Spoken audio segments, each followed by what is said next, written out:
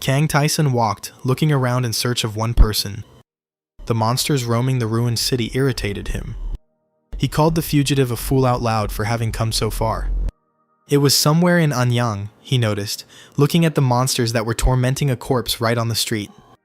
The monster's victim turned out to be the very fugitive he was looking for. He came closer to take a closer look, but he did not like the sight at all. The red-eyed, horned monsters also noticed Kang Tyson. The system announced the number of each monster that paid attention to the player. Kang Tyson said he would like to disable this feature. The monsters turned to Kang Tyson and rushed towards him with a loud howl. Kang Tyson turned to meet them and did not move. 3 creatures, and they attacked at the same time. Kang Tyson quickly drew his weapon, ready to fight. He activated addition and multiplication under the system comments. The sharp sword in the player's hands cut through the monsters, and having destroyed them, Kang Tyson could leave here. He returned home, hiding behind the high gates. A hand in a black glove loudly pounded on the gate. The gate swung open, and a guy in a protective suit stood on the threshold. It was the hard difficulty player Gyun, and he came to welcome the returning Kang Tyson. Kang Tyson asked Gyun to send someone in his place next time, but he objected that there was no one else who could do it, and then asked what happened to the fugitive. Gyun was shocked by how quickly the fugitive died, considering he was a player on a high difficulty level. Kang Tyson clarified that he found 3 A-rank monsters near the corpse. Gyun was surprised by this message. A-rank monsters were comparable in strength to players on high difficulty. Such creatures nearby needed to be dealt with urgently, and Gyun asked Kang Tyson where exactly he had seen them. Kang Tyson said that there was no need to look for the monsters because he had already killed them. The friends went to the dining room, but Gyun did not stop his questions. Gyun couldn't believe that Kang Tyson was playing on a low difficulty level. Kang Tyson reminded that this is easy to verify, since he made his way through the labyrinth not alone, but with other players. Gyun said that all the low-level players except Kang Tyson either died immediately or later succumbed to their wounds. It was challenging terrain even for mid-level players, and for lower ranks it was downright deadly. Kang Tyson's strength amazed his friend, because he himself was inferior to him, despite his high level. Kang Tyson explained it all simply. The other players were simply too lazy. The friends reached a tent where they could get food. They weren't happy with the ever-present potatoes, and Kang Tyson asked why they couldn't replace them with sweet potatoes or corn. Gyun explained that potatoes are cheaper, and distribution restrictions are also a factor. Kang Tyson reminded him that as a low-level player, he didn't have a fast cultivation skill, and besides, there was some kind of food everywhere he went. Someone's screams could be heard from outside, someone was furiously accusing everyone of lying, and they were trying to calm him down. Kang Tyson assumed that the man had returned from a cleanup operation and that he would be arrested for disturbing the peace. But Gyun noticed that this was someone high level, which means Kang Tyson would have to intervene. A moment later, Kang Tyson was indeed called to the scene of the brawl. The unknown young man refused to believe that what he saw was planet Earth, because the nightmare should have ended after the last raid. Out of anger, the stranger started a fight with everyone who tried to explain the situation to him, because he believed that they were playing a joke on him. Kang Tyson peeked out from the dining tent to see where Lee Tae was. Young. Meanwhile, people continued to try to convince the stranger to listen, and try to understand how much the world had changed while he was in the labyrinth. In response, well-wishers received only furious blows. Gyun wished his friend luck as he headed off to deal with the problem. Kang Tyson threatened to kill him if he ate his potatoes before he returned. The conversation with the stranger began for Kang Tyson the same way as for the others, with an accusation of lying. The player who emerged from the labyrinth was confident that he and others like him represented a real force, capable of dealing with a bunch of monsters that had attacked Earth. Kang Tyson had seen many such self-confident people. Players after the labyrinth often found themselves unable to accept the new reality and went crazy. There was only one solution for such a case: call the system to announce a duel. The stranger introduced himself. His name was Lee Jang-chun. He had seen Kang Tyson's messages in the general chat more than once, and had an idea of who he was.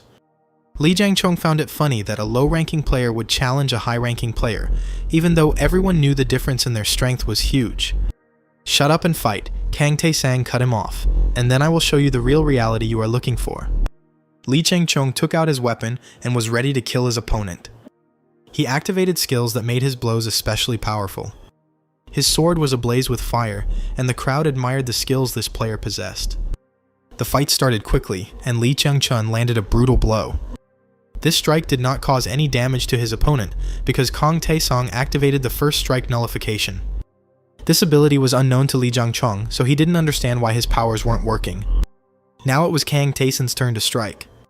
Lee Chang-chung activated Fortitude to reduce possible damage by half. Kang Tae-san's skills allowed him to bypass this defense as well. The injuries Lee Chang-chun received were not that great, and he was confident of his victory.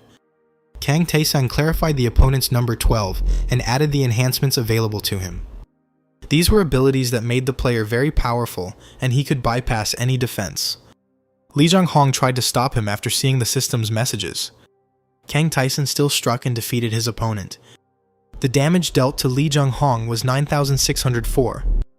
The duel ended, and Kang Tae-san reminded them that they were on Earth, and they had to acknowledge the obvious. Lee Jang-hong, struggling to get up from the ground, still tried to argue. The realization of the situation brought tears to his eyes and a feeling of regret that he had once gone to clear the labyrinth. The Earth was once peaceful, but one day the skies opened up, releasing countless monsters. A system has appeared in people's lives that offers each person a choice of 4 levels of game difficulty. After selecting a level, players entered the labyrinth and could only return to Earth after clearing it.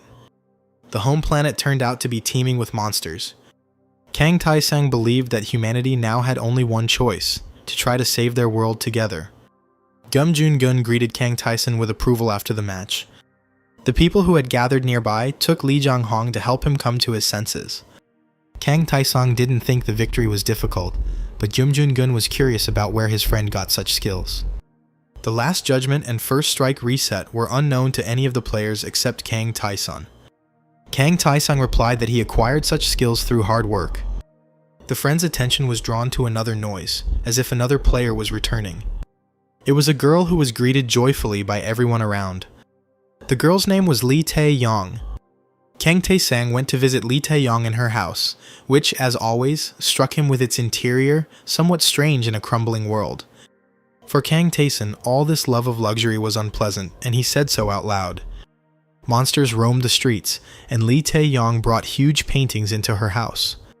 Lee Tae-yeon was the only one who quickly cleared the labyrinth. Kang Tae-san was surprised that it was a girl. The girl herself believed that in difficult times it is useful to be passionate about something. She asked if it was true that it was Kang Tae-san who taught the newbie a lesson. Lee Tae-yong found it unusual that a low-level player was teaching a high-difficulty player. The girl called up the system, showing off her readings, and offered to show Kang Tae-san his data. She thought Kang Tae-san's level was pathetic, but when she mentioned it, he assumed she was looking for a fight. Lee Tae-yeon extended her hand, retorting that it was just a test, and that Kang Tae-san had decent stats for an easy-level player. The player's level is determined by completing the labyrinth, and after that it is no longer possible to become stronger. Most high-level players had stats 1,000 times higher than Tae-san, but due to his special skills, none of them could defeat him. Lee Tae-yeon told Kang Tae-san to stand still. The girl activated skills that increased the power of her attacks several times. Using maximum power and perfect precision, Lee Tae-yeon attacked Kang Tae-san. Kang Tae-san remained standing there, unperturbed. Everything around was destroyed by Lee Tae's blow, Yan, but Kang Tae-san remained unharmed and only asked the girl why she did it. She replied that she just wanted to have fun, but immediately asked about how many special skills Tae-san had. He said the number 230, and all of these were skills that could be obtained regardless of the player's level. Lee Tae-yeon said that if Tae-san had obtained these skills through his special strategy in the labyrinth, then everyone should have studied the capabilities of the labyrinth more carefully. Everyone was in too much of a hurry to clear out the monsters and get out, and now Kang Tae-san saw no point in discussing past decisions. Lee Tae-yeon countered that if Kang Tae-sang had chosen the solo difficulty level from the start, the humans would have been able to defeat all the enemies. Tae-san himself knew that his skills were good on their own, but his overall effectiveness in battle depended on other characteristics as well. Remembering the many dead, Kang Tae-sang thought about what would have happened if he had chosen a high level. Decent thought about those who had lost loved ones, and how he hadn't used his unique skills to even half their potential. Talk to Lee Tae about this young Taesun didn't want to. He preferred to ask her herself, since she had just returned from patrol. Lee Tae-yong reported that there would be a new wave of invasion soon. This news worried Kang Taesun, and he said that they would not survive. A wave was a massive attack by monsters, the losses after which were enormous. In the first wave, people lost soul. In the second, half of the high difficulty players died. The third wave drove humanity into a single small town. Lee Tae-yeon claimed that the upcoming fourth wave would include 2 C-rank monsters, dozens of A-rank monsters, hundreds of B-rank monsters, and an apostle. Kang Dae-sang admitted that 2 C-rank monsters were a challenge even for Lee Tae-yong, and there were very few players left who could handle A-rank. The apostle seemed completely indestructible. Lee Tae-yeon asked Taesun to take over Class C. Kang Tae-sang tried to refuse, but Lee Tae-yeon was going to deal with the apostle, which meant there was no one else to fight the C ranks. Kang Tae-sun headed for the door when he was stopped by Lee Tae's question, young on whether he's going to tell the others. Dae-sang believed that people needed to prepare in advance, but Lee Tae-yong believed that it was more important to have time to enjoy life. Taesun is strong, he can lead us to victory, said the girl, but I myself am a coward. She held a shining stone in her hand. Upon learning of the impending wave of invasion, people in the city fell into despair. Gum Young-gun stated that he had resigned himself to the inevitable, as humanity had already endured for so long in unbearable conditions. A player who returned from the labyrinth just today attracted the attention of his friends. Gum Young-gun was horrified by such a fate, to break through the labyrinth, return to Earth, and learn that he would soon die. Gum Joon-gun asked Dae-san how he was coping with this situation, since it was thanks to his efforts that people were able to survive for so long. The friends were sitting on the roof of one of the tall buildings and looking at the city, and Dae-san admitted that he was angry. The fourth wave of invasion has begun. A huge crowd of monsters has broken through to Earth. Gum Young-gun looked at them and asked Dae-san who he should defeat in the upcoming battle. "See you in the next world," he said. "You will wait for me if you go there first." Kang Taesun activated long jump and stepped off the roof. During the flight, he also activated total city surveillance. Noticing the C-rank monsters, he landed right next to them. The system recorded a test of mental stability, self-control, and state of fear. Kang Taesun passed all the tests and received additional invulnerability. He was ready to fight and very angry. 2 huge C-rank monsters were right in front of Kang Taesun. The player activated full Overwatch, hoping that neither of the 2 monsters would be defensive. The system has determined that a defensive monster is present among the enemies and is preparing to attack.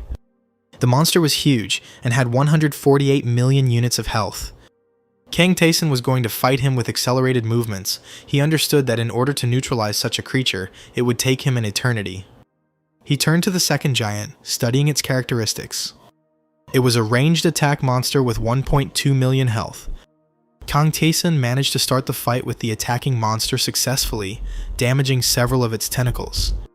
The tentacles were the monster's main weapon. They turned out to be so fast that it was almost impossible to dodge them. Kang Taesun was saved from their destructive power by the skill Nullify First Strike. The only thing he could do next was try to predict the trajectory of the next blows. Kang Taesun activated the acceleration skill, but he didn't have much time to fight. He managed to land several devastating blows before a second monster entered the battle.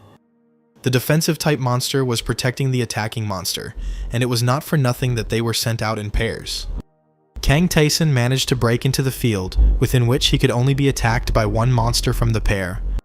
The attacking monster remained outside the battle. Kang Tae-sang remembered Lee Tae-yong regretted that she, with her high stats and legendary equipment, was not next to him. Kang Taesun had to activate all the skills that increased the power of his attacks, but it wasn't enough. Lee Tae. In his place, Yeon would have dealt with the attacker first, he thought. But for Kang Taesun himself, a blow from any of these monsters would be fatal. He decided to first deal with the one who had more health units. Using his special skills, Kang Tae-sang attacked the defensive monster. Even with them, Kang Taesun was repeatedly inferior to the C-rank creatures. But this only meant that it was necessary to go to the limit and use everything that was available to utilize unique abilities. The damage that Kang Taesung managed to inflict on the monster amounted to 92,236,816 points. After such a blow, the monster was defeated, and all that was left was to finish it off. There was still an attacking monster left, and it was necessary to fight it immediately. Kang Taesun used up all his attack resets and only had enough stamina for one more hit. He had a hard and tedious job ahead of him. Hit, dodge, hit, and so on 25,000 times. Without unique skills, Taesun was left with only normal attacks.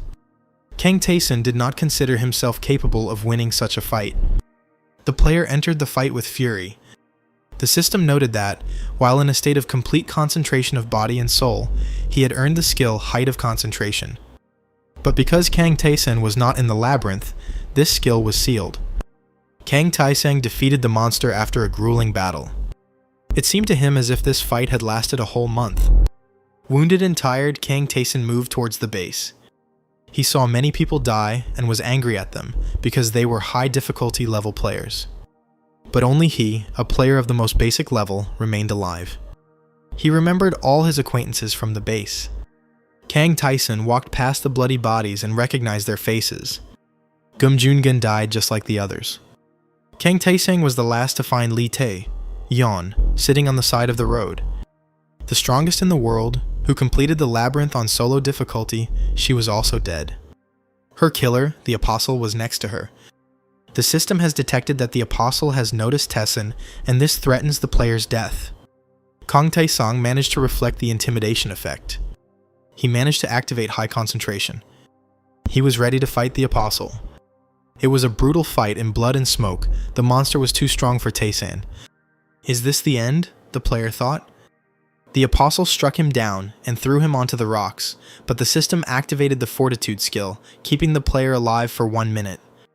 Kang Taesun couldn't feel his legs and wanted to die, because Fortitude only delayed the moment of death without bringing healing. In a minute, Kang Taesun was supposed to die. He thought about how he had made a mistake once, choosing too easy a level to complete the labyrinth. But remembering the high-level players who had died, he transferred his anger to them, because they had not even tried to obtain special skills in the labyrinth, but were simply in a hurry to complete it as quickly as possible. He believed that if they tried to improve their skills, together they could defeat their enemies. But Taesun understood that anger no longer mattered and could not change anything. Humanity was lost. Tae was still clutching in her hand. Yang! Despite the Apostle, Kang Taesung decided to try to get this thing. Severely wounded, he crawled towards the girl, using the time stop skill. The crystal that Lee Tae held Yang was the Bezor of Ouroboros. This artifact could be used once to return to the past. Kang Taesung was amazed that Lee Tae had such an opportunity. Yang. He looked back one last time at the dying world and the monster that had almost killed him. Clutching the Bezor in his hand, Kang Taesung was transported into empty space. He saw himself as a miserable, huddled child. He understood that he was vulnerable then in front of his parents, who took out their anger on him and assured him that he was worthless. Now he knew that he was not worthless at all and that he had abilities. A moment later, Kang Taesun woke up lying on the wooden floor. He saw empty bottles and boxes of prepared food. He picked up his phone and looked at the date displayed on its screen. It was just before the New Year. People were enjoying the holiday. It was then that the heavens broke through and a different life began for everyone. Kang Taesun found pizza in his room and enjoyed the long-forgotten taste. After the apocalypse, there will be nothing to eat except potatoes and monsters. Disang wondered why Lee Tae-yeon herself did not use the artifact. He went out onto the balcony to look at the city, realizing that the nightmare was about to begin. People below admired the fireworks. Someone exchanged gifts. A bright flash lit up the entire sky in an instant. People didn't immediately understand what was happening, mistaking the noise and flashes for a new show. Only after some time did some begin to realize that something bad was happening. Kang Taesun watched the monster falling from the sky from his balcony. Now he knew it was a B-rank monster. The first notification from the system appeared in front of Taesun. Panicked people on the streets received the same notifications. All human inventions, all technology and weapons were useless against the monsters. The monster that destroyed the attack helicopter was shown live on television. The system promised a way out of this situation, the grace of a deity. In order to gain power, it was necessary to clear the labyrinth of monsters. Monsters destroyed cities and people by attacking and breathing fire. Even small children could not escape the common fate. Kang Tae-san walked calmly among the frightened crowd. He did not consider the system's promises to be mercy. It seemed to him that the deity observing what was happening was simply enjoying the spectacle. Kang Tae-san thought back to his childhood and his younger self before watching the messages about the difficulty levels offered by the system. The easy difficulty level offered plenty of accessible food and safe places. The normal level was more dangerous, but with a little effort anyone could pass it. At high levels, there were strong monsters everywhere except in a few protected places. There was also a solo mode in which the player found himself alone in the labyrinth, surrounded by hostile monsters and system characters. The system claimed that the player's survival rate at the solo level was 0, but Kang Tae-sang reached out to the selection bar. "You're there, right? Wait for me," he said, entering the labyrinth. The lone wolf mode brought him to the streets of a small town with ancient 3-story buildings. Kang Tae-san looked around feeling nostalgic. He opened the general chat and the first message was already there. In solo mode, the chat was his only way to communicate with the outside world, but now he just wished him luck and closed it. He remembered how Lee Tae-yeon told him about the system characters on this level. She claimed that the characters seemed to have intelligence and a will of their own, like real people. Near the wall, right on the ground, sat one of these characters and dozed off. Kang Tae-san looked at him. He turned out to be a young guy in protective clothing, and at a low difficulty level, the gatekeeper was a gray-haired old man. Kang Tae-san studied the gatekeeper carefully. He saw that the power of this system character surpassed even Lee Tae-yong. The gatekeeper revealed that his name was Brockenman, and that those who die in the labyrinth in solo mode become gatekeepers. Brockenman told Tae-san that the labyrinth was an opportunity given to humanity by an all-powerful being. The gatekeeper suggested that it would have been better if humanity had simply perished painlessly in the first wave of the invasion. Kang Tae-sang noted that Brockenman acts as if he has been through the same thing as everyone else. Tae-san thought that the system characters at this level were former inhabitants of destroyed worlds. The gatekeeper was puzzled by Kang Tae-san's calm, who did not react to his words in any way. Brockenman showed the door to the tower, from which the clearing of the labyrinth floors began. He talked about these floors. There were 100 of them, and they were very different from each other. Having learned nothing new, Kang Tae-san indifferently asked if that was all. Brockenman said that there is a merchant in the labyrinth. He will tell you everything else. Lee Tae-yeon called the gatekeeper a rude person and said that she almost died before even entering the labyrinth. Kang Tae-san knew some items that would be useful for the first time. The gatekeeper took a spear with an unusual tip. He raised his spear as if to strike, but only touched Kang Tae-san's shoulder. Thus, Kang Tae-san received worn-out leather armor and a rusty sword with minimal power. "This sword is made of bronze," Tae-san said to the gatekeeper. "Don't like it?" asked Brockenman, and Kang Tae-san answered, "No." Another item to Kang Tae-san. It was a small leather bracer with weak properties. Lee Tae-yeon didn't talk about anything like that. The gatekeeper said that Tae-san had received a couple of skills, and he needed to check them by entering the labyrinth. When Kang Tae-san crossed the threshold, the gatekeeper wished him luck. He was surprised that the new player was smiling, as if he wanted to start completing the labyrinth as soon as possible. As the gatekeeper, Brockenman met various heroes who were never able to complete the labyrinth. Kang Tae-sang seemed completely different, and it wasn't a matter of talent or experience. The gatekeeper would like this player to survive. The system told Tae-san that in ancient times the labyrinth was created by a great magician. The monsters of the labyrinth moved quickly and silently, killing all living things. Kang Tae-san stood at the threshold, thinking about what lay ahead of him. The monsters on the first floor were not as dangerous as they might seem. They could be killed with piercing blows. Kang Tae-san knew that the labyrinth had many secret places, exploring which could earn him a special reward. Previously, Tae-san was asked if the merchant was at his most basic level. Tae-san believed that characters like the merchant exist in every mode, and that you can buy potions from them.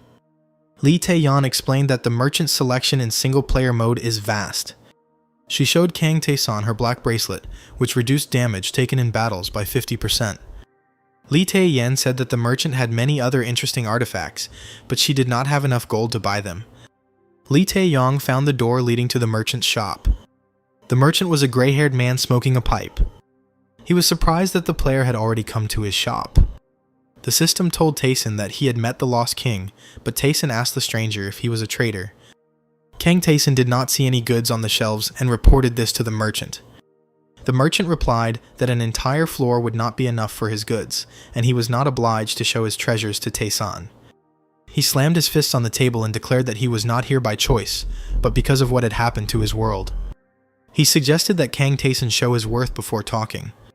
It was necessary to go down into the underground corridor and get out of there alive in order to look at the goods in the shop. Kang Taeson asked if all he had to do was survive, and the merchant called him a weirdo.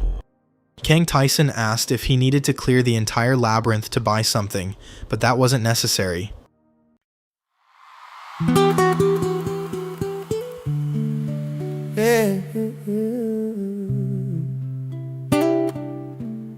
You got feeling in the floor, boys.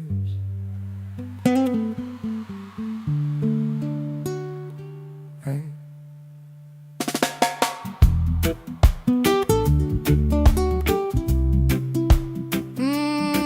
Listen.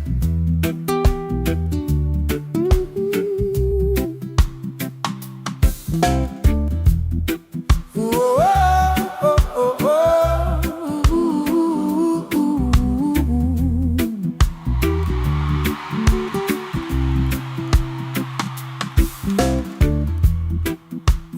Lying in the front row,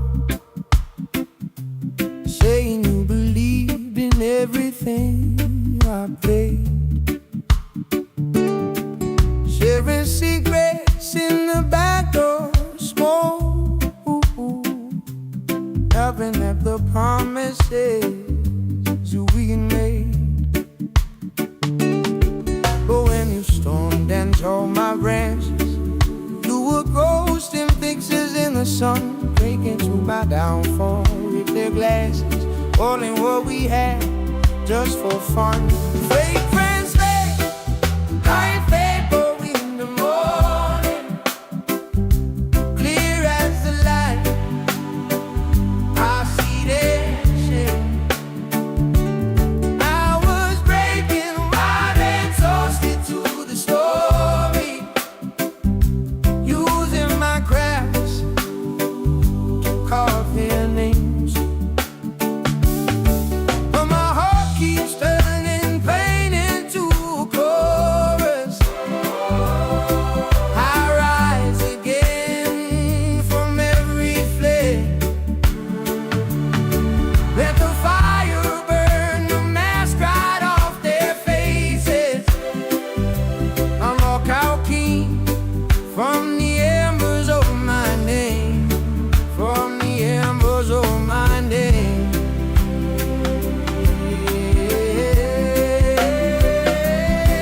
I've been wrestling with the mirror, asking, was it Lee who wore the lie?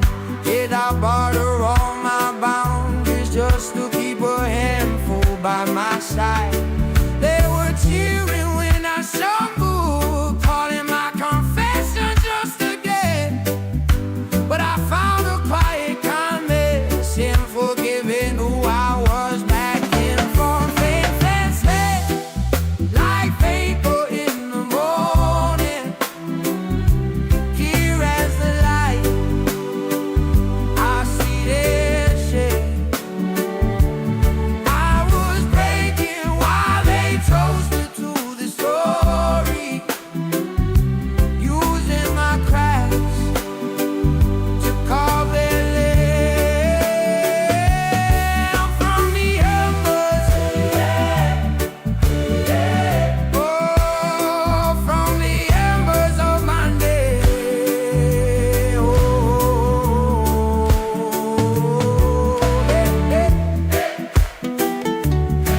from the embers.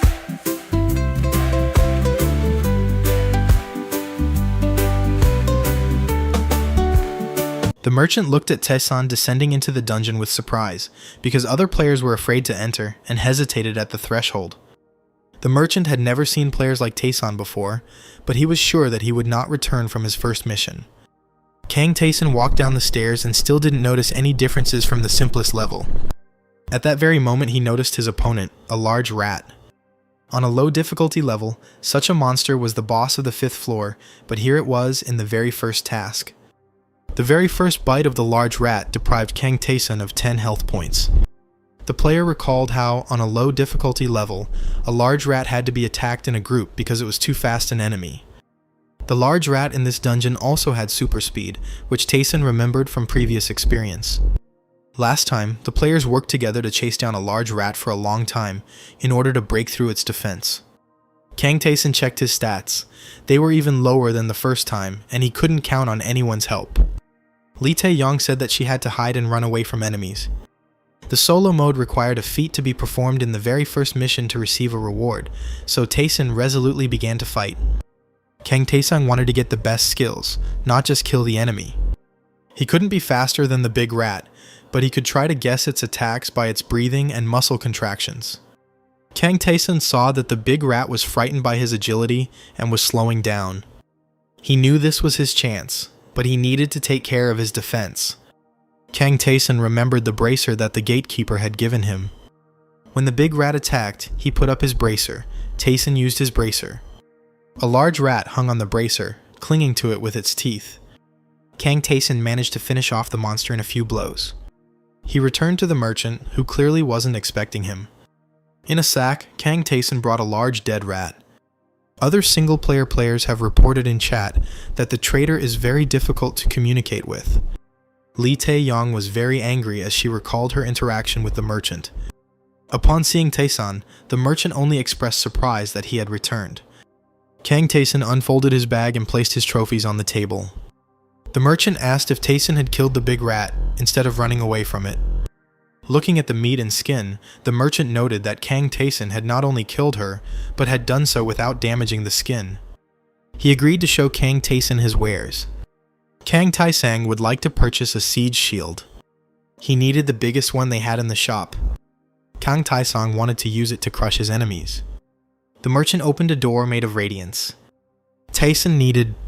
After looking at the shield's stats, Kang Taesang noted that equipment of this quality had previously been available to him no earlier than the 7th floor. The merchant named a price, but Taesan didn't have that much gold, and he turned around to go down into the dungeon for more trophies. The merchant stopped him and gave him the shield as a gift. Then the merchant took out goods that Kang Taesan would have enough money for. These were various potions and artifacts. The merchant said he wanted to do something good for Taesan. Kang Taesan wanted to know the reason for this arrangement, but the merchant called the gift an investment. He encouraged Taesan to choose a suitable potion. These were elixirs of health and speed, very necessary when passing the labyrinth. But Kang Taesan believed that he needed something else more now. Lee Tae-yan said that in solo mode, potions should be saved for the upper floors. Kang Taesan thought that he wouldn't need these potions right now. He would prefer to buy a bow and arrows. Long-range weapons have helped him avoid many dangerous situations in the past. Kang Taesan asked how much money the merchant would give him for the big rat and said that he would buy a bow and arrow with it. This act changed something in the merchant's behavior. The merchant reminded Kang Taesan that it was impossible to restore health in the labyrinth without additional funds. The merchant also told about the Living Spring, a place where you can heal as much as you want while you're on the first floor. The merchant marked the location of the Living Spring on the map of Taesan and said that it was guarded by a tyrant old man. When the merchant told about the source of Lee Tae-yong, he swore and wished for her to hide there and die of hunger. Kang Taesang suggested that Lee Tae-yong merchant reacted this way because the girl ran away from a big rat. Kang Taesan was able to win and return unharmed. Killing the monster changed the labyrinth character's attitude towards the player. When Kang Taesan met the next rat on the first floor and killed it with his shield, he gained new skills. Noticing the many notifications, Kang Taesang looked at the new features he now had. These characteristics could have been earned last time on the 20th or 40th floors, but now he received them on the first. The otherworldly interference skill allowed you to steal an enemy's power after each victory, but it did not work outside the labyrinth. Kang Taesan realized that he had earned this ability not now, but when he fought the C-rank monster. He was too exhausted to look at the notifications then. Returning in time, Kang Tae-san found himself in the labyrinth again, and the skill he had earned was then unlocked again. Kang Tae-san didn't know if he had retained all of his abilities from the future, but he simply needed to pursue his goal and become the strongest. After closing the notification windows, the player headed towards the source of life. In the long corridor, he met the big rat again. This did not surprise the player. He expected that the monsters would guard the passage to the source. In a moment there were more rats. Surrounded by large rats, Kang Tae-san found himself in a difficult situation. Tae-san's focus and lack of fear. He began the fight with determination, using his new shield. His self-confidence allowed him to receive an immediate increase in all stats. This allowed Kang Tae-san to match the reaction speed of rats. He defeated 2 rats and was able to level up. The remaining big rat was scared. Kang Tae-san easily killed the last enemy. He reached the door and walked out of the corridor into a clearing covered with green grass.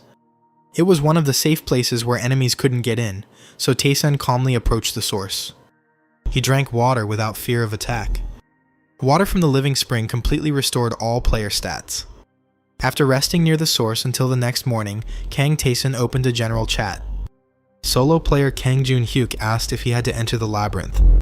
A normal difficulty player suggested that someone clear the floor together. Another player asked what the first monster would look like. Kang Tae-sang noted that players of all other levels can communicate with each other, while solo players can only use chat. He saw a message from Lee Tae in the chat Yong. Lee Tae-yeon wrote that she didn't know what to do. Kang Tae-sang thought it was strange to see Lee Tae-yong was confused, but remembered that the system had previously recorded the girl's increased anxiety. Kang Tae-sang knew that singles would not start appearing en masse for at least a month. Lee Tae-yeon was surprised to receive a new message in the chat. Kang Tae-san wrote to the players about what awaited them in the labyrinth. He knew that of all the loners, only Lee Tae would survive. Yong. He closed the chat. It was time for him to move on. The system defined the meat of a large rat as conditionally edible, only if there was nothing else to eat. Kang Tae-san began to chew the rat meat. The system detected poisoning and Tae-san felt unwell. He drank water from the spring, which completely restored his health. Kang Tae-san continued to eat the poisonous meat, washing it down with healing water. When he had satisfied his hunger, the system reported that he had developed immunity to poisoning due to the poisoning he had experienced. Now Kang Tae-san stood above the source, about to earn another unique ability. He entered the water reluctantly. Having dived headfirst into the water, Kang Tae-san tried to hold his breath as long as possible.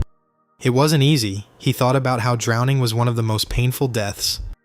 Kang Tae-san only emerged when he felt death was near. The system recorded that this test allowed him to obtain 2 unique skills. Kang Tae-san also saw that his characteristics were largely the same as those he had before the time travel. He didn't allow himself to waste time thinking about it. He was going to train and gain abilities. Tae-san's messages in the chat caused amazement among the other players. In these messages, they read about the ways in which Kang Tae-sang improved his skills. Player Kang Jun-hyuk couldn't bring himself to do as written. Kang Tae-san continued to train his abilities, changing the combination of conditions to obtain more skills. He trained with weapons while holding his breath. This gave him special skills in combat. Having acquired over 10 unique abilities, Kang Tae-sang earned the title of skill player. He was pleased with the result achieved. The player will be able to use the acquired skills when fighting monsters in the labyrinth. After checking his characteristics, Kang Tae-san headed away from the source. Skills like Final Judgment or Nullification allowed them to defeat much more powerful opponents. In the corridor, Kang Tae-san was attacked again by a large rat. Kang Tae-san raised his shield over her but did not strike. The rat bit his leg. Kang Tae-san waited until the system reported that he was in critical condition before he threw the rat away with his shield. He continued to reflect the monster's attacks, receiving the block ability for this. This was not the skill he was looking for. So the fight with the rat continued. The endurance skill could nullify a blow that should have finished off the player and several subsequent ones. Tae-san once told his friends about this ability, because no one except him knew about it. The others thought that Kang Tae-san had some very unique skills. Special skills in the labyrinth could be learned from another person. It was still possible to do something that no one else had been able to do. Kang Taisang found a way to create an effect close to the desired skill. To gain stamina that would reset a fatal blow, the player had to withstand attacks that could have been fatal to them. Therefore, Kang Taisang continued to fight while being seriously wounded. He did not refuse challenges because they provided an opportunity to acquire very useful skills. Tay about his discoveries Young and Gyum Jungun. His friends laughed at him, considering such behavior strange. Having gained new skills after the battle with the rats, Kang Taisang returned to the spring to recuperate. He turned to the system, trying to think of what other special skills he could learn here. He managed to think of several options when suddenly he was distracted by a rustling sound. An old man in armor appeared in the living spring clearing. Kang Taisang reacted immediately, covering himself with his shield. Kang Taisang knew that the monsters had no way to the source, which meant the old man was a character from the labyrinth. The old man asked Taisang if he was a traveler. That was the name given to those who had passed the tests in the labyrinth, and Taisang agreed that he was one of them. Li Tae-yong told me about this old man, a servant of some god. While Taisang was remembering, the old knight attacked him with his fists. It was not a lethal move. The old man struck through the shield, and the system reported that the Deathline skill was activated. The blow was very strong. It was not easy for Taisang to withstand it. The system reported that Kang Taisang had withstood an incredible force. After the next blow to the shield, Kang Taisang opened the reflection skill. Then the old knight swung his fist at his opponent's face so that Taisang did not have time to dodge. "It's amazing," the old man exclaimed after that. "I thought I would score many times more points." He broke the wall with Kang Taisang. The old man was pleased and said that Taisang had surprised him. After all, Taisang first covered himself with his shield and then released it to reduce the force of the collision. Kang Taisang said that he couldn't stand still and made the old man laugh. The knight extended his hand to Taisang and said that he had not intended to kill him, but believed that he would have withstood a mortal fight. The old man was impressed by the fact that Taisang fought like crazy, and also by the skills he possessed. Kang Taisang was surprised that the labyrinth character knew about skills. The old man introduced himself as a seeker of God named Ainsal. Li Tae-yan was also at the living spring. She was very upset and exhausted from fighting the rats. She did not expect an attack in a safe place, and the stranger who attacked her with his fists scared her. The gray-haired knight in armor called her a coward and never hit her. He left the girl sitting on the grass and left. Kang Taisang by the hand and helped him up. Ainsal called himself a paladin who didn't like to bully the weak. What he did was a test for travelers in the labyrinth. Kang Taisang received approval from Ainsal. This explained to Kang Taisang why the knight treated him differently than Li Tae-yong. He asked the old man what god he was looking for. There were many gods in the labyrinth, which Li Tae-yong described them as evil and disgusting. They could test and reward players. Gods can only be encountered in solo mode. Ainsal was happy to talk about his goddess. Her name was Levininoff. She was the goddess of love. Ainsal worshipped her along with others since his youth.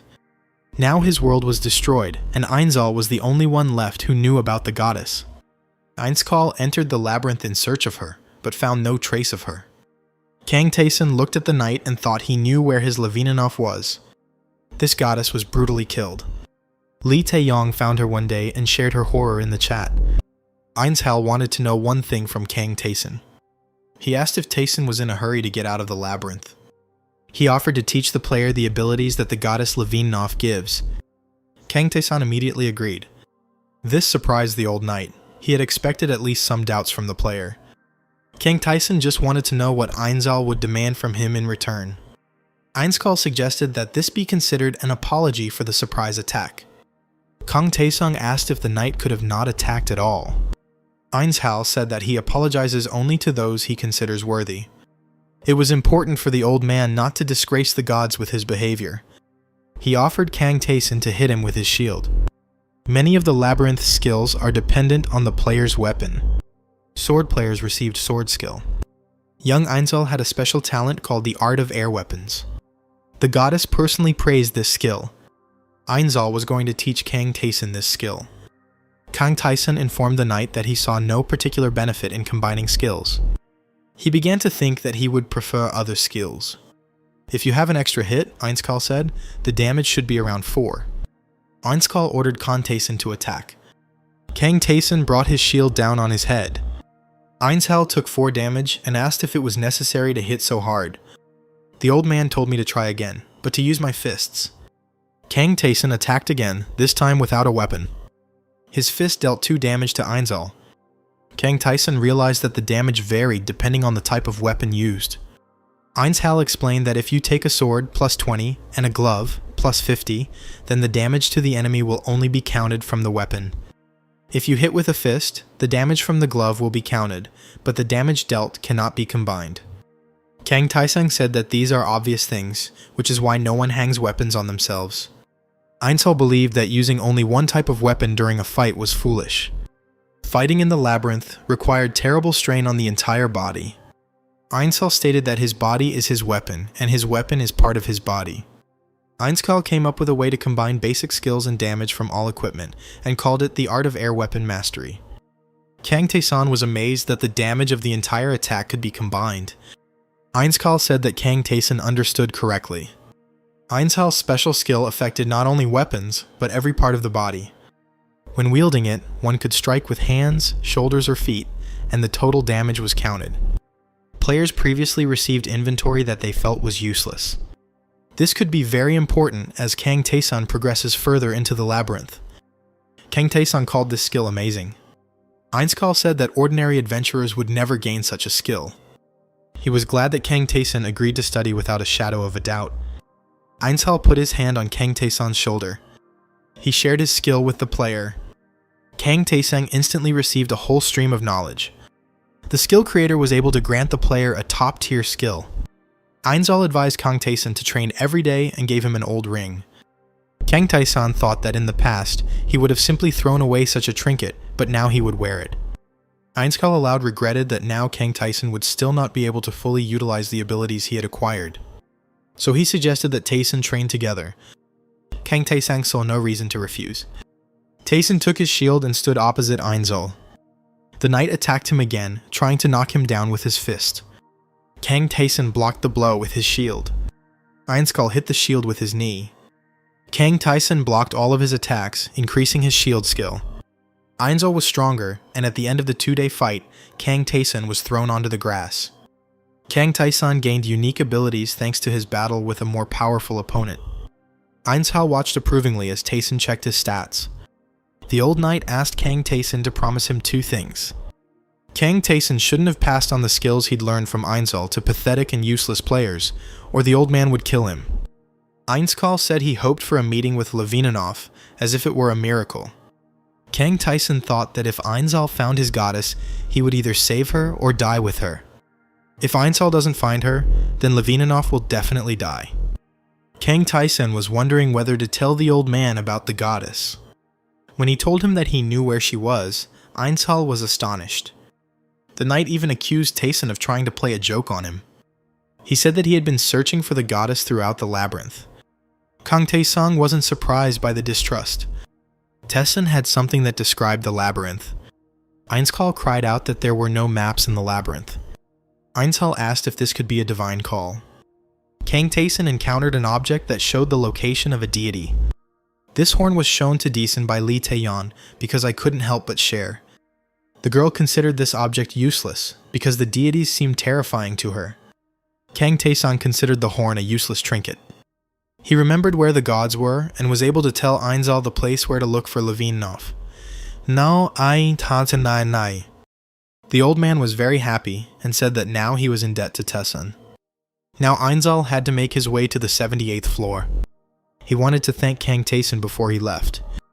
The old man gave Kang Taeson a bronze ring. Kang Taeson saw that this was a very powerful artifact. Ainshal said goodbye and set off on his way. He called out to his goddess as he walked. Kang Taeson thought that if Ainshal managed to find the goddess, she would survive. But it could also be that Levininov is already dead. Kang Taeson went to the labyrinth to catch big rats, which was now easy for him. The player tried to gain the powers of the slain creature, but failed because he was much smarter than it. Before heading up to the 2nd floor, Kang Taeson was planning to stop by one more place. He knew about the existence of secret rooms in the labyrinth.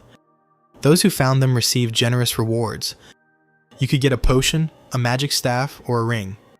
Only one person could enter the secret room, so players competed for this opportunity. Kang Taesung lost many of these rooms to competitors. In solo mode, he was able to open the room without interference. The room looked empty. The previous rooms that Daesun visited were also arranged in this way. The room looked useless as players walked past it. Kang Taesung began to examine the stonework of the room's walls. He tapped each brick in different ways. He pressed on the bricks on the floor. He searched for the secret entrance for a long time, improving his own detection skills. Kang Taesung opened the secret room. There was a chest in the opened room. A large rat was waiting by the wall. Kang Taesung easily caught the rat by the tail. He dropped it on the floor so that its weight would press the secret pedal. An arrow that flew out of the trap hit the rat. Kang Taesung managed to get to the disarmed trap. The player had to catch the next arrow with his hand. He walked forward, despite the arrows that were already flying more than once. Kang Taesung was clever enough to catch them. He took the arrows for himself. Now he wouldn't have to buy them in the shop. He received paralyzing and poisoned arrows. Kang Taesung returned to the first trap and the shots were repeated. Having collected 100 arrows, Taesung headed towards the chest. It was necessary to deflect the arrows and quickly run to the target. Kang Taesung was going to show his best side. He activated the attack in one breath. He caught the arrows flying at him with both hands and added them to his armament. Some had to be blocked using the reflect skill.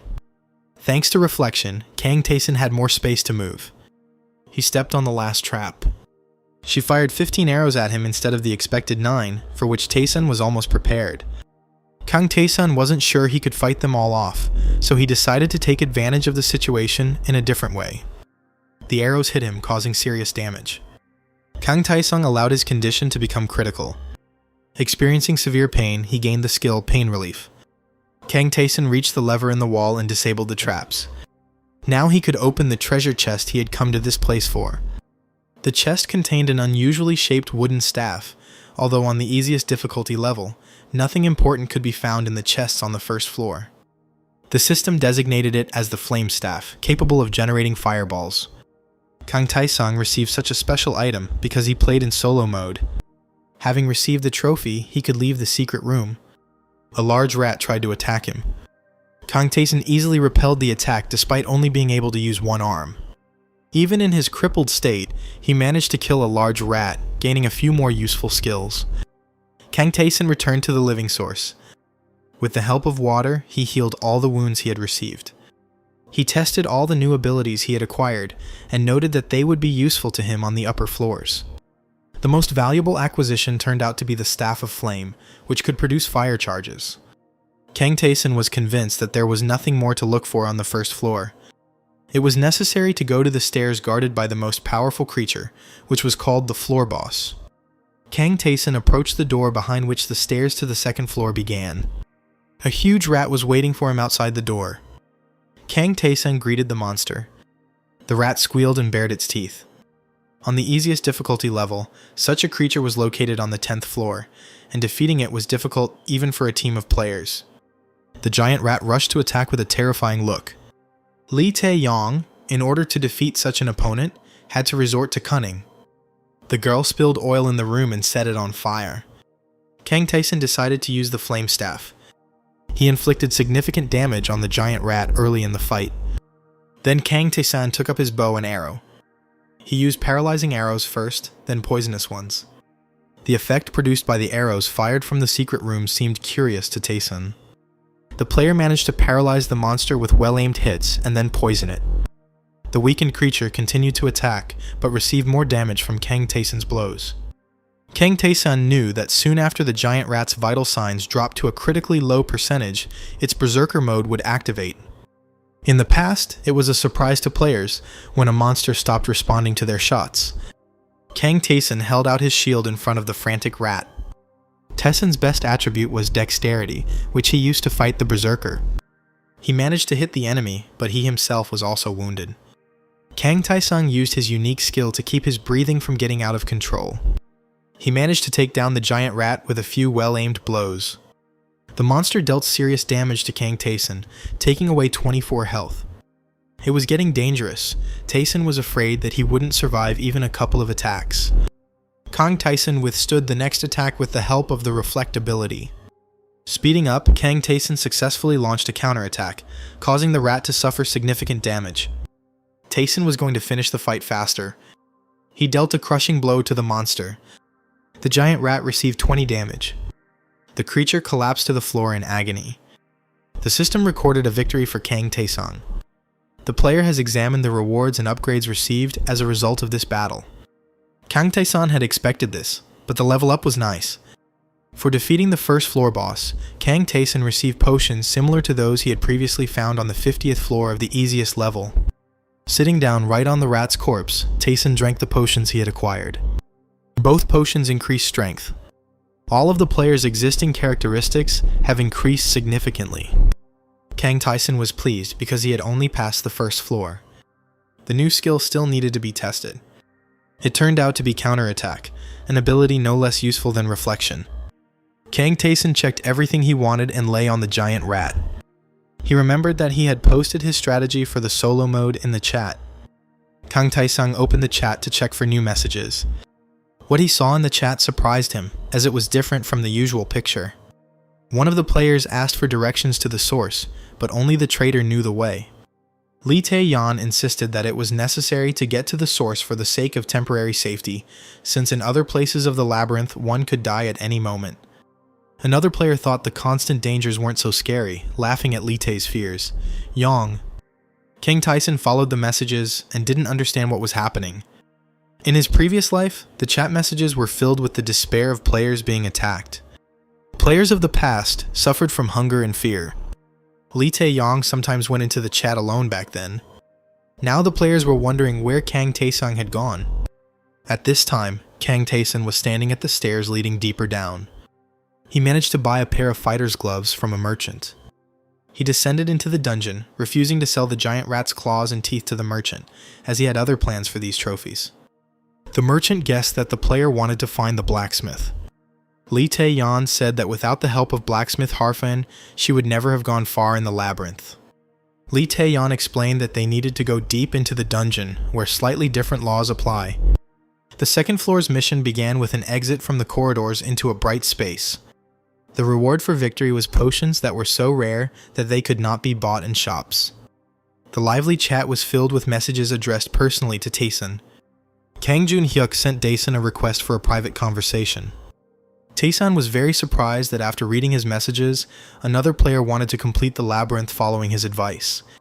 Kang Jun-hyuk explained that people's despair at that time reached its limit. They were killed by monsters and tormented by hunger. Kang Jun-hyuk tried to talk to the guard, but he ignored him even when he shouted. Kang Taesang's post first helped Lee Tae-yeon. She shared her emotions in the chat, and her success made others believe in themselves. In his past life, Kang Taeson had never heard of Kang Jun-hyuk, which meant he must have died very early in some stupid fight. Kang Taeson gave him some more advice, but Kang Jun-hyuk was surprised by this help because he thought that everyone in the labyrinth was a rival. Kang Taeson called his statement delusional.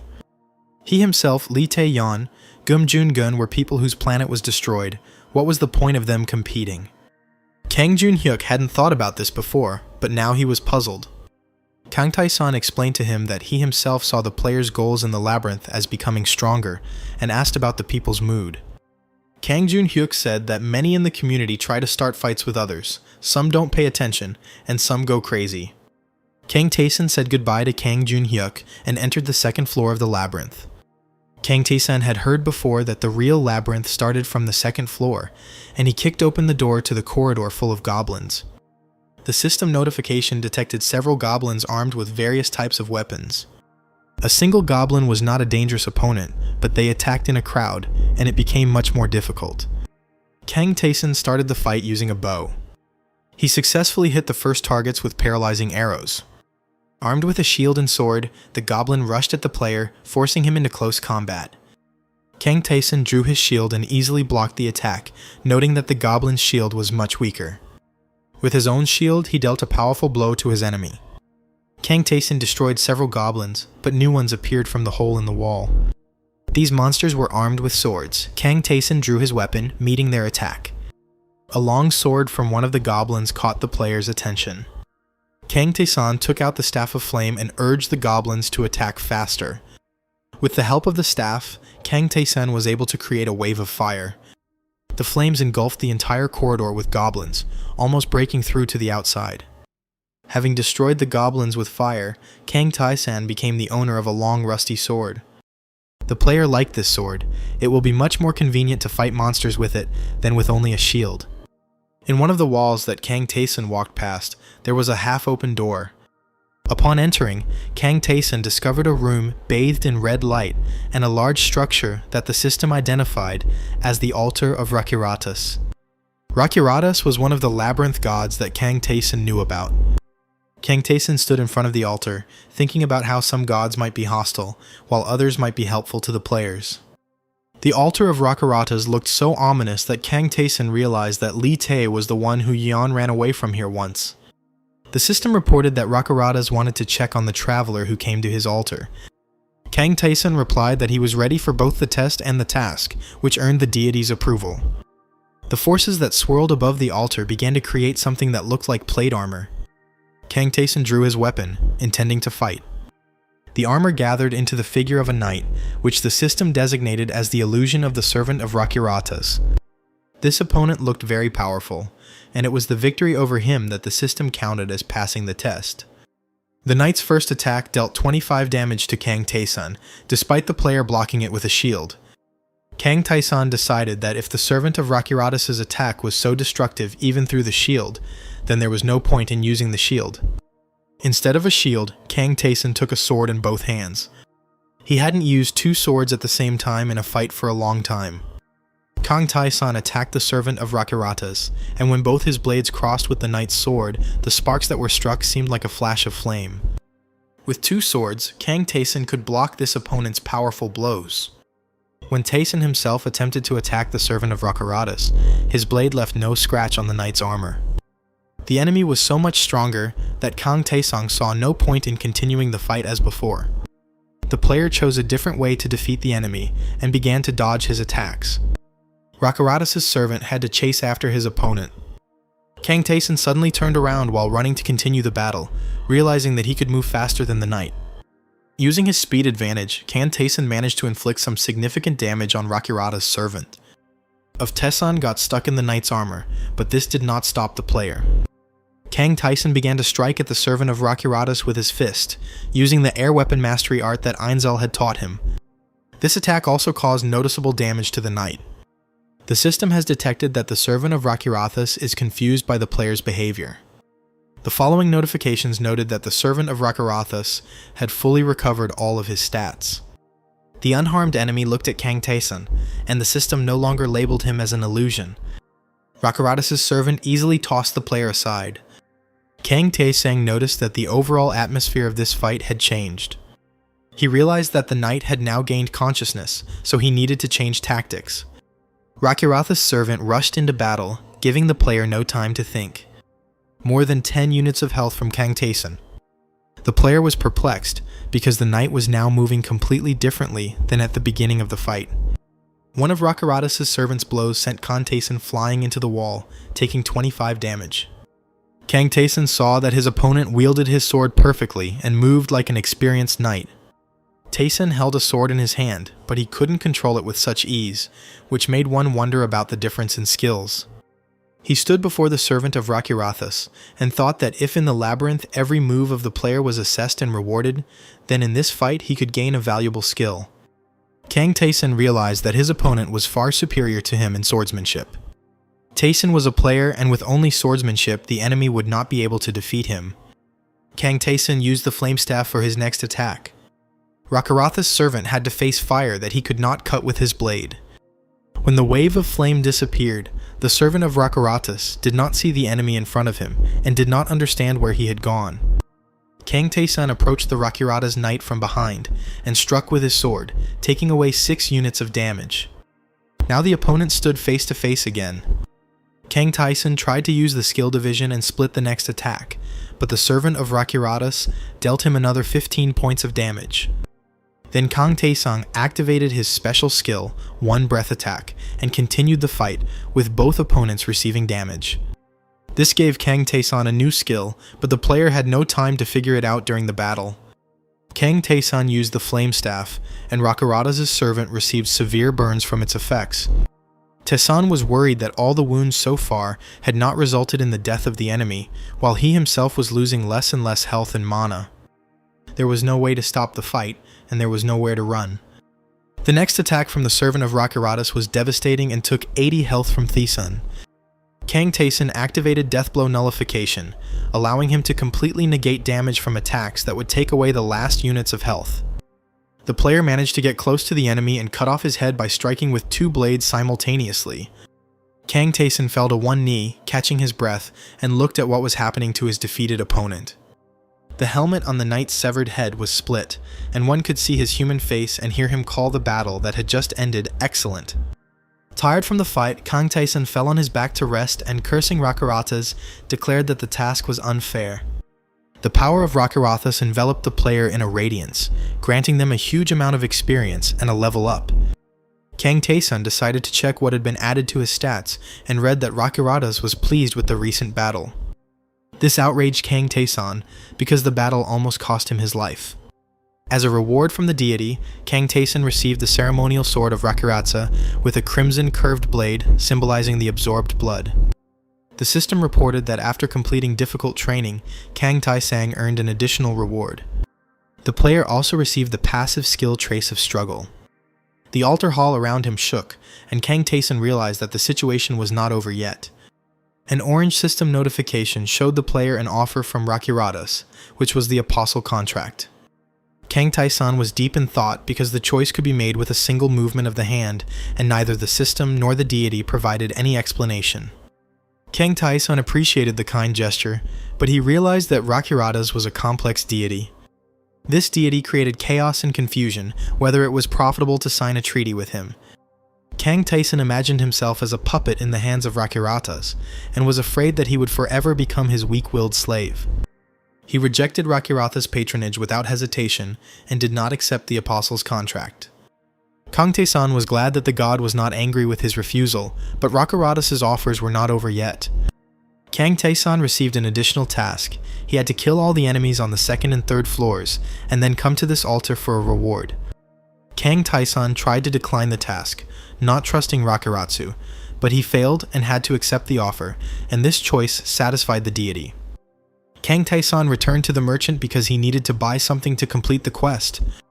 The merchant was surprised that Tae-san needed potions, but the player was afraid that Rakuratas' errand might be difficult to complete. The merchant noticed Kang Tae-san had a ceremonial sword, and was surprised that Rakuratas was generous to this player. The merchant said that many had already died because of this mad god. Kang Tae-san wanted to ask the merchant something about the Apostle's Contract. The merchant said that Tae-san was right to refuse the contract, since such decisions cannot be made spontaneously, but the old man did not explain the essence of the agreement with the god. The terms of the merchant's contract did not allow the old man to reveal the secrets of the labyrinth. He could only sell potions. Kang Tae-san had heard that the merchant was bound by a contract, but he had bidden him farewell without further explanation. Kang Tae-san decided it was time to check what was going on in the chat. Lee Tae-yeon and Kang Jun-hyuk were delighted to see Daesung. Kang Jun-hyuk explained that the old knight at the Living Spring turned out to be completely different from what Daesung had warned, and that he simply spat in Kang Jun-hyuk's face and left. Kang Jun-hyuk had failed to repel Ainzal's attack, and was now claiming that it was impossible to do so. Lee Tae-yeon admitted that she too was unable to even move when the old man attacked her. Kang Jun-hyuk tried to hold Ainzal back by clinging to him, but the knight did not respond to his pleas. Kang Daesung was able to conclude that the characters in the labyrinth only help those who respond to the challenge. Lee Tae-yeon said that she continues to hunt big rats to increase her level. Kang Jun-hyuk said that only a few people had begun to navigate the first floor of the labyrinth, while the rest still needed to get used to this world. Kang Taesung decided to explain a little about Lee Tae's further tests, Yeon and Kang Jun-hyuk, because they listened carefully to his advice. Taesung described, and they wanted to know how to deal with it. Kang Taesung advised his friends to look for the answer themselves. He believed that it would not be difficult for them. Lee Tae-yeon and Kang Jun-hyuk were about to tell the other players what they knew. Kang Taesung closed the chat and went to complete Rakuratas' task. The goblins watched the player from a hole in the wall. Kang Taesun walked towards them, armed with the ceremonial sword and shield. Taesun was going to try out his new skills on the goblins. He activated the struggle trace and entered the battle. The scarlet ceremonial sword of Rakarathas in his hands dealt fatal blows to the enemy. Kang Taesun noted that the new abilities allow him to avoid unnecessary stress during battle and also heal and improve other stats. Now Taesun had few limitations and could fight indefinitely. Kang Taesun destroyed all the goblins and noticed something unusual in the corridor. It was a door with an image of two swords, something Taesun had never seen before in the labyrinth. Entering the new room, Kang Taesung saw an ivy-covered gravestone in the rays of light. Kang Taesun came closer. The system notification said that he had discovered the warrior's grave. Kang Taesung placed his hand on the gravestone. A flash of light emanating from the stone made Taesun take a couple of steps back. A small cloaked ghost appeared from the flash and greeted the traveler. Kang Taesun didn't have time to understand anything, and the ghost disappeared back into the gravestone. When Taesun touched the stone again, the ghost returned, but disappeared again. Kang Taesana. I was angered by these sudden movements. As soon as the ghost appeared again, Taesun grabbed it and told it to stop its jokes and assign a task to the player. How dare you ask for a task? The ghost was indignant, not knowing who was in front of him. Kang Taesang called his interlocutor the ghost of the fallen warrior, but he angrily stated that it was too easy to learn everything from the system's messages. Taesan asked if the system had worked before the labyrinth appeared. The ghost's aura was different from the aura of the labyrinth characters that Kang Taesong had met before. The player asked the ghost if he would give him a task or if he himself was an object. This seemed rude to the ghost, but he admitted that he was there to give out tasks, but was not obliged to do so for random weaklings. Taeson was surprised that the ghost was on such an early floor, but he himself did not know why he was placed in this particular place. The ghost told Taeson to leave and not return until he could reach at least the 30th floor. When Kang Taeson was about to leave the place, the ghost caught up with him, attracted by the ceremonial sword of Rakaratas. After learning how Taeson obtained this weapon, the ghost changed his attitude and flew right up to the player's face, promising to give him a task. The ghost believed that after passing Rakaratas' test, the player deserved to receive a new assignment, but now Kang Taeson did not want to listen to him. The ghost said that he was once a glorious warrior who was predicted by everyone to reach the very end of the labyrinth.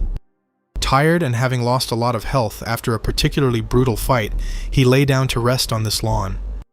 He was attacked by the boss of the 10th floor, who had an automatic attack and killed him in his sleep, which still enraged the ghost.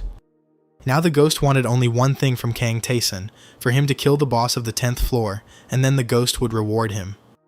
Kang Taeson agreed to accept the task and headed towards the door. The ghost caught up with the player and settled on his head, declaring that he was going to go with him to watch him kill his enemy. Talked a lot, communicating all of his thoughts and emotions as he circled around Kang Taeson as they walked down the floor. Kang Taeson chose to ask the ghost about who he was in life before entering the labyrinth. The ghost revealed that he was a prince of the great royal family of the Karvat Empire, the eldest son, the future heir, a great warrior, and liked by women. When the end of the world came, he tried to save everyone, but died on one of the first floors of the labyrinth. The reminder of exactly how he died irritated the ghost. Kang Taeson walked to the door while the ghost was talking about his revenge and how he failed to save the world. A multitude of armed goblins awaited them outside the door. Kang Taeson took out his bow and began shooting at one specific goblin. He brought the hilt of the ceremonial sword down on him, dealing 10 damage. Kang Taeson repeated the same actions, shooting at the same enemy and hitting him with a sword. The ghost asked why Taeson was doing this. Did he really hate this goblin especially? Kang Taeson continued silently, and the ghost himself guessed that the player was trying to gain a skill in this way. The ghost insisted that it was impossible to gain skill this way, but Kang Taeson was confident in what he was doing. The ghost reported that he had climbed 85 floors and was ready to bet Taeson that he was wasting his time. Kang Taeson continued what he was doing and challenged the ghost to a bet, promising that he would become his slave if he didn't acquire the skill. If Taeson wins the argument, the ghost will have to answer all his questions honestly. The ghost agreed with a laugh, imagining how he would humiliate his new slave and order him to crawl on all fours. Kang Taeson, continuing to attack the goblin, asked Ghost about the battle skill. The ghost knew this basic skill, and that when two people enter a battle, other players are forbidden to interfere. Kang Taesung announced that he was going to get something similar and destroyed his opponent. The system informed him that he had gained the unique ability, Forced Combat, and now he could fight one enemy and only take damage from them for 10 seconds. The ghost was amazed that such a useful skill, allowing one to survive in mortal danger, could be earned by doing some nonsense. Kang Taesung stated that this is why he has special skills, because he did unusual things. The ghost agreed that Kang Taesung had won their bet and was ready to tell the player about himself, as he was different from the other characters in the labyrinth. The ghost asked if Kang Taesung had heard of a skill called Jump. Kang Taesung knew of such an ability, but under the name of Enormous Leap, but to his interlocutor's surprise, he understood that the ghost had not studied this. Together they entered the secret room, after which the ghost suggested that some difficulties awaited Kang Taesung here. Kang Taesung was able to identify the right brick in the wall of the room thanks to his strong premonition. The ghost was amazed at how easily the player was able to find what he needed. It was the detection skill that Taesung had trained in on the previous floors. Now one could see rows of arrows aimed at him on the ceiling. The ghost thought that the randomly set traps would be difficult to pass, and it would be better for both of them to return back. Kang Taesung did not listen to him, calculating his next steps. Taesung moved very quickly, given all the traps, arrows, and moving walls, while the ghost only shouted after him. Kang Taesung deflected some of the arrows with the ceremonial sword of Rakiratsa. The player did not stop even in front of a large trap containing sharp stakes. Kang Taesung managed to jump over this secret room trap as well. Using special power, Kang Taesung was able to smash the moving walls with his hand. He knew that this wall was not part of the labyrinth, but was built by goblins, which is why it was not very strong. By breaking it, one could disable all the traps. For these actions, Kang Taesung received a timely reward, a ring of mana. The ghost asked Taesung who he was anyway. Kang Taesung asked him if he would understand if he repeated it twice, but Ghost didn't know what to answer at all. Since Taesung entered the labyrinth, and it was worth going into the chat to check how the other players were doing. Players asked Kang Jun-hyuk how he dealt with the giant rat, and he relayed Kang Taesung's advice to them. Kang Jun-hyuk told others about Kang Taesung, who managed to go much further in the labyrinth than everyone else. Kang Taesung found the community page in the system and greeted all players at once. Kang Jun-hyuk was surprised, as this was Kang Taesung's first time using the shared page, as he usually preferred private conversations. Kang Jun-hyuk said that about half of the people who reached the Living Spring managed to deal with the rat. Kang Taesung asked how things were going for Kang Jun-hyuk and Lee Tae-yong. Both admitted that they failed to follow Daesung's example, but Lee Tae-yong was going to use another way to defeat the giant rat. Kang Jun-hyuk asked why Kang Daesung decided to share his experience with other players. Lee Tae-yeon said that if someone had told her about the skills at the very beginning of the labyrinth, she would have understood little about it. But then the players were able to appreciate these tips and shared them with each other. Kang Taesung decided to tell everyone about the way to earn the easiest skill, pain relief. He said that you had to take a sword in your hand and thrust it into your own hand as deep as possible to reach the bone. The players were amazed and couldn't believe that Taesung wasn't joking when he asked them to impale themselves on their own blades. Kang Taesung didn't see this as a problem, since being close to the living source meant one could quickly heal from any injury. Kang Taesung explained that while wounded, one can fight a large rat and unlock a skill that will subsequently allow one to fight while ignoring any wounds. Other players did not believe in the effectiveness of this method. To them, it looked like a suicide attempt. Kang Taesung explained how to practice holding your breath by spending enough time underwater to almost die and surfacing at the last second before death. This advice was even more disliked by the players and seemed even more reminiscent of suicide. Kang Taesung suggested that the skill endurance be obtained by fighting a large rat while the player has only one health unit left. The players did not receive all of Taesung's ideas with enthusiasm.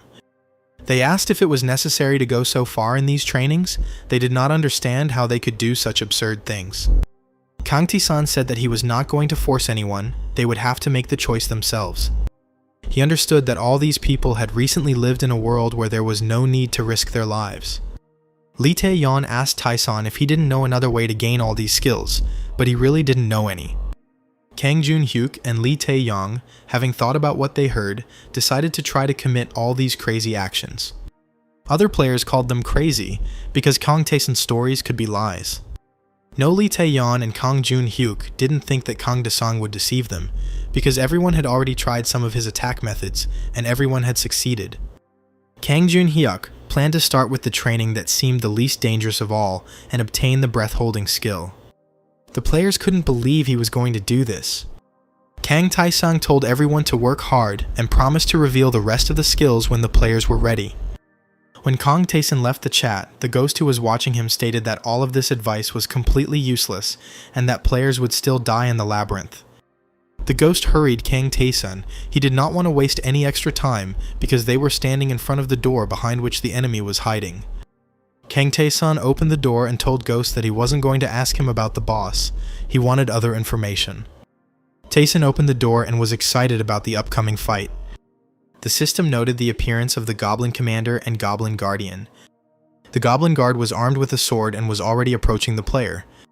The Goblin Commander was wearing a cloak and clutching a staff in his hands. The Goblin Defender struck Tae-sun with his sword against the shield he held out. A purple haze of power swirled around the Goblin Commander. The ghost circled in the air above Kang Tae-sun and advised him to attack the commander first, as his actions were clearly suspicious. Kang Tae-sun saw that the Goblin Commander was casting some kind of spell. Tae-sun was caught in the ring of these unknown spells.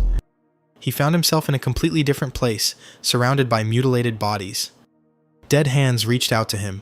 He heard accusations that these people died because he chose the easy way out, that he was the only one who managed to survive. Then Kang Tae-sang saw Lee Tae-yeon, dead and bloody, as she was before using the Time Bezoar. Lee Tae-yeon opened her eyes and tearfully asked Tae-sun why he left her to die alone. Lee Tae-yeon sat on a mountain of dead, mutilated bodies and cried, covering her face with her palms. The dead hands of the deceased reached out to Kang Tae-sun, clasped him, burying him under them. Kang Tae-sun opened his eyes and said that such techniques did not work on him. The ghost watched as Tae-sun sat, befuddled by the Goblin Commander's purple magic, and thought that the player should have ignored his warnings. The Goblin Commander continued to cast his spell. Kang Tae-sun was in a purple transparent sphere, his head bowed and his eyes closed. Suddenly, the player drew the Scarlet Ceremonial Sword, and the system reported that, thanks to his iron will, Tae-sun had passed the test. The ghost stared at Kang Tae-sun in surprise. The Goblin Commander retreated from his prey. The Goblin went berserk and did something else with his staff. Kang Tae-sun waved it off, repeating that it wouldn't work on him. The Goblin Commander activated the curse. Kang Tae-sun stated that he never loses when it comes to mental attacks. He grabbed the Goblin Commander and lifted him above his head at arm's length before killing him. After enduring several mental and magical attacks, Kang Tae-sun gained mental resistance and magic resistance. The ghost looked at Tae-sun. He had not known before that a psychic attack could only be endured by one's own willpower. Only a madman could do that. Kang Tae-sun received a mana increase potion for this battle. He also received a set of master keys to disarm traps and pick locks. Kang Tae-sun drank the potion, and the ghost asked him if he missed anything when he went through the labyrinth floor. The ghost was upset by such successes, because he himself died, while for someone else, everything was going well. Ghost and Kang Tae-sun reached the passage to the third floor. Before going to the third floor, they looked into the shop. The ghost flew up to the old man's face and called him an old fool, more stubborn than a donkey. The merchant responded by calling the ghost a noisy loser and advised Kang Tae-sun not to let the creature influence him. The ghost and the merchant had clearly known each other for a long time, and sparks flew from their argument. Kang Tae-sun tried unsuccessfully to intervene in this squabble. He was tired of waiting for them to finish. Shields, swords, and other weapons crashed down near the disputants. This was Kang Tae-sun's way of attracting attention to himself. He wanted to sell all his trophies. The merchant looked at the mountain with surprise and asked how many monsters Kang Tae-sun had killed. Kang Tae-sun tried on the spiked gloves and bronze shield. The player also equipped 2 attack-boosting rings and a strongman pendant, saying he could now defeat the goblin in 2 hits. The ghost didn't understand how Tae-sun had managed to increase his stats so much with these things, but the merchant knew it was the art of air weapons. The ghost and the merchant were about to start their squabble again, but Kang Tae-sun interrupted their conversation to say goodbye. After leaving the shop, Tae-sun asked the ghost why he had such a relationship with the old man, but the ghost only cursed in response. The ghost flew up to Kang Taeson's ear and whispered that the merchant was only capable of treating well those from whom he himself needed something. The ghost considered the merchant an enemy and demanded that Taeson not trust him. Kang Taeson saw the shadows of goblins.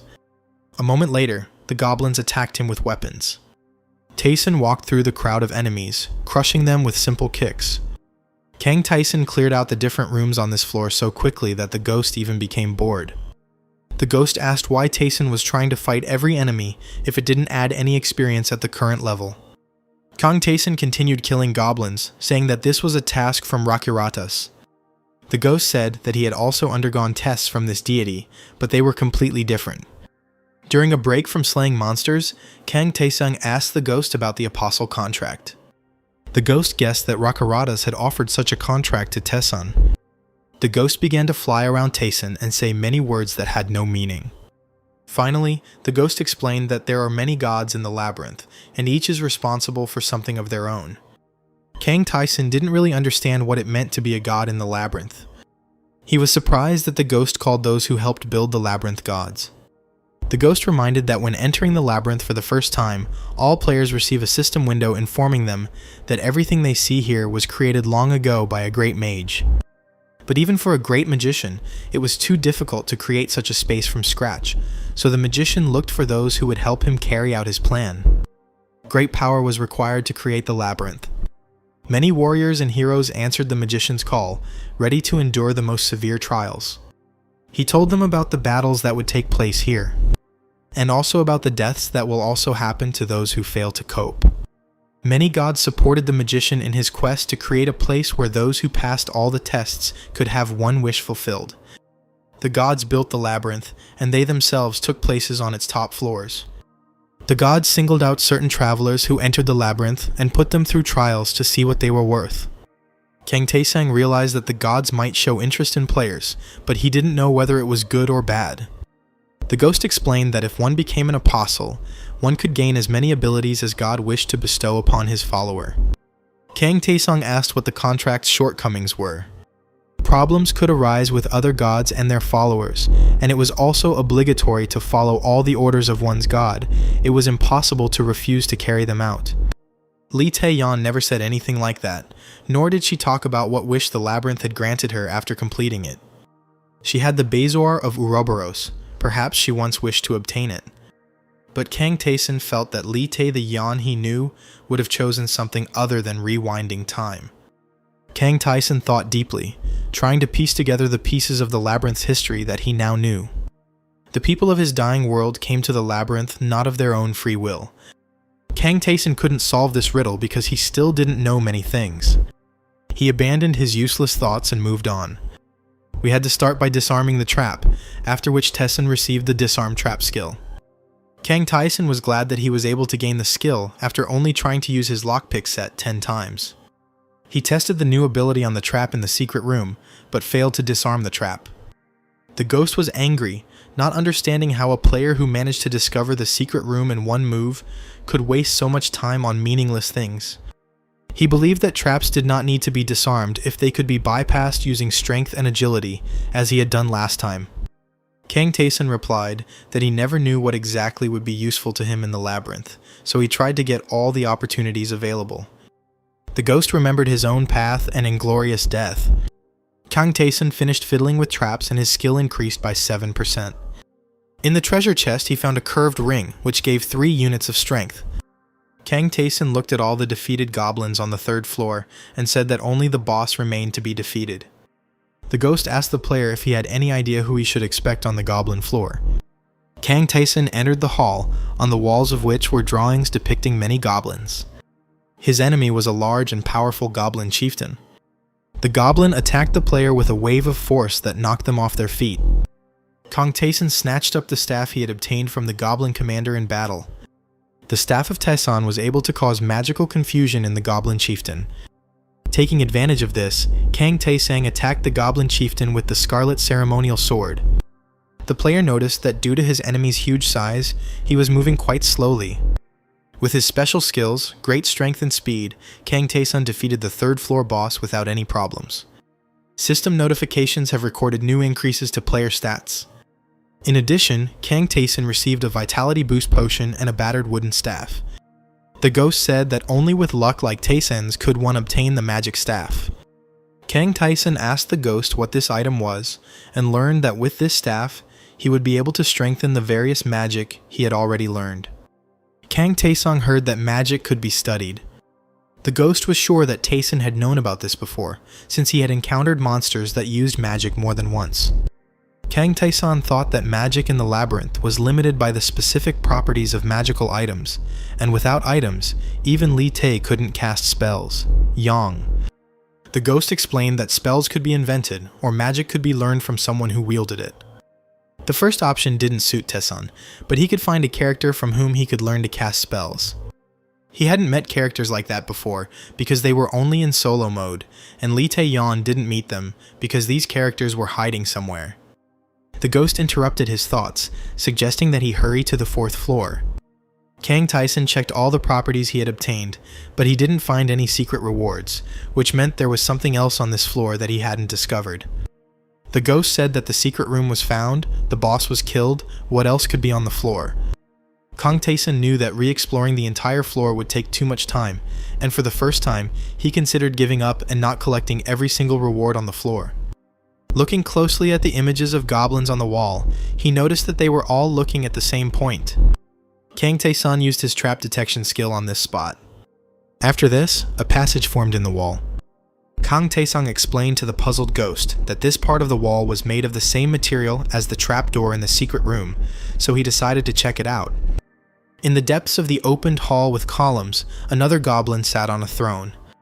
The system identified the goblin as the former lord, Haga Ha, and the ghost admitted that he had never encountered monsters with names before. The lords were the kings of their race, and they surpassed them all in power.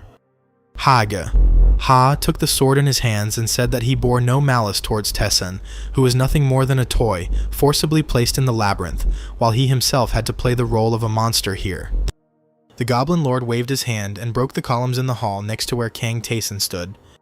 The player activated Reflection, allowing him to remain unharmed. Kang Taeson rushed forward and, having reached the throne, crossed his scarlet sword with Haga Ha's sword. He was faced with a very strong opponent. While on the easy difficulty level, Taeson's stats were enough for easy victories up to the 50th floor. Kang Taeson found it difficult to fight Haga Ha, so he decided to use his agility advantage. The Goblin Lord launched a powerful blow with the hilt of his greatsword, but Kang Taeson activated Reflect to avoid it. This did not help, and the power of Haga Ha destroyed the player's defense. Now all of Taeson's actions would be delayed for 10 seconds. In this situation, Kang Taeson couldn't move on his own, so he activated parry to block attacks automatically. It was a difficult 10 minutes for Taeson, when the fight was happening on its own, and he could not do anything of his own free will. Kang Taeson flew back a few steps from the throne, losing his advantageous position. Ha struck with a wave of power near Daesun, and he needed to activate Reflect to dodge it. It didn't help, and Kang Taeson took 46 units of damage. The ghost shouted that he couldn't handle someone like Taeson, and that he should retreat and return later when he became stronger. Kang Taeson was determined to continue this fight, even though there was a lord in front of him. Kang Taeson knew how the labyrinth worked. If he left a floor and came back later, the reward would be greatly reduced. Everything Kang Taesong did, he did not for the sake of survival, but to become stronger. He stood in front of Haga Ha. The system noted his determination and unusually high fighting spirit in the battle against an enemy that seemed impossible to defeat. This state allowed the player to improve their characteristics, and they also received vision that allowed them to identify the enemy's weak point. Kang Taesong knew that there couldn't be any absolutely invincible monsters on the 3rd floor, and his gaze immediately noted Haga Ha's motionless legs and the fact that the Goblin Lord never rose from his throne. Ha stated that he liked to fight a warrior who did not retreat, so he would fight him for real too. The Goblin Lord asked the player how he planned to approach the throne this time. Kang Taesong activated the breath hold.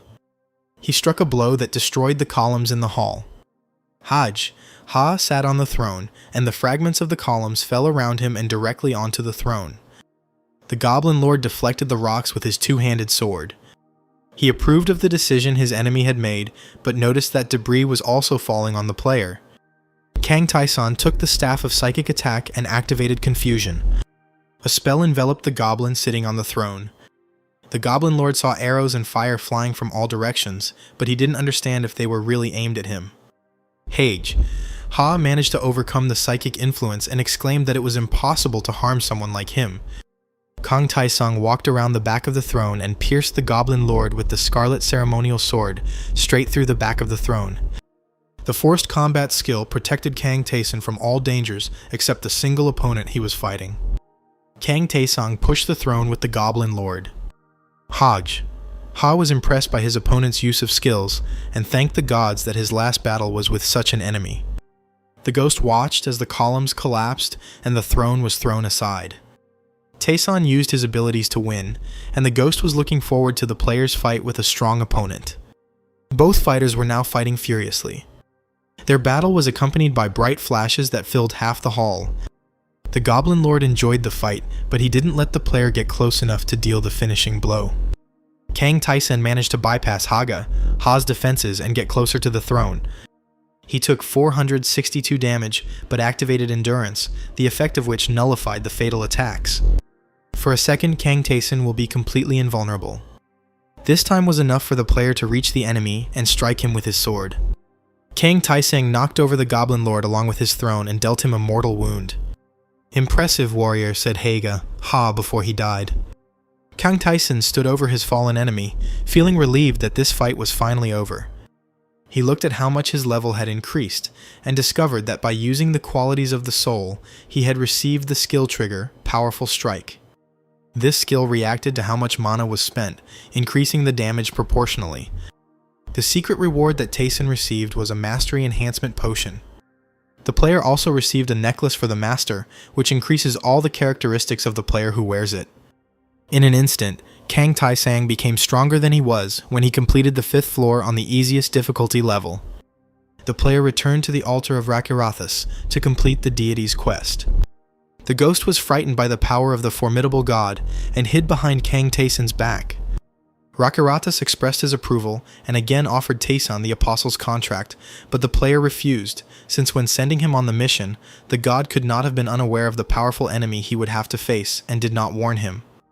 As a reward for the completed task, Rakirathas presented Kang Tae-san with the Unbreakable Shield. Kang Tae-san and Ghost had seen such an award. After checking what the system had to say about this shield, Kang Tae-san discovered that while the Unbreakable Shield was active, the player's personal health would not be consumed. Rakirathas said goodbye, the fog over the altar cleared, and the ghost admitted that he never thought he would be able to experience such fear after his own death. Ghost and Kang Tae-san went to the 4th floor. Lee Tae-yeon said that this was the floor of the orcs. They were very strong and smart warriors. But before passing through the floor, Kang Tae-san was going to go to one more place. It was the altar of Balthazar, a tall and beautiful structure illuminated by rays of light. Kang Tae-san placed his hand on the altar to feel the influence of the deity. Balthazar wanted to test the traveler who visited his altar and offered to undergo a test. Kang Tae-san immediately agreed, and a beam of light from the altar struck him, and the system explained that this was how Balthazar learned from his experiences in previous battles. The ghost said that as the god of victory, Balthazar had the ability to read memories. Like Rakirathas, this god offered Kang Tae-san a test. The ghost advised him to accept this offer, since with his current strength, Kang Tae-san would easily pass it, especially since Rakirathas was the only one among the gods who violated the terms of the treaties. Kang Tae-san agreed to the test, gaining the deity's approval. The system noted that in order to appoint him, Balthazar first secured the consent of the residents of the 4th and 5th floors. The floor where Kang Tae-san and the ghost were located began to shake and change. Entire parts of the floor moved and changed places. When it was all over, the ghost said that it was the first time he had witnessed anything like this. Kang Tae-san hurried out of the hall with the altar of Balthazar. What he saw outside was different from the usual labyrinth and looked like a bridge over an abyss on which stood several cube rooms. The ghost reported that Balthazar was one of those who created the labyrinth. Kang Tae-san resolutely headed towards the first room, noting that everything needed to be checked immediately. An orc armed with a sword was waiting for the player outside the door. The orc started fighting as soon as he saw the traveler enter the room. The orc was huge and fought skillfully. he immediately managed to touch Kang Tae-san. But this blow did not cause any harm to the player, only his unbreakable shield was damaged. Kang Tae-san himself attacked the enemy with the Scarlet Ceremonial Blade. The ghost, watching the battle, realized that the essence of Baltazar's test was a one-on-one battle to victory. The ghost also noticed that the god had significantly strengthened the fighters deployed against the player. The system noted that the orc was satisfied with the glorious battle. Kang Tae-san managed to hit him with a powerful blow, and the system counted this victory. The player was surprised that it wasn't that difficult, but the ghost believed that all the strong opponents would come later, since there was no point in starting with difficulties right away. There were still 9 rooms ahead, and Tae-san was curious to see how easily he could handle them. After passing through a few more rooms, Kang Tae-san noticed that with each victory his skill was growing, and along with it, the unbreakable shield was also increasing. A fierce battle broke out in the 6th room. Kang Tae-san used reflection to automatically counterattack the enemy. Kang Tae-san was much stronger than the orcs, but for some reason he couldn't crush them with one blow. He assumed it was because of the difference in skill. He realized that the orcs weren't just swinging their weapons, but were following a certain sequence. There was no point in simply copying their fighting style. Kang Tae-san thought that he needed to learn how to handle weapons from someone else.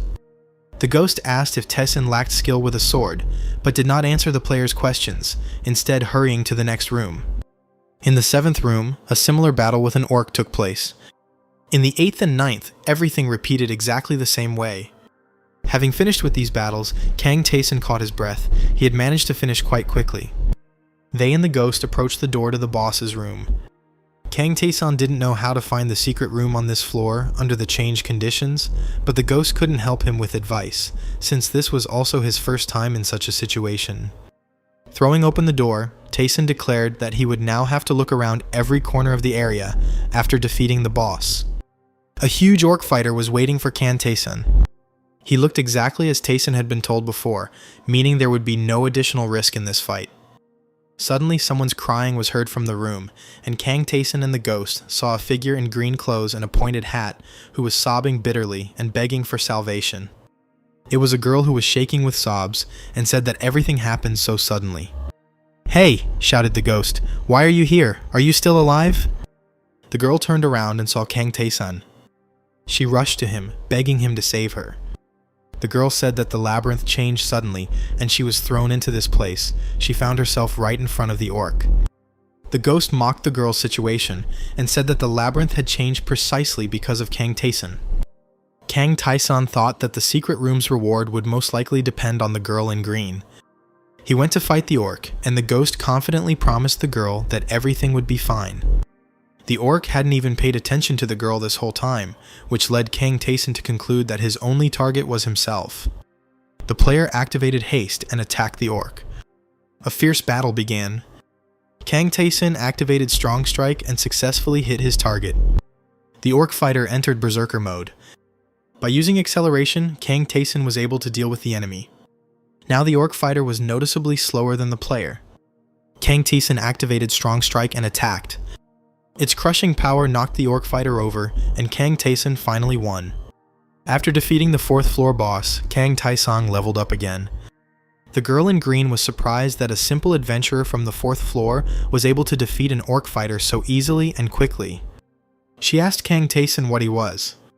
He replied that he was a gambler, causing the girl extreme surprise. Kang Tae-san sat down next to her and asked who she was. This question caused confusion in the girl in green. She said her name was Lilith, and she summoned magic. Lilith admitted that she came to the labyrinth voluntarily to learn more about the great secrets. Noticing that the word magic surprised her interlocutor, Lilith guessed that he came from a world where witchcraft does not exist. Lilith took out her sparkling staff and explained that not everyone could learn magic. She herself had no talent for it at all, but she wanted to learn it more than anyone else. That's why Lilith came to the labyrinth. She considered the labyrinth a place where one could achieve one's dreams. Lilith thanked Kang Tae-san for saving her, but apologized for having no way to repay him, as she had run out of all the potions and ingredients. Kang Tae-san said that Lilith has magical powers. Lilith was very surprised that this was exactly what her savior was interested in. Kang Tae-san told her that he wanted to learn magic. Lilith replied that she had risked her life to study witchcraft and was grateful for the help, but that it would be difficult for her to fulfill such a request. Kang Tae-sun and Ghost looked at the girl in bewilderment. The player didn't know whether he should start persuading her, and Ghost directly asked why she was refusing them. The ghost stated that Lilith had nothing but magic, which she valued highly, but saving a life was worth more than lessons, especially since there was also a benefit in this for the witch herself, and then asked how many floors she had managed to climb. Lilith burst into tears again, and said she had reached the 9th floor. The ghost declared that with her abilities, it was impossible to go further, but this guy would continue on his way because the gods themselves recognized him, and it was because of him that the labyrinth had changed so much. The ghost assured that Kang Tae-sun would reach the very depths and perhaps save those in the abyss. This will be an opportunity for Lilith to learn magic that she never even dreamed of before. Lilith exclaimed that she had rethought everything and was ready to teach Kang Tae-sun. She was glad because moving forward together would be much more fun, but she would not be able to start teaching Tae-sun right away, because she was not in her place, but where she was dragged against her will. Lilith said that she would return to her place in the secret room on the 6th floor, and then threw an invisible cloak over herself, as if made of the fabric of reality, and disappeared under it. The ghost and Kang Tae-sun watched her go, surprised at what kind of magic she could use. Kang Tae-sun asked the ghost why he suddenly helped him, but for some reason the ghost got angry and started yelling at him. Kang Tae-sun suggested that Ghost's attitude towards him had changed greatly after defeating the Goblin Lord, and Ghost admitted that he saw potential in Tae-sun, and that the change in his behavior was due to his own redemption. He promised to help the player on his journey from now on, but he just needed to hurry and complete this test. Kang Tae-sun opened the chat and found out that Lee Tae-yeon and Kang Jun-hyuk passed the 1st floor, and although they did not acquire all the possible skills, the others did not try to follow Daesung's advice at all. The player himself decided to disassemble the trophies he had received, one of which turned out to be a scroll of engraving, which could be used on his equipment. It was a reward for saving Lilith, and Kang Tae-sun used the engraving on the ceremonial sword of Rakiradas, making it even more powerful. The player really liked how well the scroll's properties complemented the capabilities of the Scarlet Sword. Having sorted out the rewards, Ghost and Kang Tae-sun began to descend further into the labyrinth, stopping by the merchant's shop along the way.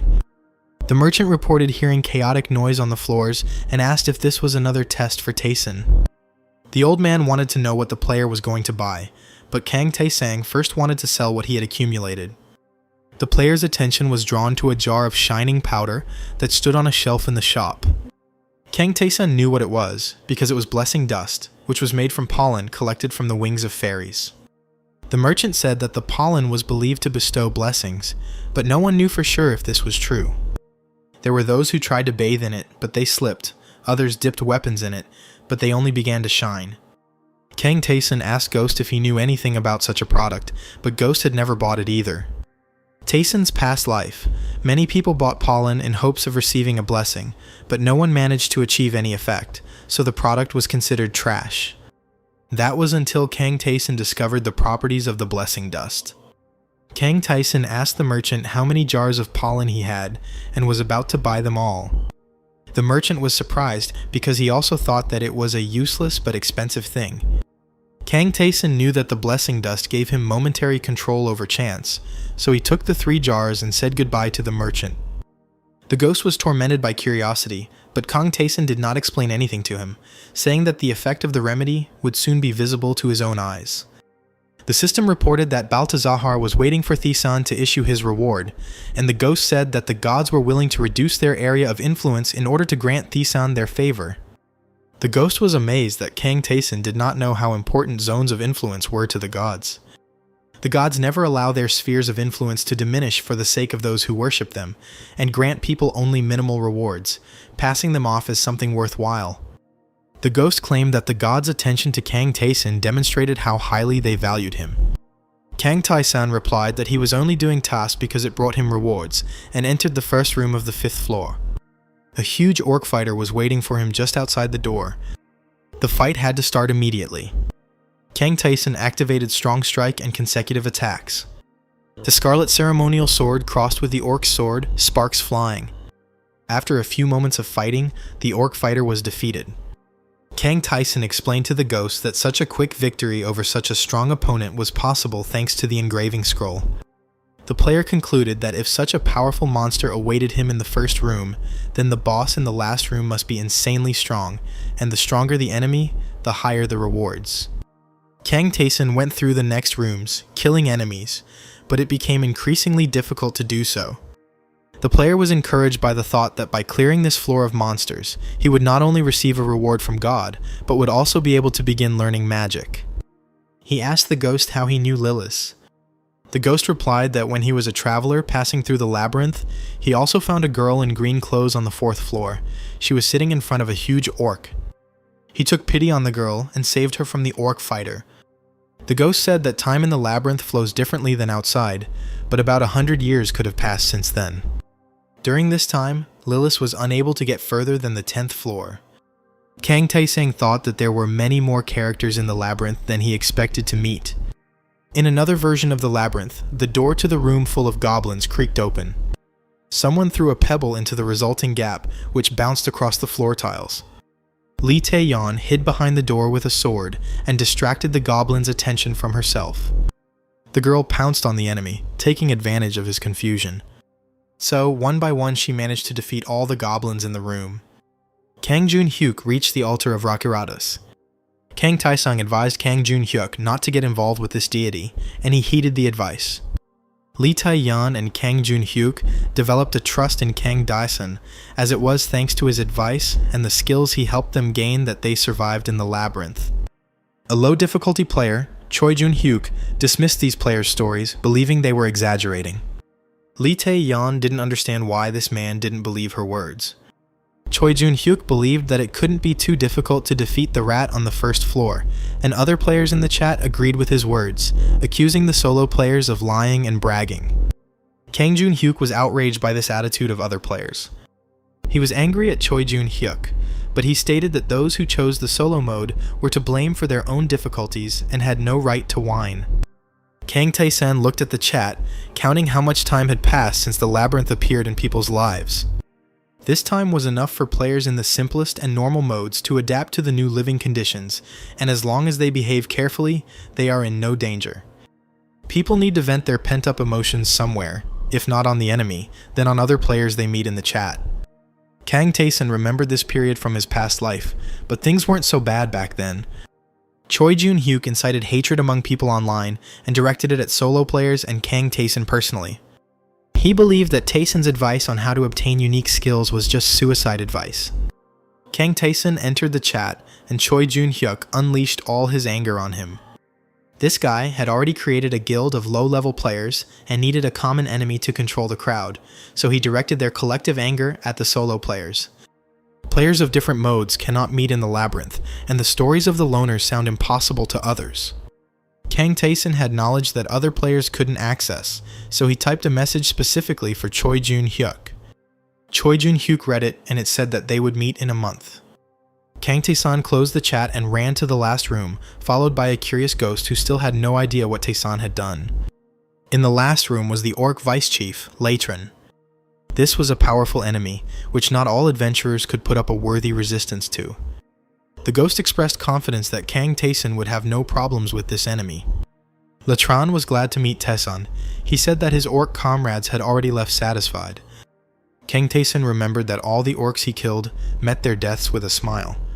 Latran said that the battle itself was more important to his people than killing the enemy. Latran called the orcs slaves, locked in the labyrinth, not knowing when they would be freed, and Kang Taesan gave them all a noble death. This orc drew his sword and declared that he too intended to die with dignity. The system reported that Latran had activated powerful abilities. This was a formidable enemy. Kang Taesan was glad, because this was exactly the kind of opponent he wanted to meet. He turned out to be easier to defeat than both opponents expected, and before his death, Latran asked if he had really been defeated by an ordinary adventurer from the 5th floor. Latran had time to notice that Kang Taesan was not a master of swordsmanship, but he could use air weapon mastery, and moved like a fighter with great personal experience. Latran was glad to accept death from such an enemy, and he wished Taesan victory. The system reported that Baltazar's test was successfully completed, and the 5th floor boss was defeated. Light feathers swirled in the air, and system notifications listed the trophies Kang Tae-sun had earned. One of the rewards was the trigger skill Proof of Victory, which allowed you to choose one stat that would constantly increase. Kang Tae-sun chose Mana and set Proof of Victory to this property. In addition, Kang Tae-sun again received an offer to enter into an apostle contract, but as before, he refused it. Baltazar was pleased with the choice the player made, and as a reward, 2 chests appeared in front of Kang Tae-sun. The ghost suggested that one contained a regular reward, and the other contained a reward that had been moved from the secret room when the labyrinth's layout changed. In the chest, Kang Tae-sun found a shining ornate sword, which had stats similar to the ceremonial sword of Rakirathas. The second chest contained the Knife of Self-Sacrifice, which allowed you to accumulate health. Kang Tae-sun immediately tested it, cutting his hand until it bled. The knife acted like potions, restoring health, which could be useful in emergency situations. The reward for the stealthy exploration was the Robe of the Dark Vaults, a cloak that lasted for 1 second. Kang Tae-sun put on his cloak and became invisible. Now he was ready to move on. The ghost asked if Kang Tae-sun would now be walking with 2 blades at once, and reported that his own sword school was similar.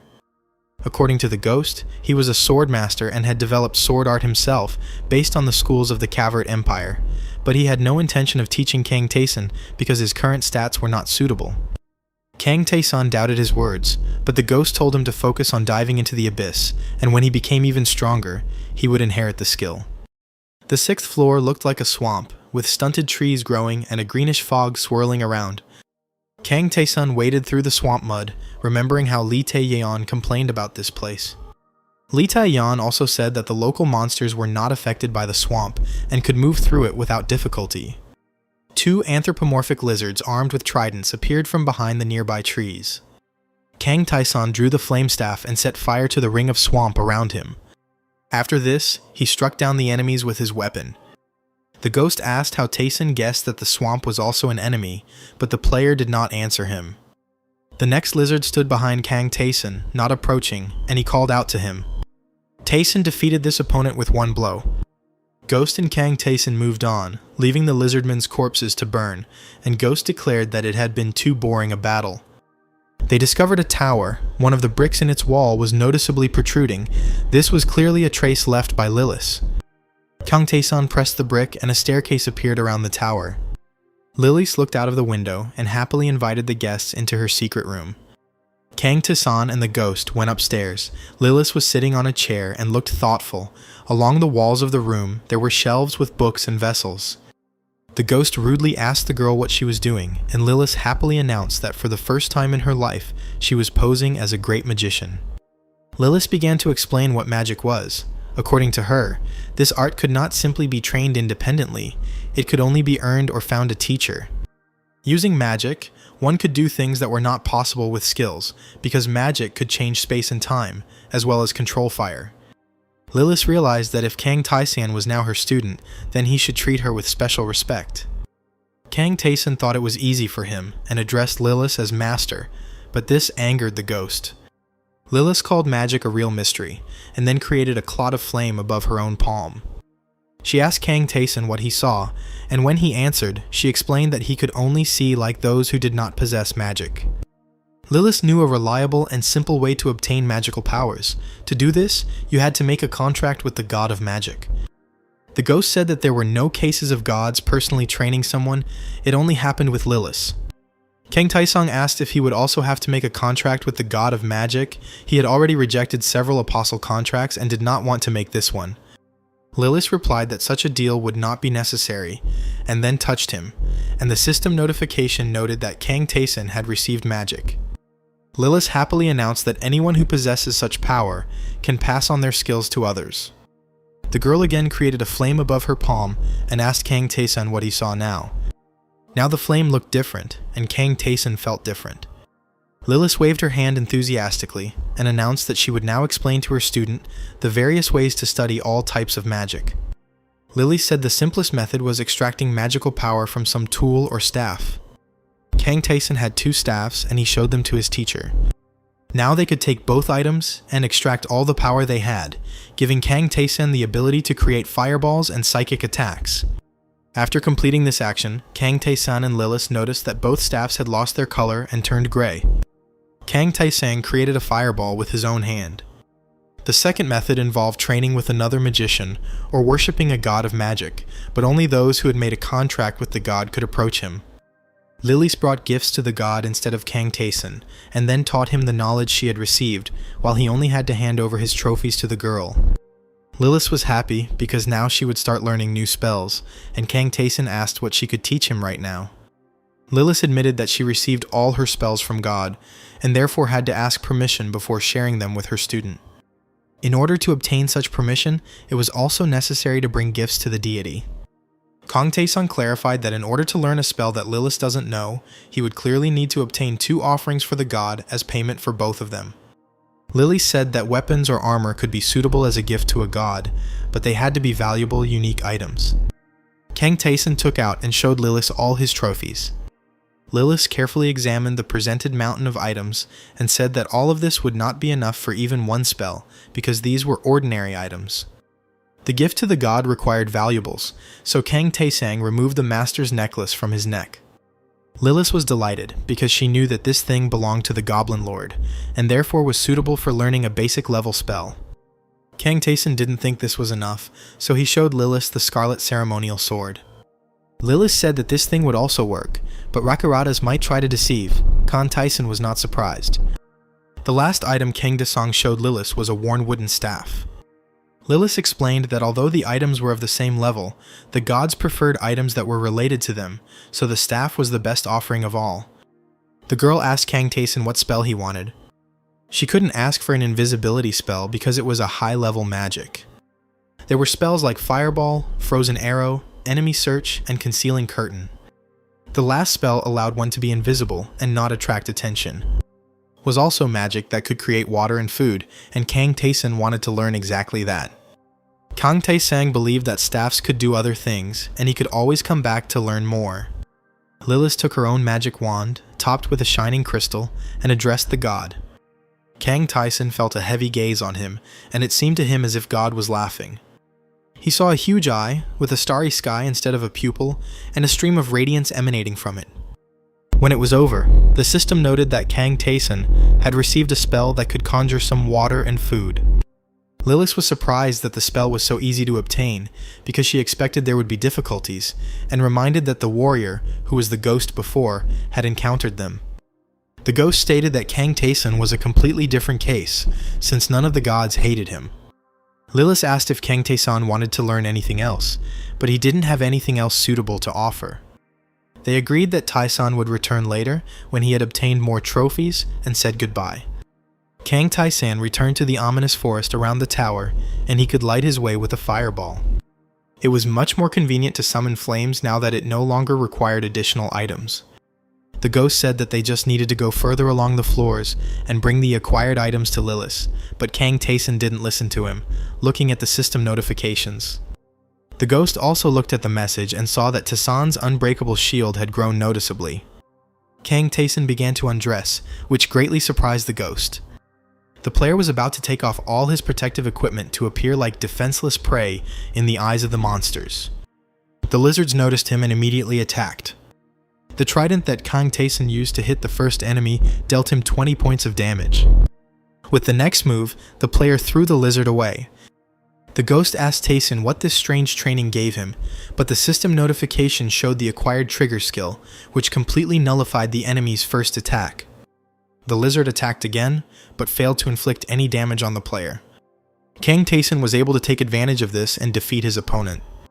The ghost admitted that this skill was incredibly useful. In the past, Kang Tae-san used the skill Nullify First Attack and could cancel out any attack the enemy used as if it had never happened. The ghost suggested that it would be impossible to obtain such a skill without the unbreakable shield, but Kang Tae-san knew that it would simply cost him a lot of effort. Kang Tae-san was good at gaining unusual skills, and was now planning to continue, as he had only received the first attack reset so far. The ghost asked in amazement if there really was a way to reset the second and subsequent attacks. Kang Tae-san walked unarmed towards the nearest door, while Ghost continued to wonder how he was going to block 2 attacks in a row. Even with the unbreakable shield, Kang Tae-san's health units weren't enough to do this. Kang Taesung replied that he had 3 more jars of blessing pollen. The ghost thought the pollen was just a pretty trinket, but Kang Taesung poured the contents of all 3 jars on himself. After this, Kang Taesung decisively opened the door to the room where the lizard was also located. The ghost was scared. He didn't understand how pollen could solve the problems with the shield's insufficient strength. The lizard's trident was supposed to pierce Kang Taesung, but the nullification of the first attack cancelled out the strike completely. The second hit counted, but did less damage than it should have. The lizard continued to attack, and Kang Taesung relied on luck, because he knew that a lot depended on it. The next blow shattered Kang Taesung's shield. Fairy dust gave the player control over the chance of using 3 doses at once to take minimal damage. Kang Taesung received a second attack nullification as he managed to withstand the lizard's attack without much damage. The battle was still going on, but the blessing pollen had not ceased its effect. Kang Taesung dealt a powerful blow to the lizard. He managed not only to push back the enemy, but also to break through the walls of the room in which the battle took place. The ghost said that Taesung would go to any lengths to gain abilities, after which they set off in search of new enemies. The next lizard was struck by Kang Taesung with a precise blow to the heart. This earned him the ability to strike at a vital point. They stood with the ghost in the middle of a clearing strewn with the bodies of defeated lizards. Hitting a vital point allowed for much more damage to be inflicted. With this skill, you could go to the boss of the 6th floor. Before entering the last door on this floor, Kang Taesung created a glass of water and a bowl of porridge using magic. Sitting down under a piece of the wall, he ate the food he had received. They also discussed with the ghost how to use mental attack spells. Lilith explained that magic in the labyrinth is also something like a skill. Kang Taesung tried to create an object from fire magically, but he was not satisfied with the result. He imagined the desired shape, but it did not affect the result. The ghost said that what Kang Taesung was trying to do was considered high-level magic, and Taesung was unable to control magic of that rank. Kang Taesung created 3 fireballs. Kang Taesung continued to practice his new skills and created a ring of fire using magic. This was not the result he was trying to achieve, and so he looked thoughtfully at the 2 fireballs in his hands. He wanted to be able to combine fireballs, but the flames just hovered above his palms. Kang Taesung had the idea to test what would happen if he launched a fireball into flight. In flight, the flame looked different than when frozen. Taesung had a new idea for skill development, but he wasn't sure it would work. The player drank a potion that restores mana. Having fully restored all his abilities, Kang Taesung created a new fireball. He waved his hand to set the magical flame in motion as well. After this, Kang Taesung ran, moving in the same direction as the fire. He continued to create fireballs as he ran. Stopping, Kang Taesung thought about what else he could do with fire magic. He managed to devise a way in which several balls could be combined. The ghost was amazed by the discovery made by the player. Kang Taesung continued his training, intending to handle magic in the same way as he handled other skills in the labyrinth. Gathering several fireballs into one huge one, Kang Taesung directed it at the wall. The system notification noted that the player had learned the new fire barrage spell, and Taesung's plan had been a complete success. With new skills, the player went to face the boss of the 6th floor, a giant lizard. Kang Taesung created the fire blast that he had been training for this fight. The flames hit the wall above the lizard, but failed to cause significant damage.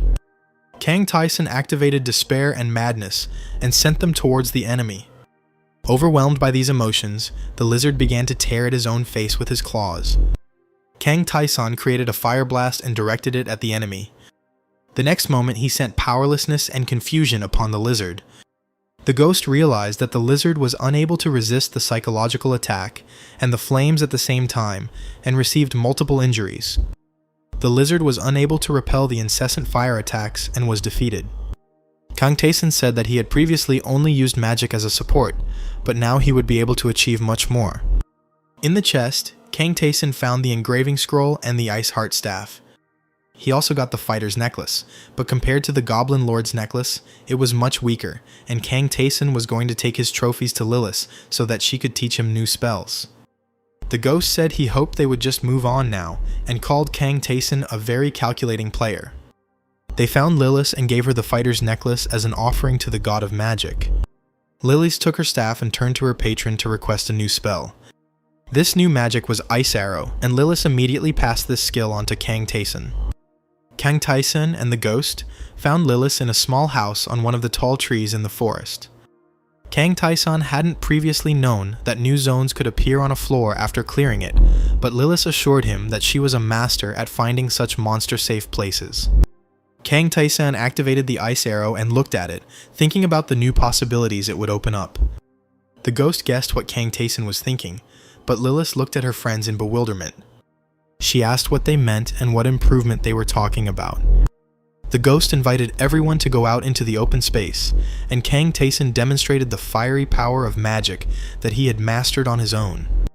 Lilith was amazed because it was a high-level spell, and in 100 years she herself had managed to learn only one low-level technique, invisibility. Lilith exclaimed that the difference between spells of different ranks was incredibly high, and spells for beginners only imitated real witchcraft. Kang Taesun offered to show Lilith how he achieved such a result so quickly. After a few seconds of training, Lilith fell to the ground, her face turning gray. Kang Taesun was surprised that she was unable to learn, but Lilith stated that mages never undergo difficult strength training, and that was why it was so difficult for her. Lilith quickly recovered and stood up to thank Taesun for teaching her the difference between the teaching systems. Kang Taesun said goodbye to the girl. They agreed to meet on the next floor when he would bring her new trophies. The player descended deeper into the labyrinth, checking the changes in his characteristics. Kang Taesun thought that most of the indicators were superior to those he had in his past life. The exit to the 7th floor was like the exit from a cave. When they approached it, the ghost said that their journey together was coming to an end. Kang Taesun asked the ghost if he would teach him his craft. The ghost smiled and said that what he wanted to teach Taesun was the sword arts of his empire. He spoke of the great empire of Karvut, a rich and developed country where power and strength were revered. In this place, the weak were considered useless, and it was considered right that they should become fair game for the strong.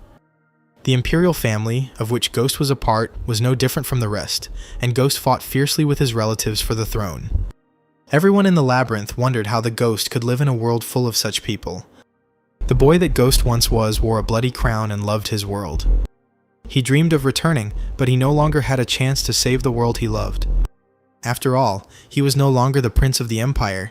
He had become a small ghost who wanted to leave a tiny memory of his world. Together with Kang Taesun, they came to an empty and partly destroyed room, which they considered suitable for training. The ghost said that the peculiarity of his art is a power against which there is no defense. The Empire's warriors used a special method of attacking the place where the enemy pointed his sword. Kang Taesun countered that there was a type of technique that couldn't be blocked, but Ghost explained that it needed to be done with much greater force. Kang Taesun saw the ghost in the form of the prince, who touched him and said that the sword of cutting thunder was the only reminder of his world. The system reported that thanks to the Thunder Sword Master, Kang Taesun had learned a high-ranking skill. Kang Taesun looked at the ghost thoughtfully, and the ghost told him to go try out his new skill. The player noticed that his Thunder Sword mastery was at 0, and the ghost explained that he only had permission to transfer the skill itself. Kang Taesun was ready to train on his own, and Ghost was going to give him advice. The ghost explained to Taesun how differently one should move if one followed the rules of his fighting school. He needed to use the flexibility of his entire body, but Kang Taesun didn't even understand what the ghost meant. The ghost exclaimed that it was not easy to explain swordsmanship in words. Taesun lacked talent, but he lacked experience, and the ghost couldn't show him the techniques himself. The player had to acquire the skill on his own, and the ghost couldn't help with that. Kang Taesun remembered that when he defeated Ha, he received a mastery enhancement potion as a reward. Now that he had drunk it, the Thunder/Sword mastery in his stats had increased. Kang Taesun seemed to see a ghost in human form, who was showing him the techniques of wielding weapons. Now the player could try to repeat the movements he had seen. The ghost looked at him with extreme excitement. It seemed to him as if he himself was running with a naked blade towards the bright sun. Kang Taesun moved completely differently. He stopped and noted that the potion had worked. The happy ghost agreed with surprise and then thanked Kang Taesun. They went to the shop, and the merchant, having learned what Taesun was going to buy, called the goods he had chosen trash. The player bought a rusty sword and said goodbye to the merchant. Kang Taesun went to train in swordsmanship on ordinary monsters, and Ghost believed that the purchase would be worth it.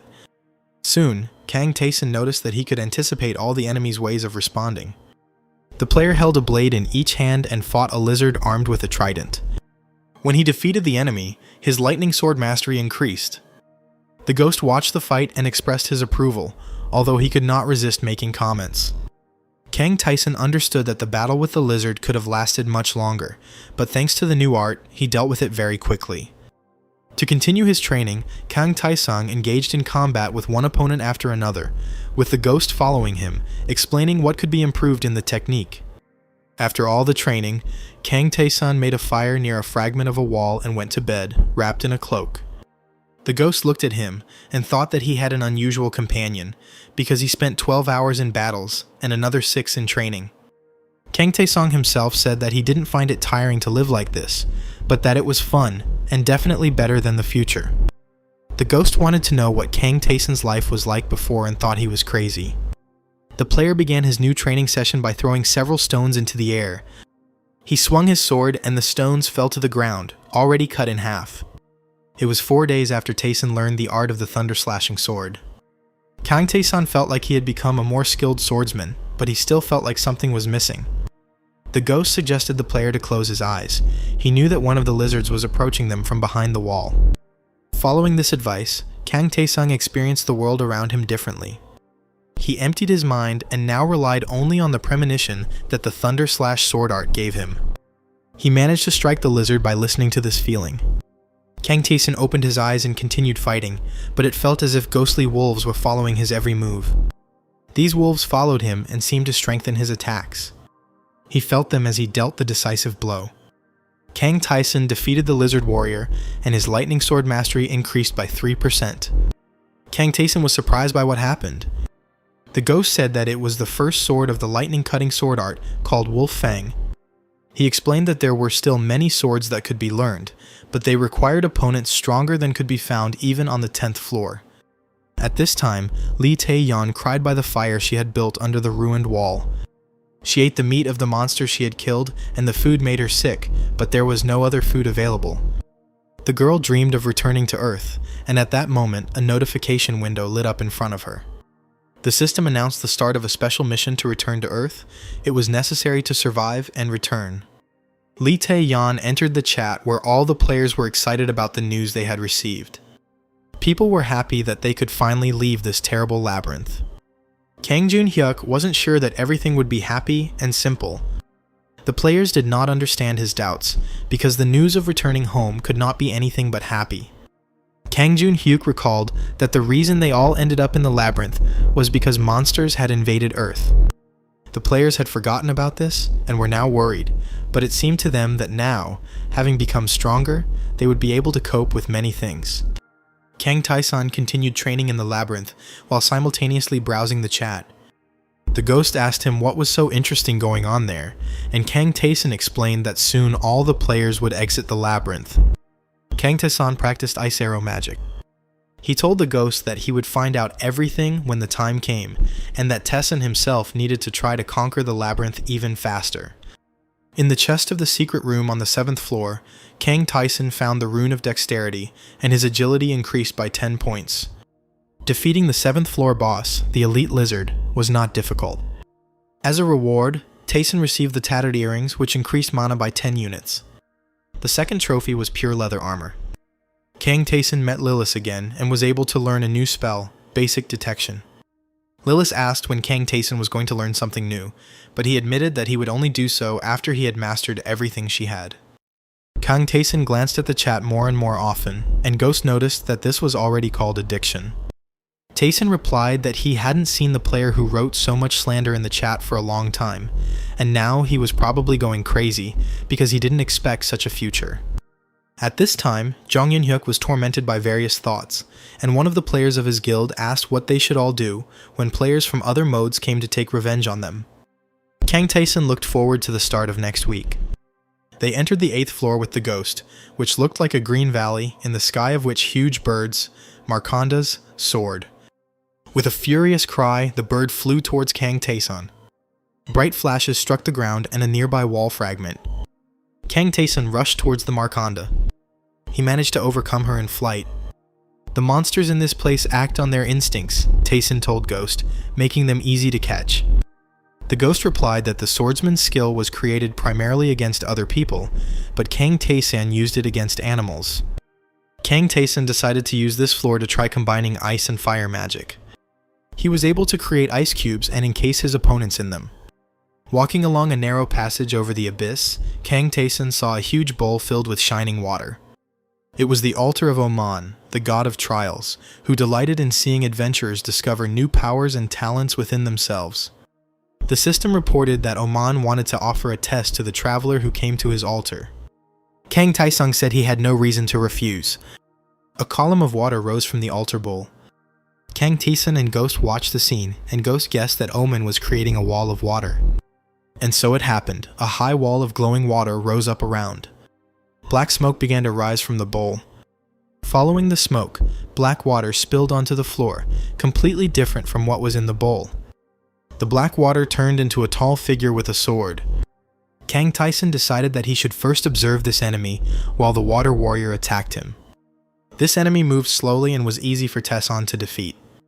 Immediately, black fog began to swirl above the bowl again, and black water splashed out. Another monster from the water was ready for battle. He was still too slow for Kang Taesan, and the player easily defeated him. Kang Taesan guessed what Omen's test was. The Ghost agreed that there were now opponents for adventurers from the first and second floors, and by the end of the test, Kang Taesan would know his own level. A new warrior attacked the player. Kang Taesan was glad for the challenge, as he himself was curious to see how great his powers were. Kang Taesan passed the third test with ease and received an increase in intelligence. After the fourth test, the player's agility increased by 2 points. The fifth opponent was noticeably stronger and faster than the previous ones, and Kang Taesan also noticed that they were starting to use skills. The player activated Ice Arrow. This weapon smashed the water warrior into pieces. Kang Taesan defeated the sixth warrior with the help of fire. The player was glad that after each battle his mana was restored. This gave Taesan the opportunity to explore many different techniques and methods. When the water shadows of the current floor of Kang Taesan were about to appear, the player used the confusion spell. The eighth battle was also easy for him, and he was looking forward to further developments. For some time, no one else appeared from the altar. The Ghost suddenly laughed and shouted that he realized what was happening, and that it was very ridiculous. Omen's challenge level was no higher than the floor the player was on, so to continue, the god had to pay a price. The Ghost explained that the deity was curious to see Kang Taesan's potential, but Oman was not yet ready to reduce his area of influence. Kang Taesan stood thoughtfully over the altar and thought that it was taking too much time, and that it would be more useful to go through the labyrinth. The altar cup seemed to react to these words and splashed water again. Kang Taesan saw that Oman had decided to offer him a more challenging test. The Ghost looked at this and laughed until he cried, because the system reported that Oman was experiencing mixed feelings. Kang Taesan waited impatiently for shadows from the floors he had not yet reached. A new shadow rose from the altar. Kang Taesan managed to hit her as well by activating spiritual growth. In addition, the fight with the ninth opponent increased skill and dexterity. Kang Taesan noticed a detail that was unclear to him.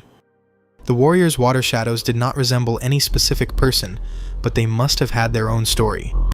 Among them were those who lost the test, those who made a contract with a god, those who sold their souls and ended up in the abyss. All of them were shadows of different warriors who were lost in the labyrinth. Kang Taesan activated Fire Blast and directed it towards the water shadow. He caused madness. And lastly, he created Ice Arrows, which finished off his 10th opponent. The player asked the Ghost if these shadows were really not ordinary toys of the gods, since each of them had their own fighting style that they could try to adopt. Starting from the 13th shadow, the water warriors demonstrated new skills in battle. The shadow from the 14th floor relied too much on its unique abilities, so it was easier to defeat than the previous one. The 15th opponent was equal in strength to Kang Taesan, or even stronger. To deal with him, the player used Fire Blast. Having accelerated the flame to high speed, Kang Taesan directed it at the water shadow. Under cover of fire, the player launched an attack, augmenting his own strength with the Power Strike ability. Kang Taesan thought that he himself had more trump cards than the shadows. After completing the 15th trial, Kang Tae-san saw that these battles not only gave him experience gains, but also increased his spiritual growth and other statistics. He found it amusing that in total, there were about 60 different characteristics added. The ghost said that this was only possible with Kang Tae-san. He was very curious to see how much stronger the player would become at the end of these trials. When it was time to fight the 18th shadow, Kang Tae-san again felt the presence of the ghostly beasts that accompanied his strikes. And yet, the water shadow got so close to him that he had to activate attack nullification to counter it. The Phantom commented on this fight, stating that the planned mutual destruction had failed, and Kang Tae-san had defeated the 18th opponent. Ghost stated that nullification easily misleads the enemy because the system alert only appears after the hit has been dealt, and before that, enemies cannot react to it. The 19th shadow attacked the player, and Tae-san had to defend himself by using 2 swords at the same time. The system reported that this opponent was an enemy that could not be defeated, but this did not stop the player. The system counted this reaction as a passed test and assessed Kang Tae-san's determination to go into battle against an invincible enemy. After enduring so many trials, Kang Tae-san had many enhancements against dangerous opponents.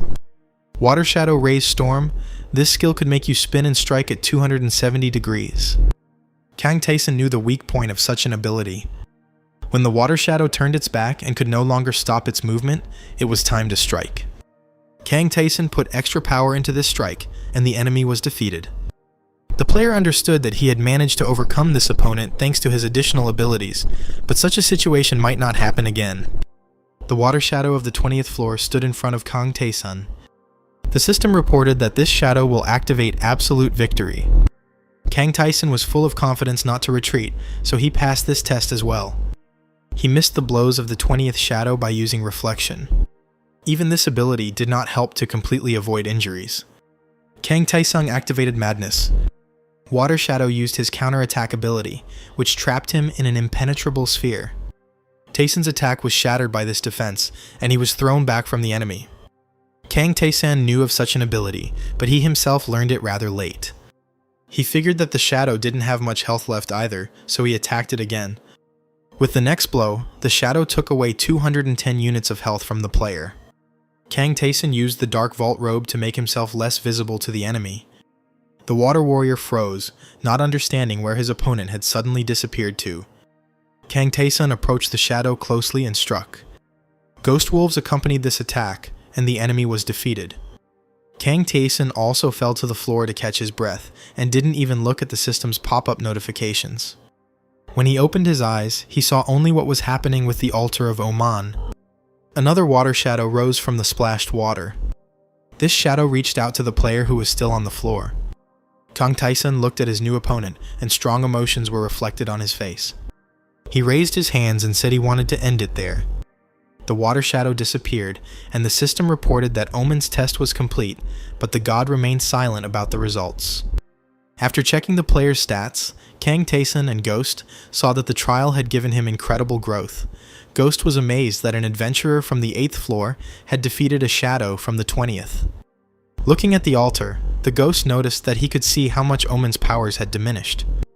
As a reward, Kang Tae-san received the Ring of Witness and an ability that increased all player stats when fighting an enemy of equal level. Omen also offered Tae-san the Apostle contract. The altar splashed water in farewell, and the wall around the site of the duel disappeared. Kang Tae-san noted that his current strength level was equal to the 20th floor, but now he needed to return to clearing the 8th. After defeating the boss of the 8th floor, Kang Tae-san found an ankle protector in the chest of the secret room. Boss of the 8th floor, Marconda Ruthia lay before him, killed by an ice block. Kang Tae-san sat down right on the ice. Ghost admitted that the skills he had acquired in Omen's trial had made Tae-san even stronger.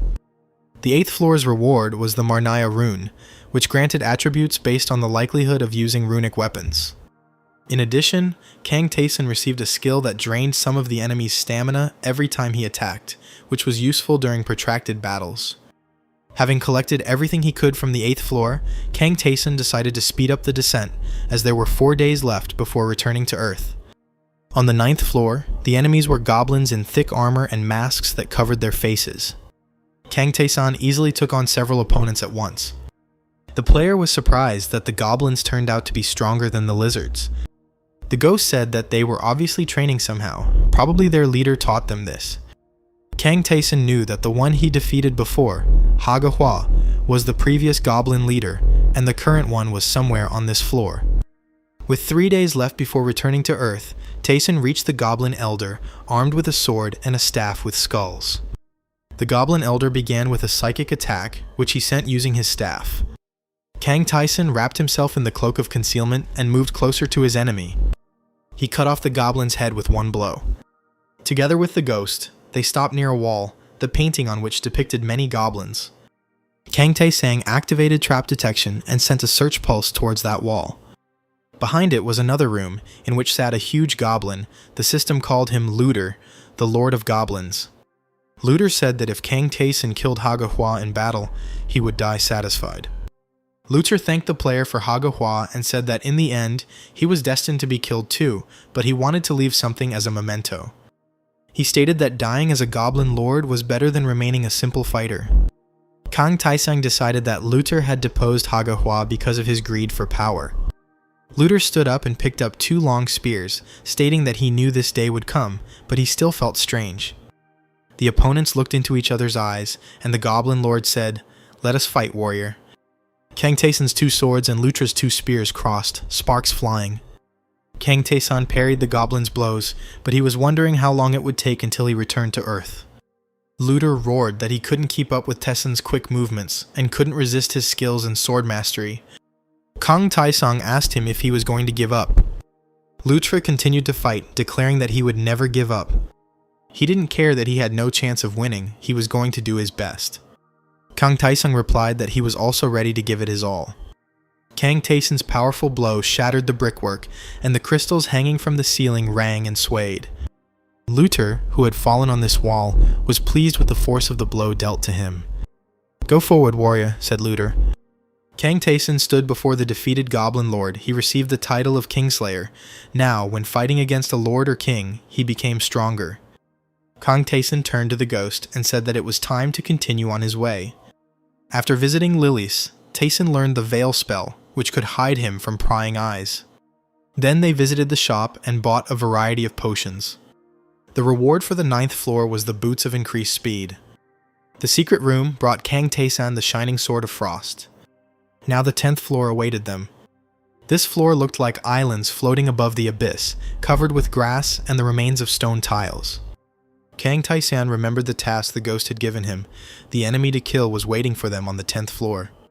The ghost thanked Kang Taeson for the opportunity to leave a trace of his existence in the world. The Phantom's world perished, and the Phantom itself followed suit, but now at least memories of them will remain. The ghost regretted that he would not have time to teach Taeson the 2nd sword skill, but he was confident that the player would someday cope with this task on his own. Kang Taeson looked at him and thought that he himself was unsure of his future. The next monster's powerful steps made the earth shake. The ogre extended his huge paw towards Kang Taeson. Kang Taeson calmly grabbed the monster by its giant finger.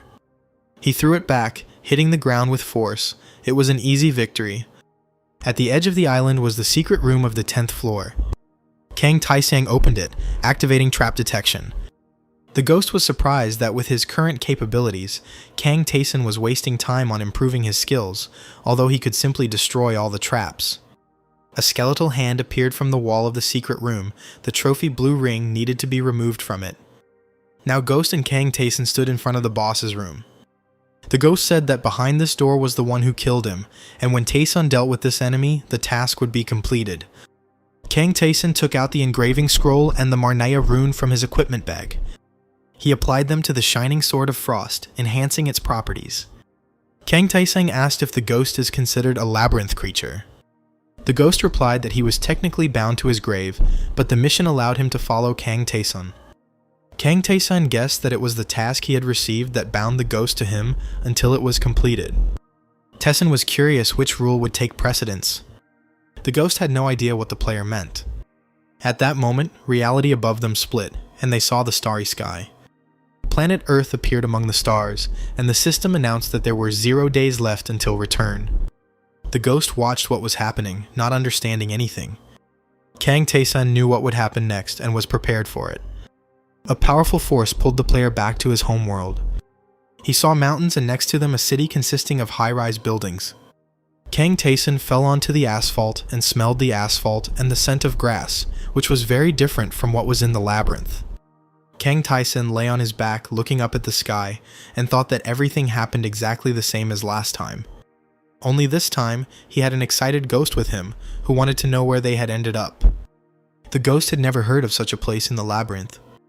At first, Kang Tae-sun decided to go into a grocery store where there was not a single person and all the counters were destroyed. The smell in this place was unpleasant because after 3 months, most of the food had spoiled. Kang Tae-sun only took long-life canned goods. Using fire magic, Tae-sun fried the food.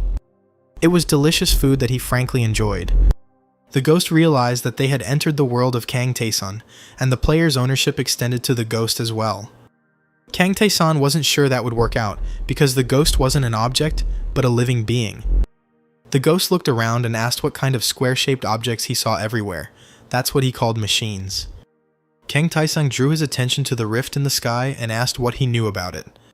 It looked as if the sky was glass and had cracked, and darkness was swirling in the hole that had formed. A green, shapeless, multi-eyed monster emerged from the rift, and Kang Tae-sun said that it was what was destroying his world. The ghost reported that he felt some kind of force, but he could only figure it out if he got closer. The green monster pounced on Kang Tae-sun. The player grabbed him by his long tentacle. Kang Tae-sun held the monster at arm's length and asked the ghost what he thought it was. The ghost assumed it was a slave of a deity, but the monster's energy felt completely different. He didn't understand what it was, or why anyone would want to create such a creature. The ghost said that this creator was very strong, stronger than Rakiratus, and Kang Tae-sun meanwhile burned the monster with a fireball. The ghost asked if Kang Tae-sun had brought him along to ask such questions, but the player didn't see anything wrong with that. The system sent a new task. It was to arrive alive at the Anyang City Hall. Kang Tae-sun and the ghost walked down a ruined city street, and there were no people around. The player assumed that most people chose not to enter the labyrinth, hoping to hide and wait for rescue on Earth. The corpses that lay on the streets of the deserted city were the result of such a choice. The ghost asked why Kang Tae-sun was walking so slowly, and he replied that he was going to meet someone. Ghost assumed that these were the players that Tae-sun taught his moves to in the chat, but Kang Tae-sun was expecting someone else. First they heard footsteps, and then they saw a figure in thick armor. Kang Tae-sun looked at the man who appeared while he asked where he was going. Then the armored player asked what difficulty level Kang Tae-sun came from. It was Gyeom Jun-gyun, smiling as he extended his hand to D-sun, inviting him to join the group of survivors. Kang Tae-sun looked at him and remembered him from his past life, how he laughed, and how he then died protecting people. Gum Young-gun waited for an answer with a smile. Kang Tae-sun said that he would go with him, but at that time he was thinking about their past friendship. Gum Young-gun brought his new acquaintance to a group of people gathered on the street. These people made a fire and tried to warm themselves. They were very happy about Gyeom Jun-gyun's return, and the fact that nothing had happened in his absence. Gyeom Jun-gyun introduced Kang Tae-sun to the others, but was mistaken in assuming that he had completed the labyrinth on the normal difficulty level. Kang Tae-sun saw that there were about 100 people gathered, and all of them were from the normal and easy levels. None of them except Gyeom Jun-gyun Tae-sun didn't remember. Gum Young-gun announced that everyone was now gathered and they could head to the city hall. People were worried that they might run into a monster, but Gum Jun-gyun promised to protect them all. People believed him and were happy to meet a player with a high level of difficulty. Gum Young-gun took up his shield and sword and was ready to lead the people. The ghost, invisible to humans, flew over their heads in indignation. He did not understand how the adventurers from the labyrinth could be so weak. Only Jun-gyun seemed worthy to the ghost, but even he did not look capable of descending to the lower floors of the labyrinth. The ghost didn't understand why Kang Tae-sun wanted to meet this guy, and why he joined such weak people. One of the crowd pointed in horror at something in the dark alley, calling out to Gyeom Jun-gyun. A green monster emerged from the hole in the wall with a growl. The people hid, and only Gyeom Young-gyun went to fight the creature. Kang Tae-sun understood that this monster was weak, and these people could also try to deal with it. But only players with advanced difficulty levels were capable of truly fighting these creatures. Jim Jug Gin defeated the monster, which earned the admiration of the people around him. Only Kang Tae-san looked at what was happening without delight. Gum Young-gun dealt with all the monsters that appeared on their further path. The rest of the group hid for their own safety. Sometimes during the battle, another monster would appear. Then everyone ran away in horror. The creature almost caught up with one man. He cried and asked for help. Suddenly the monster disappeared. Its victim turned around in surprise. All that was left of the monster was a blood stain on the ceiling, but the people around did not understand what had happened. Jim Joon-gyun returned and asked where the second monster had gone, but it seemed to everyone that he had simply disappeared. Gum Young-gun didn't believe it, and didn't understand who else could defeat the monster, since he was the only high-difficulty player here. Kang Tae-san caught his attention because he didn't show any fear and remained calm the whole time. Gum Young-gun commanded the people to move forward. They still had a long way to go. While Gum Young-gun stepped forward and fought with various creatures. Kang Tae-san secretly killed the monsters that appeared later. The ghost hovered over the crowd in rage, asking aloud why these weak people did not join forces and try to fight. The way they fled from danger sent the former heir to the Karvat Empire into a furious rage, and he did not skimp on curses. People followed Gyeum Young-gyun and showed no desire to do anything. The ghost saw it as a personal insult that such worthless people had ended up in the labyrinth. Gum Young-gun consoled the tired and crying, assuring them that they only had to endure for a little while. Kang Tae-san asked the ghost not to be angry with these people because they once chose the easy labyrinth. The ghost didn't even suspect the existence of the easy labyrinth. He thought that it was the only one, but Kang Tae-san explained to him how the modes of passage differ. The ghost always knew that the labyrinth was not divided in any way. Only the gods could sometimes put up barriers, but this was only done temporarily. Friends suggested that some creature did not know how to design the labyrinth, but simply carelessly copied it several times. Kang Tae-san thought that it was very difficult to do something like this. Only a god or even someone of a higher level could do it. He thought about the fact that all the monsters that appeared were F-class, and in order to kill all the people, creatures of a higher level were needed. It all seemed as if someone was watching to see how people would cope. Tae-san had heard that the gods liked it when mortals put in great effort. The ghost cursed and whined that he hated looking at the weak. He wanted to go straight to his destination. He thought that Kang Tae-san enjoyed helping others, but he didn't understand why he had to hide it. D-san countered that he only helps those he sees potential in, and now he can befriend Gyeum Joon-gyun along the way. He didn't care about other people, but he understood that they were incredibly important to Gyeum Joon-gyun. Kang Tae-san remembered that in his previous life, Gyeum Joon-gyun had led people in the same way. But when he got to the mayor's office, he was in despair because he had not managed to save any of them. The sun was setting behind the horizon, and many monsters filled the streets. People stopped to rest and have a snack. They dreamed of 24-hour stores, but were afraid to go anywhere for fear of encountering a monster. Kang Tae-san caught their attention because he had real ham, not the meat of slain monsters like everyone else. A strong guy approached Tae-san and offered to share his food with him. People around him called him the leader of the Athens Guild named Lee Chang-suk. Lee Chang-suk stated that if Daesung did not want to die when he returned to the labyrinth, he had to give him all the supplies. Tae-san asked the man if he was sure they would be able to return there. Lee Chang-suk was outraged that someone dared to look down on him because the Athenian Guild was well known to many. Daesung remembered that they would all die during the second return, but Lee Chang-suk didn't know this and attacked him. Gum Joon-gyun prevented the fight from starting by shouting at the disputants. Lee Chang-suk was not going to give up. He asked who Gum Joon-gyun thought he was. He said that he would not obey a high-level player just because he decided to accompany the group. Gum Joon-gyun grabbed Lee Chang-suk and covered his mouth with his gloved hand. "I know what you think of me," Gum Joon-gyun said, "and that's your right, but don't cross the line." Gum Joon-gyun hit his opponent. As Lee Chang-suk lay on the ground, Gum Joon-gyun said he would chase him away if he continued to act like that. People were a little scared by what happened. They had never seen Gum Joon-gyun act like this before. That night, everyone went to bed. Only Gyeom Young-gyun sat alone by the fire.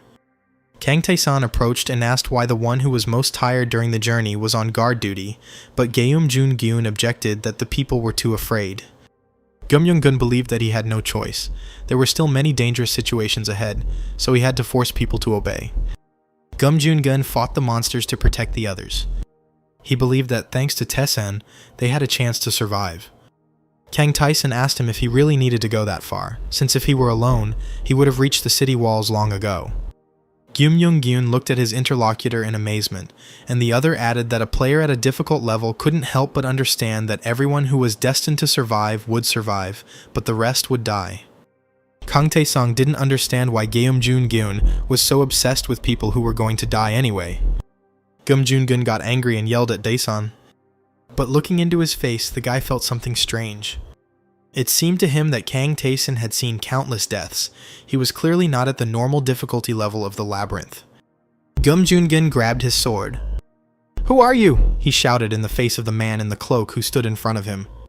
Kang Taesan turned around, throwing over his shoulder that it was the first time he had seen Gyun like this, and that he would tell him his name when they reached the city. The astonished Gyun could only watch after him. In the morning, Geum entered the shelter where the people were sleeping and called out loudly to them. They could reach their destination in just 2 hours, so they had to hurry. Gun walked ahead again, armed with a sword. The first monster appeared from the alley, and Kang Taesan thought that the creatures would only attack those going to the city hall. Anyone who tried to get there without an escort was either already there or died. Following the first monster, 2 more appeared. People started running away. Some boy hesitated, and the monster almost caught up with him. Gun rushed to his aid and covered him with his shield. He knew he couldn't handle 3 enemies at once, but he just needed to stall for time, because the mayor's office was already very close. Gun activated attack while holding breath and turned to face the monsters. A pouch of tranquility powder appears in front of the player. Upon contact with an enemy, this pouch will explode and create a curtain. A bright beam cut the bag in half. The curtain separated Gyun from the 3 monsters. The player called out to the people who were following him. He didn't understand why they hadn't left yet. From the other side of the crowd, 2 more monsters appeared. Now the huddled group was surrounded, with only 1 high-level player protecting them. Gun was confused. He didn't understand why they wanted to destroy them so badly. The player no longer had useful trophies. He could not win against the 3 creatures, and after his death, all the other people would die too. With horror, Gun thought about running away alone. He would have had enough strength and speed for this, but people looked in his direction with tears and hope. Gun thought that they all believed in him and followed him all this time. Would he really have to abandon them? He couldn't choose what to do, because if he wanted to protect someone, he had to do it to the end. People saw his confusion and asked what had happened. Gun was not ready to die for these people. He dreamed of having more strength. A man in a cloak stepped forward from the crowd and asked if Gun was going to leave. The monsters were getting closer and closer, and Gyun asked if Kang Taesang was reproaching him. Kang Taesang replied that he would not blame him no matter what choice he made, and at that moment he drew the shining sword of frost. Kang Taesang wanted to know what happened on this day, the last time Gyun couldn't save everyone. Monsters attacked Gyun, but they were unable to reach it, struck down by alien magic. Kang Taesang stood above them, clutching the ice sword in his hands. He said it would be a little fun. Everyone, including Gyun, watched the fight in amazement. Kang Taesang turned his back to the monster. With a growl, he reached out to the player. Kang Taesang acted as if nothing had happened. The monster flew into pieces, engulfed in flames. Kang Taesang suggested continuing on to the city hall. Very soon they reached their destination. The building was completely intact and looked safe. Many of those who came met their loved ones at the city hall and were delighted. Those who had already been here were amazed that so many people had come. It was the first time such a large group had come here. Gyun attracted everyone's attention. Everyone knew that it was he who accompanied the people. He wanted to explain how it really was, but Kang Taesang put his hand on his shoulder. From the detached face of Taesang, Gyun realized that he did not want to share the glory with him. Gyun had to accept thanks. They all entered the city hall building. There were so many people here. Kang Taesang guessed that about 100,000 survived. Taesang kept to himself, avoiding the other survivors. Gun walked up to him and held out a bottle of water with a smile. Kang Taesang approved of Gyun's use of the breath hold attack. Gun beamed and admitted that he learned this ability thanks to the chat, but he didn't completely trust the rest of the recommendations. Kang Tae-sun said that he himself simply did what he wanted, both in the labyrinth and when he helped escort people today. Gum Joon-gun looked at him almost in tears. He grabbed Kang Tae-sun's hand with both hands and began to thank him warmly. He understood that not only had they shared useful skills with him, but they had also saved him from death. Now he was ready to always follow Tae-sun. He didn't have time to finish speaking. A bottle of water flew into his face along with a demand that he not say stupid things and behave as usual. Gum Joon-gun continued to express his emotions, ignoring his interlocutor's skeptical reaction. At that moment, another man in armor approached them and called out to Geum Young-gyun. It was the dark-haired girl with the sword, Teacher Hui-yong. Kim Hui-yun came because she needed to clarify something. Kang Tae-sun remembered this player leader from the high difficulty level.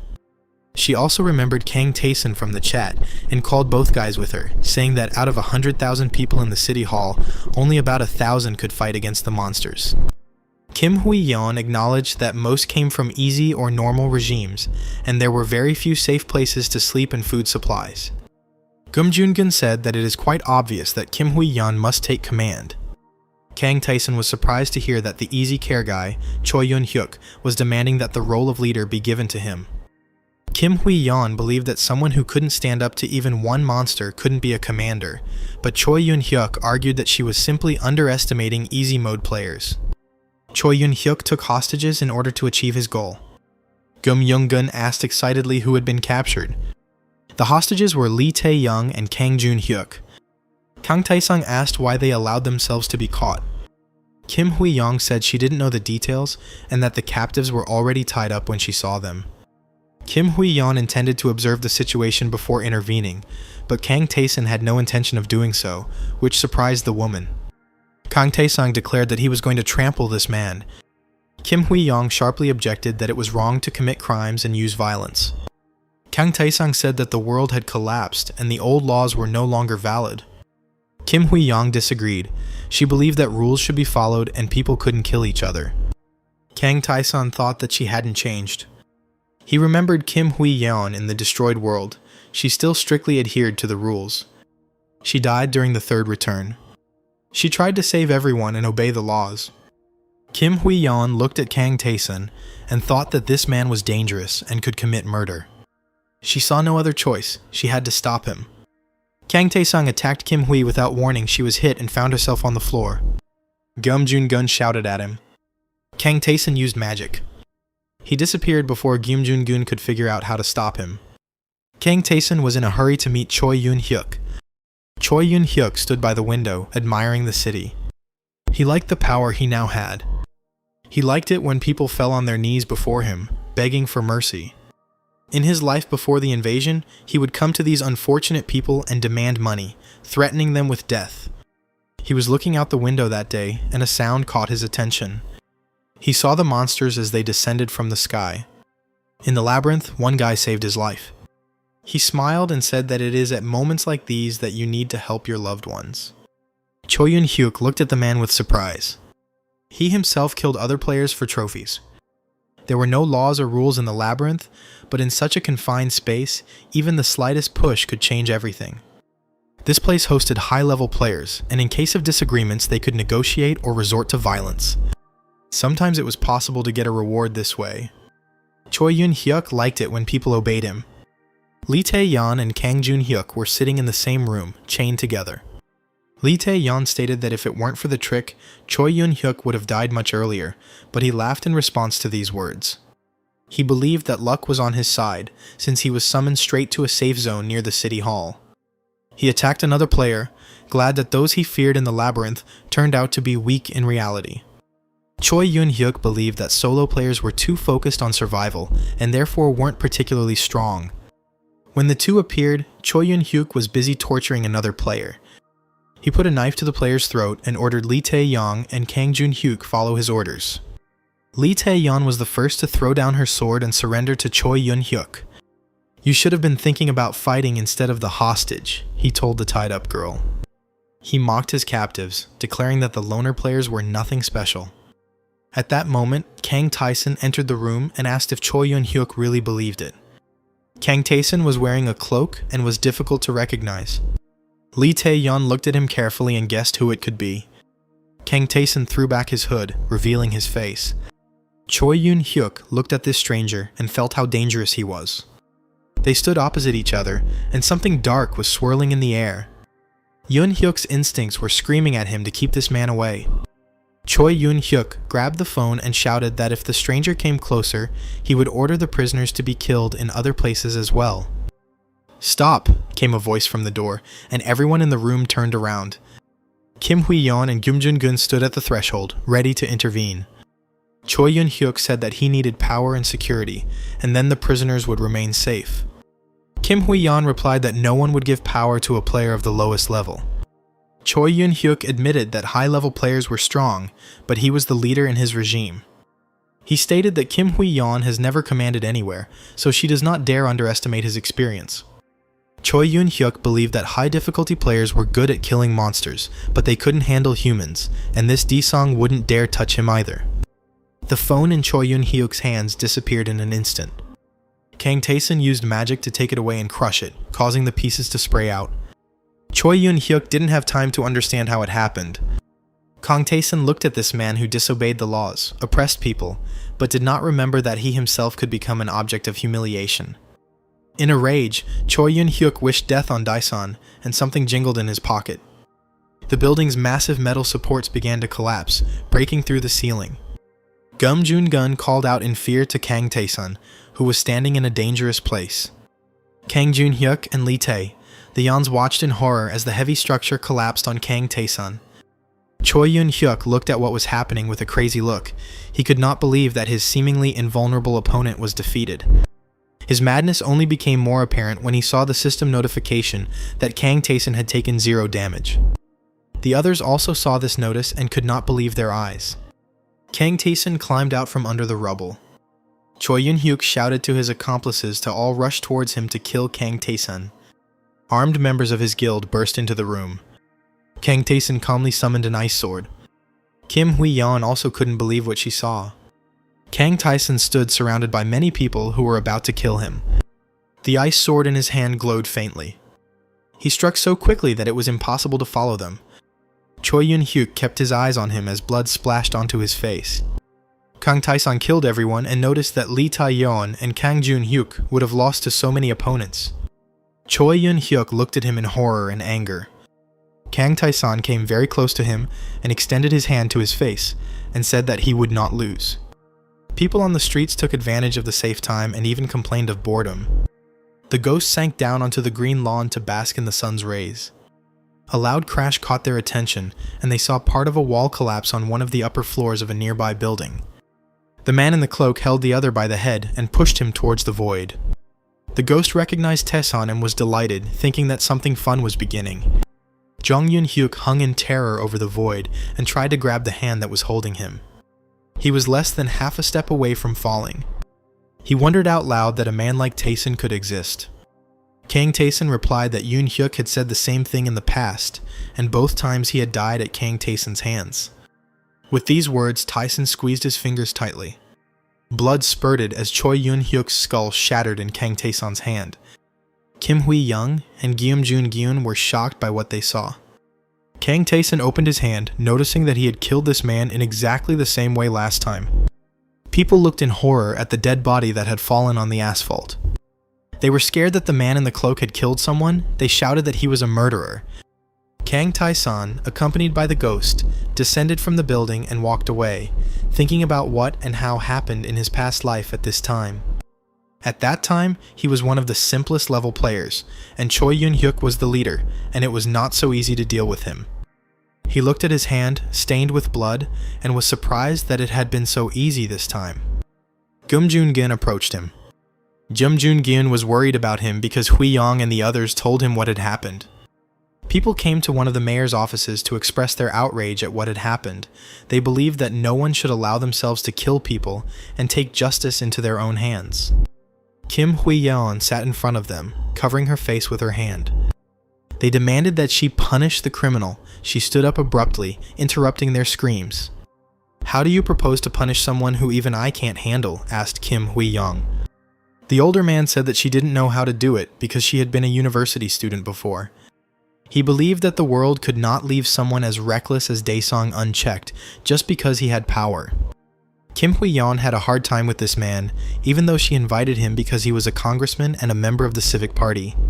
She had no idea that such people would be useless in the new world and would not even try to pass the labyrinth. Kim Hui-yeon couldn't imagine how to punish someone like Kang Tae-sun, who was not worth quarreling with. Kim Hui-yeon thought that everyone around her only cared about their own authority. She looked at these noisy people and imagined that from the outside she might appear just as power-hungry. The system window that appeared distracted her from such thoughts. People nearby also received a message about the approach of the first wave of monsters, from which the City Hall building needed to be protected. The excited people threw open the door to the office, shouting about the monster attack and wanting to know what to do now. Those who were on easy mode did not want to take part in the battle, Kim Hui-yeon shouted at them. She turned to the table, where those who had just given her advice were sitting, but the office was empty, and only overturned chairs lay on the floor. Kim Hui-yeon was angered that these advisors of hers could only engage in useless talk. Kang Tae-sun also received the message, but he was sure that it was Kim Hui-yeon is capable of dealing with this problem herself. Lee Tae-yeon and Kang Jun-hyuk called out to him. Kang Jun-hyuk thanked Kang Tae-sun for saving him, then saw the ghost and asked what it was. The ghost didn't expect that people would be able to see him. Kang Jun-hyuk asked if Ghost was part of some mission, but Ghost stated that he was not going to give them anything. Lee Tae-yeon looked straight into Kang Tae-sun's eyes. He remembered what she was like in that past life, confident and strong. And he also remembered how he found her dead that last time. Now she was completely different from that girl, and besides, Kang Tae-sun noticed that she was afraid of him. Kang Tae-sun said he was glad to meet them and asked if they had seen the system's latest message. When he told them to draw their swords, both players were surprised. Kang Tae-sun told Kang Jun-hyuk that he had become too bold in the labyrinth and that he needed to understand his limits. Lee Tae, he said she was too timid.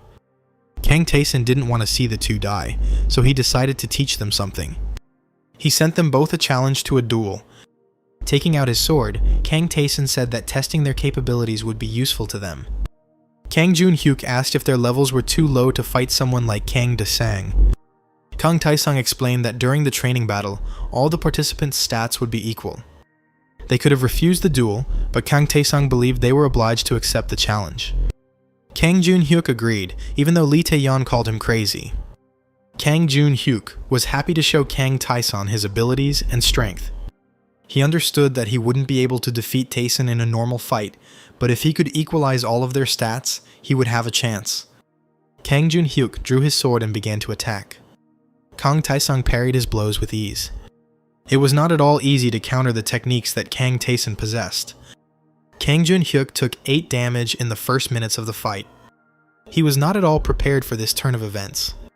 He realized that no matter how hard he tried, he still couldn't block Kang Tae-sun's attacks. Kang Tae-sun whispered that Kang Jun-hyuk just needed to admit that he was weaker. This made the player furious. He rushed into the attack, burning with indignation. In a moment, he was on the ground. Kang Tae-sang listed what makes the difference between fighters, and added that normal strength is not enough to survive in solo mode. Kang Jun-hyuk didn't understand why feelings, thoughts, and sensations could influence a fighter's characteristics. Kang Tae-sung said that he would continue this fight until Kang Jun-hyuk understood. Half an hour later, Kang Jun-hyuk collapsed on the grass again. Kang Tae-sang stood over him and asked if he had finally realized his true level. Kang Tae-sung turned to Lee Tae-yong. The girl said that she already knows her capabilities and will never cross the limit. Kang Tae-sun replied that her problem was different and told Lee Tae-yong get ready. He attacked the girl and she needed to react in time. Lee Tae-yeon closed her eyes and blocked his sword. She was forced to crouch, but she managed to block the blow. With a loud scream, she tried to attack herself. Kang Tae-sun's sword flew dangerously close to her. Lee Tae-yong barely managed to fend it off. The girl made another attempt to go on the attack. From the outside, her movements looked haphazard, but so far she had managed to parry all attacks. Kang Tae-sung placed his hand on Lee Tae's shoulder, Yong. With one push, he knocked her onto the grass. He asked her if she enjoyed the fight. He said to Lee Tae-yeon, "She's not as weak as she seems." Kang Tae-sun declared the training over and was now going to teach them how to acquire new skills and pass the labyrinth. The sky over the city darkened as he finished his story. Kang Taesung allowed sharing information with other players, and he asked Lee Tae for his parting words. Yeon and Kang Jun-hyuk will not die. They looked at each other, not quite understanding him. Kang Jun-hyuk said that he had previously thought of Kang Taesun as a very cold person, but he had unexpectedly said warm words to them. Kang Taesun replied that if he were a cold person, he would not share useful information with them. Now it was time for them to rest, and they went their separate ways. Kang Taesun checked how much time was left until the first wave. Kim Hui-yeon was in her office studying the defense plans and felt like she was going crazy. "What happened?" someone called out to her from the window. Taesun was standing near the window, and it was unclear how long he had been there. Kang Taesun advised her to close the window, as those with high stats could easily climb through it. Kim Hui-yeon looked at the man in confusion, and he asked her about the current situation. She explained that she wanted to take people out of the City Hall building, divide them into groups, and place them on different sides. Kim Hui-yeon was upset because some refused to fight, and those who agreed were not easily convinced. Kang Taesun offered to leave one side to him, ready to defend it himself. Kim Hui-yeon asked if he could definitely handle it, but Kang Taesun had no doubts about himself. She thanked him, and Taesun asked her to survive before leaving through the window. The countdown to the start of the wave has begun. People didn't want to fight at all. On the south side of Kim Hui City Hall, Yeon inspired them by her personal example. On the western and eastern sides, the leading positions were taken by Gyum Jung-gyun, Lee Tae-young, and Kang Jun-hyuk. On the north side of the City Hall there was only Kang Taesun, alone. A now familiar crack appeared in the glass wall of the building. Kim Hui-yeon watched the scene with anxiety and determination. A wall of green light separated the people. Many monsters of different kinds rushed towards the City Hall. People screamed that the creatures were advancing. They tried to run away and called for help. Others pounded their fists on the wall that had formed, which was even inside the City Hall. Kim Hui-yeon commanded, urging the people not to be afraid and to return to their positions. She decisively chopped down the monsters with her sword. The monsters attacked people who were unable to defend themselves. Young-jun Young, who was caught by the monster, received 7 points of damage and froze, without running away or defending himself. Kim Hui-young managed to save the guy who almost got caught by the monster, and then shouted to the others that these monsters' attacks weren't particularly strong, they just needed to be more careful, and that they could all fight them together. People watched this girl fight and thought that depending on the outcome of the battle with the creatures, they could receive a reward, so it was worth a try. They entered the battle with courage and were able to inflict damage on the monsters. Kim Hui-young turned around and thought with a smile that finally the others had gotten down to business too. On the other side of the building, Lee Tae-yeon swiftly attacked the creature and cut it in half. Kang Jun-hyuk also successfully dealt with monsters, and he liked it. "You two are so strong," the man watching them said, "as if you were monsters yourselves." Kang Jun-hyuk laughed and said that he was not that good, and Lee Tae-young smiled and noted that the real monster was not here, but on the other side of the building. At this time, Kang Taesun was defending his area in absolute solitude. He fought with such strength and speed that he cut the monsters into pieces. It was a very short and successful fight.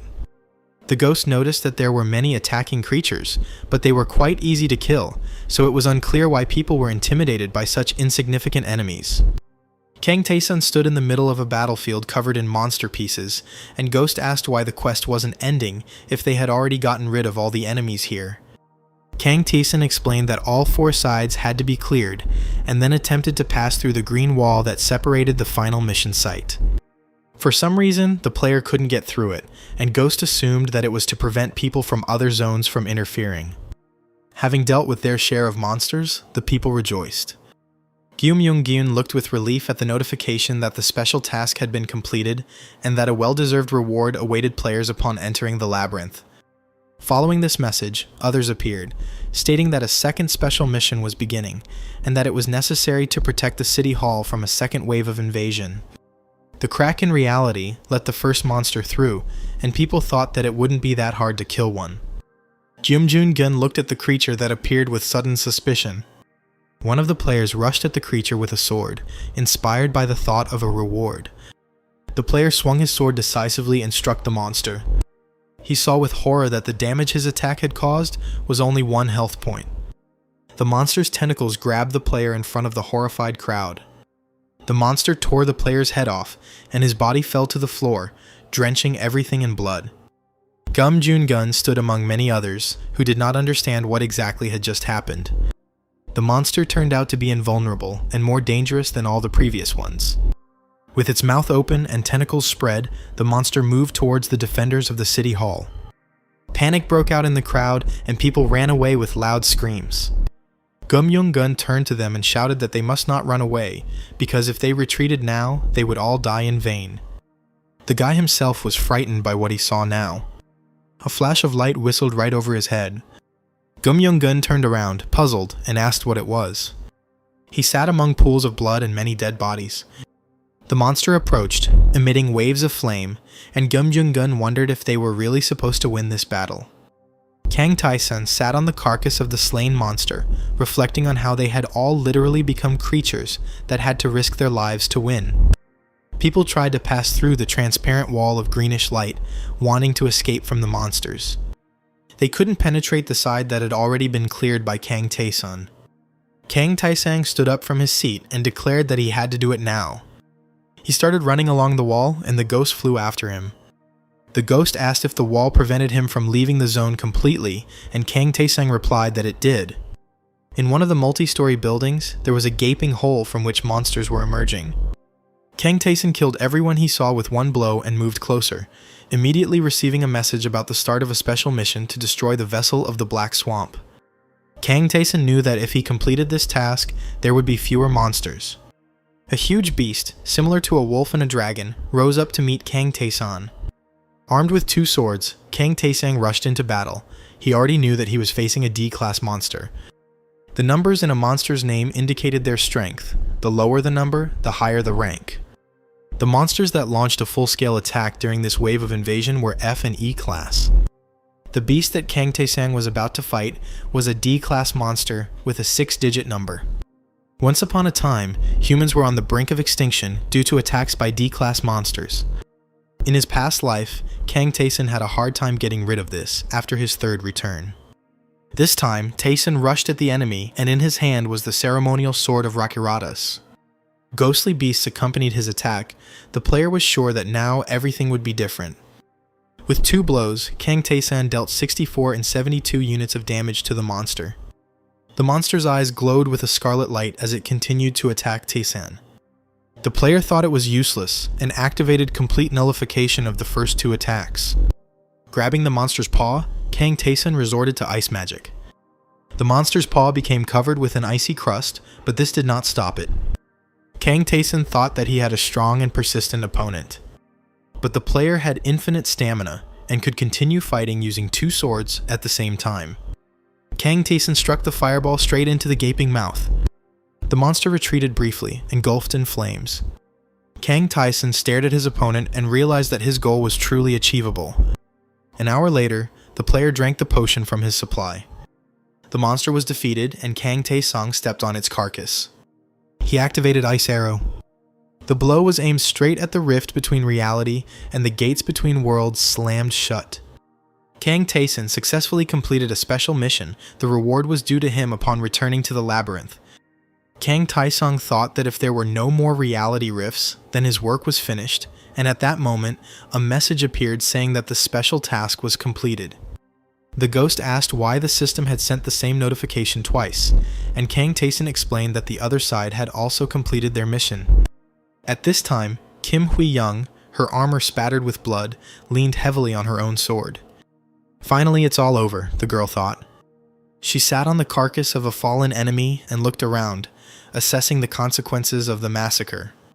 Kim Hui-young thought about the people who tried to avoid the battle, but after seeing hundreds of dead fugitives, they realized there was no other way to save themselves except to finish off the monsters. The monster easily destroyed those who sought salvation at the transparent wall, and most of them died in vain, without the opportunity to do anything. Kim Hui-young cried and blamed herself for what happened, because she wasn't good enough. The people around noticed the changes with curiosity and how the wall was disappearing, which meant that it was really all over. Kim Hui-young thought that she had to help Kang Tae-sun because no matter how strong the player was, the monsters that came this time could not be defeated alone. The girl started running towards the north side and called on the others to come with her. People were exhausted, many died or were seriously injured. Kim Hui-young said that she could not lose someone who would be a great strength and help to people in such a situation. The girl stumbled, but Kang Tae-sun managed to catch her in time. He reported that the northern side was cleared, and he did it even better than before. Kim Hui-young looked at the many dead here on this side. She noticed that Kang Tae-sun was completely fine, but they had to risk their own lives here. Tae-sun replied that they would have to risk their lives to fight in the labyrinth as well. People looked at messages that contained congratulations on the victory. Those who survived were to receive awards depending on their own contribution and the results they showed during the battle. Of the 100,000 people, approximately 30,000 survived. Kim Hui-young told Kang Tae-san that she was convinced that he was more suitable for the role of commander than her. Kang Tae-san refused. He was a stranger to these people who loved Kim Hui-young more. The girl listened sadly as this man explained to her that she could not protect everyone, but these people knew that she had fought, risking her life, and done everything she could. People actually called out to her and asked what they should do next. Kang Tae-san put his hand on the girl's shoulder and said that she needed to come to terms with the closeness and constant presence of death nearby. Kim Hui-young climbed onto the remains of some structure so that she could be seen better by everyone gathered. She told these people that many had died today, and they had all ended up in a world where civilization and laws had been erased, and the world itself could disappear tomorrow. Kang Jun-hyuk and Lee Tae-young looked at their commander, realizing that this wave of invasion would not be the last. Kim Hui-young exclaimed that this was why they all had to survive. They had to do this for the sake of all who died, at least in order to find out the whole truth about what happened to the earth. They had to survive and become stronger. Kang Jun-hyuk saw Kang Tae-sun and rushed to catch up with him. He asked if they would all be sent back to the labyrinth, scattered across different locations. Kang Tae-sun approached the rift in reality that had formed before them and confirmed that it was time to return to the labyrinth. Lee Tae-young asked if they could see each other again. Kang Jun-hyuk laughed and exclaimed that he would beat Kang Tae-sun at the next training session. Gum Jun-gun also called out to Dae-san to thank him and promised that he would try to become stronger. Be sure to survive, Kim Hui-young told Dae-san. We'll see each other again. Without turning around, Kang Tae-san noticed that this was always his phrase, the wish to definitely survive. Streams of power enveloped the player, pulling him into the abyss of the rift. Kang Tae-san looked thoughtfully as the reality of the labyrinth approached. Soon they and the ghost were already on one of the floors, so they returned back. They were located right in front of the 10th floor boss's room. System notifications flashed, informing about all the rewards the player had earned during battles on Earth. Crystals of different colors could be exchanged for gold, stats, skills, or mastery levels. The gold crystal could be exchanged for 1 to 10, which was a good rate, but you could always get gold in the labyrinth, so it wasn't worth it. It would have been possible to buy any of the player's attributes at a 1 to 5 ratio, which would have given him around 96 points, but with his current average, it was a waste of money. In addition, it was possible to exchange the reward for a mastery level in a ratio of 10 to 1, a figure that could only be raised independently with time, experience, and effort. Kang Tae-sun knew that when the skill level increased by 20%, the essence of the skill changed. At level 1, the detection skill could only reveal the weaknesses of creatures. If you increase the skill by 20%, other important information will sometimes be provided. Kang Tae-sun called out to the ghost, who was deep in thought. He noticed that after returning from Earth, his companion was constantly thinking about something. The player asked him what would happen if he instantly increased the mastery level of the Sword of Cutting Thunder. The ghost replied that he had no idea what Tae-sun was planning, but he wasn't sure it would end well. It would be better to try to develop his body. Kang Tae-sun opened his stats and thought deeply about what he could improve so that it wouldn't turn out to be a gamble, since there were many good skills that could be improved. It was unexpectedly difficult for the player to make such a choice. Kang Tae-sung asked if it was worth finding confirmation first. The 9th floor's safe zone looked like a tower, the top floor of which was ablaze, as if destroyed by a fire blast. Lilith, who was in the tower, was coughing from the smoke. Kang Tae-sun entered and informed the sorceress that she had used the wrong combination. Lilith was amazed when the player told her that he could now instantly increase his skill level. She couldn't believe that Kang Tae-san could interfere with the labyrinth's internal systems, since she herself was incapable of doing such a thing. Lilith explained that skill levels are regulated by the labyrinth, a place where untalented people can become stronger, but they are still limited by the rules. The girl assured that even gods could not change the rules, and then asked to what extent Daesun could improve his skills. Lilith didn't expect to hear that a player could do it up to 50%. Kang Tae-san sat near the table, on which there were many flasks and vessels for potions, and saw the excitement of his interlocutor. Lily said that Tae-san shouldn't tell anyone else about his abilities. She guaranteed that people would try to kill him as soon as they found out. The player was surprised that everything was so serious. Lilith felt like Kang Tae-san was making fun of her, while she was ready to cut off her finger to improve her skills by at least 1%. Lilith explained that the higher the level of mastery in magic, the greater its usefulness. Kang Tae-san's magic proficiency was only at a 2% level, meaning he couldn't even use basic level spells properly.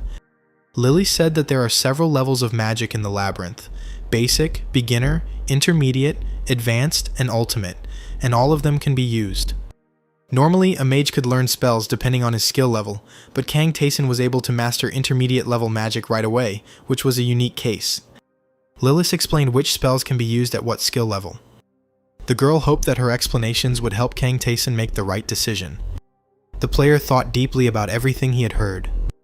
When he and the ghost returned to the corridors of the labyrinth, he already knew what he would do. Kang Tae-san used one of the crystals to enhance his detection skill, allowing him to easily locate hidden rooms and gain vital information about his opponent. Kang Tae-san decided that the faster he increased his detection, the more useful it would be. After this, the player increased the level of magic skills, receiving magic acceleration and magic explosion. Now he was able to use magic correctly, control fire, ice, and wind. Activating magic acceleration, Kang Tae-san launched the blazing ball, noticing that it had become larger. This flame has noticeably increased both speed and power. Encouraged by the result, Kang Tae-san decided to test other skills and activated Ice Arrow.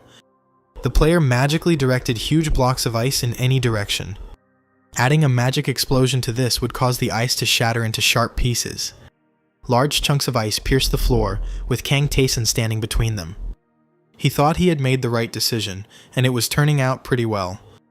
The boss of the 10th floor was a huge ogre fighter. Kang Tae-san created a blazing ball right from the doorway and immediately launched it at the enemy. A ball of flame hit the ogre in the face. Kang Tae-san activated confusion and added magic acceleration to it. The ogre fighter clutched his head, overcome by magic. This technique drove him crazy and prevented him from continuing the fight. Kang Tae-san added magic explosion and directed his power towards the opponent's head. The ogre fighter rolled his eyes and began foaming at the mouth. Kang Tae-san saw how his abilities with psychic magic worked and added a few more techniques. The ogre fighter fell to the floor, seeing ice spears and gouts of flame aimed at him from all sides. Kang Tae-san summoned a magic explosion, and the ogre's figure was swallowed by a wall of flames. The ogre fighter suffered devastating damage and was defeated. Kang Tae-san said that with this magic, he could easily climb up to the 20th floor, and the ghost confirmed that magic is the basis of everything in the labyrinth. Kang Tae-san asked if the ghost had finished thinking about his difficult problems if he had finally decided to speak up. The ghost said that all this time, he had been wondering why something like this had appeared. Kang Tae-san asked the ghost who it was. He wanted to know who destroyed his world.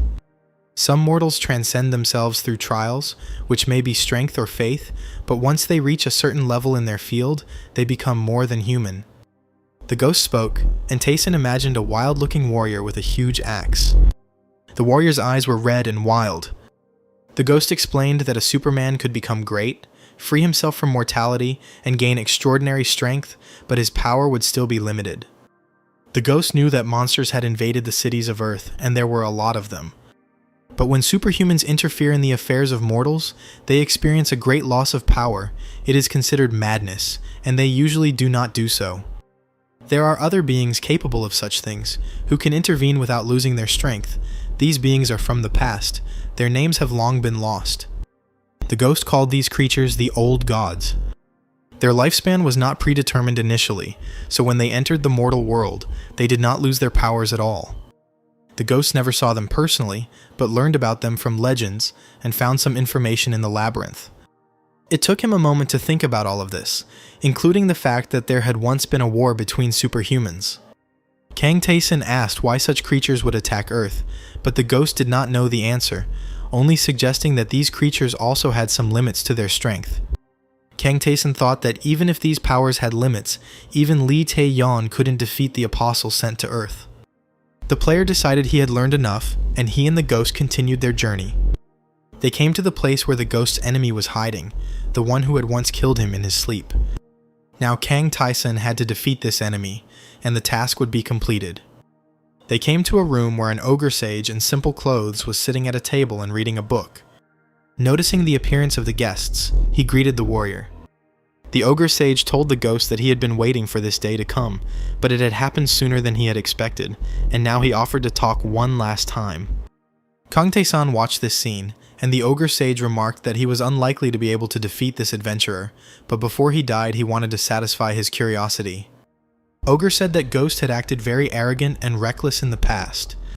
He drew a short blade and said that the Seekers of the Gods had rejected the ghost, and the Lost King had despised him. The ogre sage met the ghost when he was still a man, and the ogre was the only creature who listened to the arrogant youth. The ghost was cheerful and carefree, and the ogre sage believed that he himself was to blame for what had happened. The ogre pointed his blade at the ghost and said that he was an adventurer back then, while he was only doing what he had to do as a monster of the labyrinth. The ghost trembled and demanded that Kang Tae-san simply kill his enemy, but the player wanted to hear the story to the end. The ogre sage was surprised because he thought that Tae-san was just a puppet under the warrior's control. He didn't expect him to be any different. Kang Tae-san came closer and asked where the ogre sage got his weapon. The ogre sage pulled his short sword aside. This weapon was very valuable and could not possibly end up in the hands of an ordinary monster on the 10th floor, and the ghost looked at it with a strange look. The ogre sage chuckled and said that he saw that it was the adventurer who had changed the warrior. He said that there were countless beings who hated the ghost's arrogance, and among them were not only gods, but also other travelers of the labyrinth. The ghost tried to stop him. The ogre sage revealed that he was given a weapon by the Sin Guides and ordered to kill the warrior, and had no choice but to accept it or die himself. The ghost, in a rage, began to call the ogre sage names.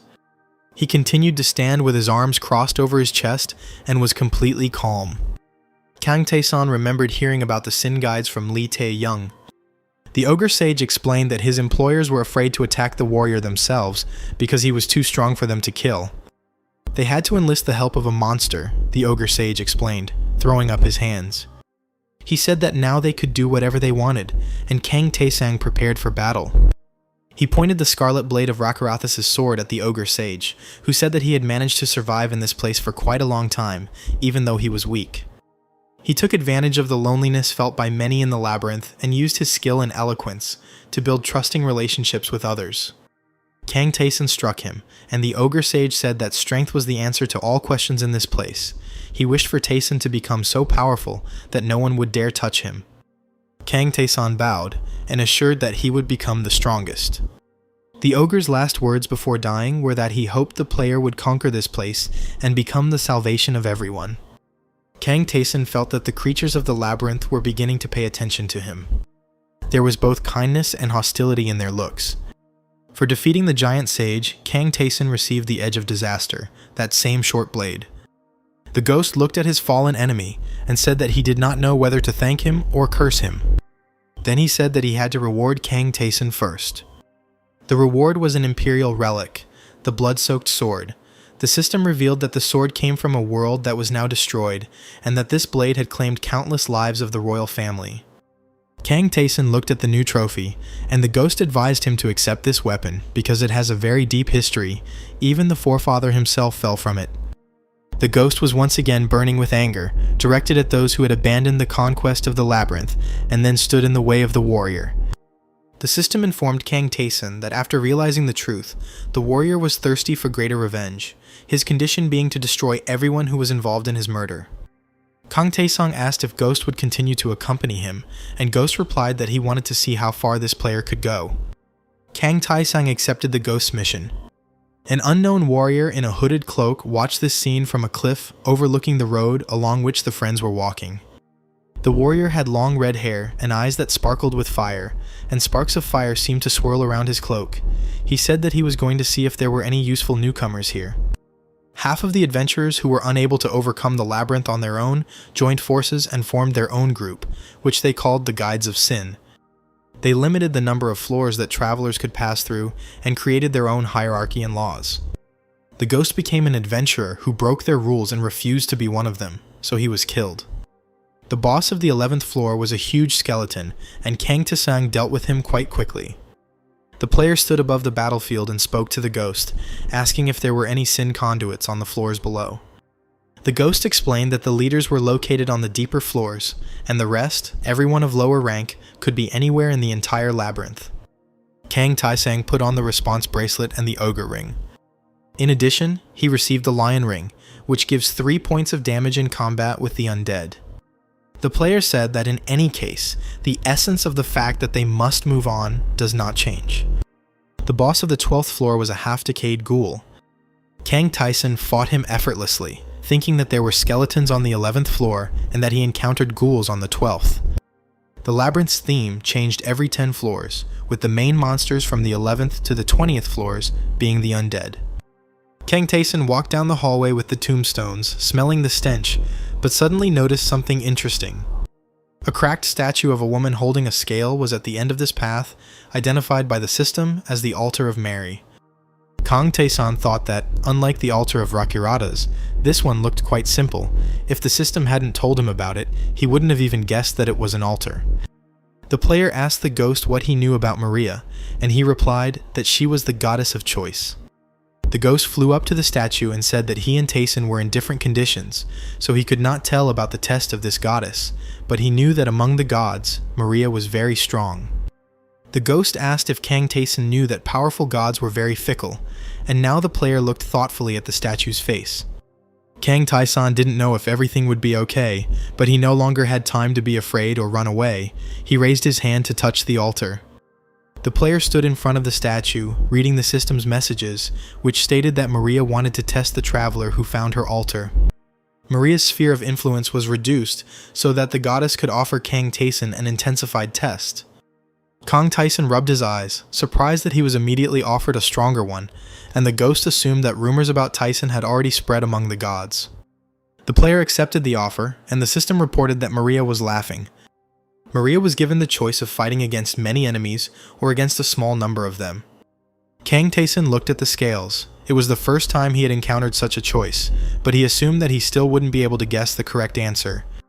He chose to answer honestly, choosing few enemies, because he did not want the goddess to dislike him for pretense. The next choice offered a variety of enemies or multiple enemy types. Kang Taesang selected several enemy types, and the system reported that Maria was satisfied with the choice. The scales in the statue's hands burst into flames. Fire and clouds of smoke spread throughout the room. Kang Taesang noted that the room was getting bigger. A variety of monsters began to emerge from the clouds of smoke, including the familiar goblins and markans, as well as those that Kang Taesang had never encountered before. The flames defined the boundaries of the zone from which it was impossible to leave. The monsters surrounded it. The huge Marconda bird spread its wings, and a monstrous wolf headed towards the player. Kang Taesang activated Breathhold Attack. The player took up both his swords, determined to take up the challenge thrown at him. The ghostly beast that accompanied the sword art of Cutting Dawn came to his aid. Kang Taesang thought that this battle was completely different from all the types of fighting he preferred. The player managed to push the goblin away from himself. A skeleton in a purple cloak stood in the second line of attackers and created some kind of magic, with purple glowing smoke emanating from it. Kang Taesang used one of his new blades against this enemy. The blade pierced the skeleton's eye socket, and Kang Taesang understood something about this test. He stood among the enemies and thought that Maria wanted him to risk everything for the sake of victory in the worst possible scenario he could wish for. Kang Taesang activated the Testimony of Struggle. Now he will become stronger with each defeated enemy. Hordes of large rats rushed at the player. He did not go beyond the boundaries of his assigned small zone, but could repel enemy attacks with fire projectiles. Kang Taesang cut down with his blades those who came closer to him. The huge ogre was armed with a club the size of himself, but Kang Taesang could parry its blows. The player activated strong attack to deal with the enemy. Enemies attacked him from all sides. The skeleton's eyes lit up red as he used a staff with magical power. Kang Tae-san fought off numerous opponents with great difficulty. At some point during the fight, one of the lizards hit the other with its tail. They suddenly found themselves fighting each other. Kang Tae-san dodged their attack and managed to strike them down with a sudden blow. The player stood in a ring. Some of the enemies had already been defeated. The multitude of still living opponents continued to approach in a crowd, reminding Tae-san of a colony of ants. Kang Tae-san shouted at the monsters to attack all of them. It was a very tough fight, and at one point, Kang Tae-san fell to his knees inside the circle in exhaustion. Most of his enemies were dealt with. The ring of flame that could not be crossed had not yet disappeared. Kang Tae-san heard the approaching footsteps of the last enemy. It was a Death Knight, completely clad in red armor. Lee Tae-yeon said that the boss of the 20th floor was like that. The knight wore the Rakirata's bell around his neck, an ornament not normally worn by monsters, and Kang Tae-san speculated that this enemy might have once been human. Suddenly, 3 more Death Knights appeared next to one, exactly the same. Kang Tae-san used the Sword of Sacrifice to restore the health he lost after a long battle. The Red Knights were approaching confidently. To deal with 4 such opponents at once, Kang Tae-san had to activate parry, but in a fight like this, it wasn't enough. Kang Tae-san activated Force Duel. Now he had to fight only one enemy. This was his chance. Using Powerful Strike, Kang Tae-san knocked the Death Knight back, sending him out of the designated area. The player had to resort to magic. He summoned the Blazing Sphere and the Ice Arrow.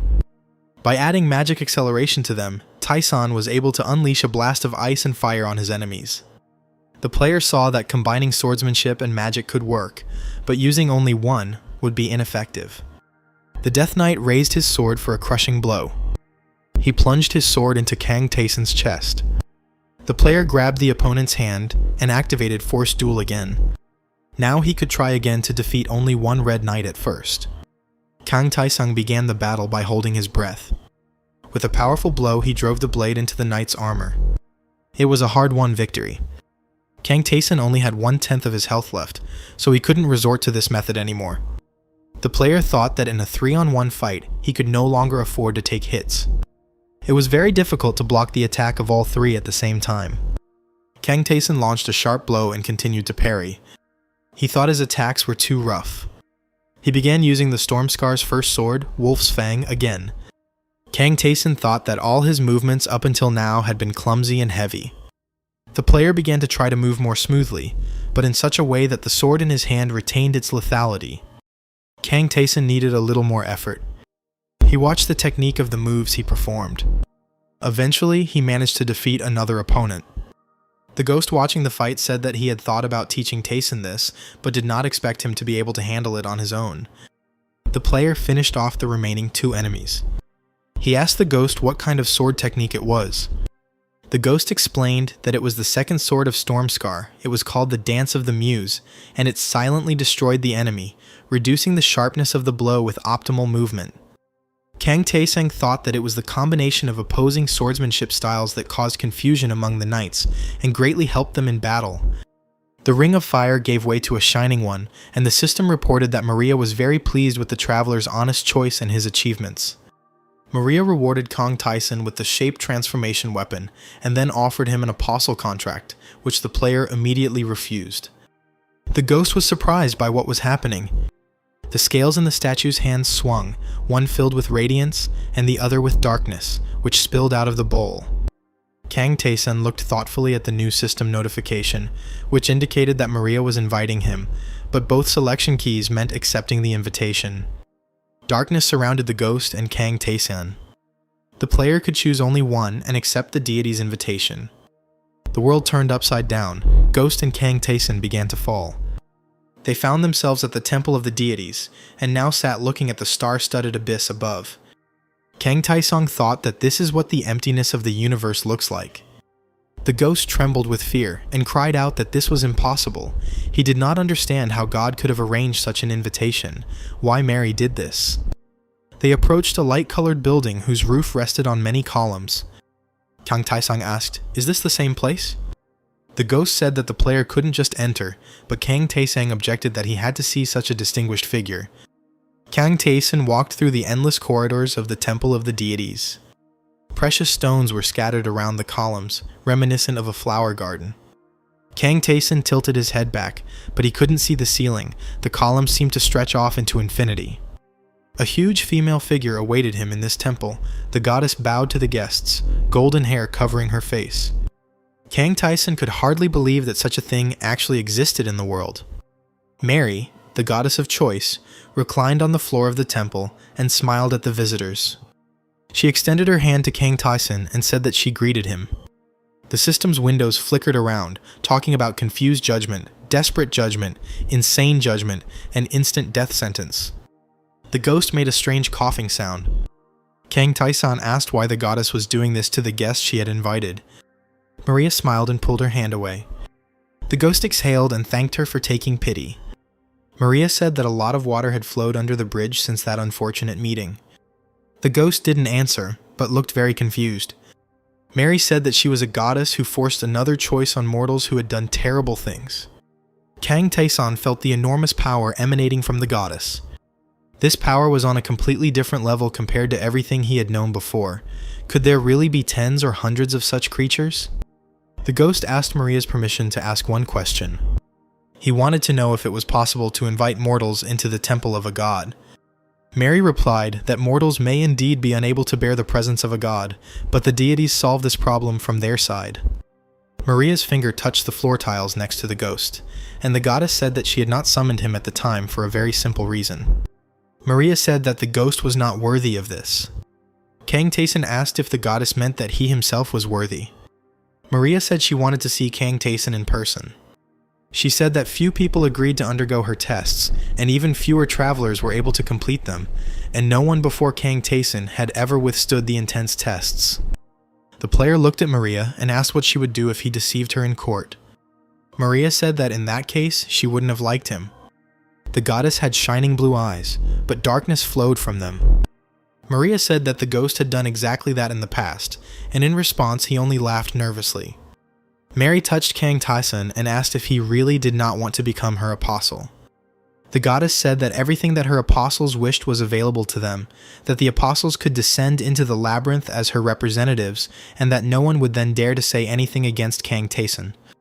In response to this, the main character asked for forgiveness, implying refusal. The goddess assured that it was not so bad, and she respected the traveler's choice. Kang Taeson asked permission to ask one question. He asked how much Mary knew about him, and the goddess replied that she too was not here for the first time, and understood that the Bezoar of Ouroboros had been used. She called Kang Taeson a poor child who was entangled in troubles and lost his way. The player did not understand what this meant. Maria said it was a disaster when someone was prevented from getting to where they were rightfully supposed to be, and they were also tormented.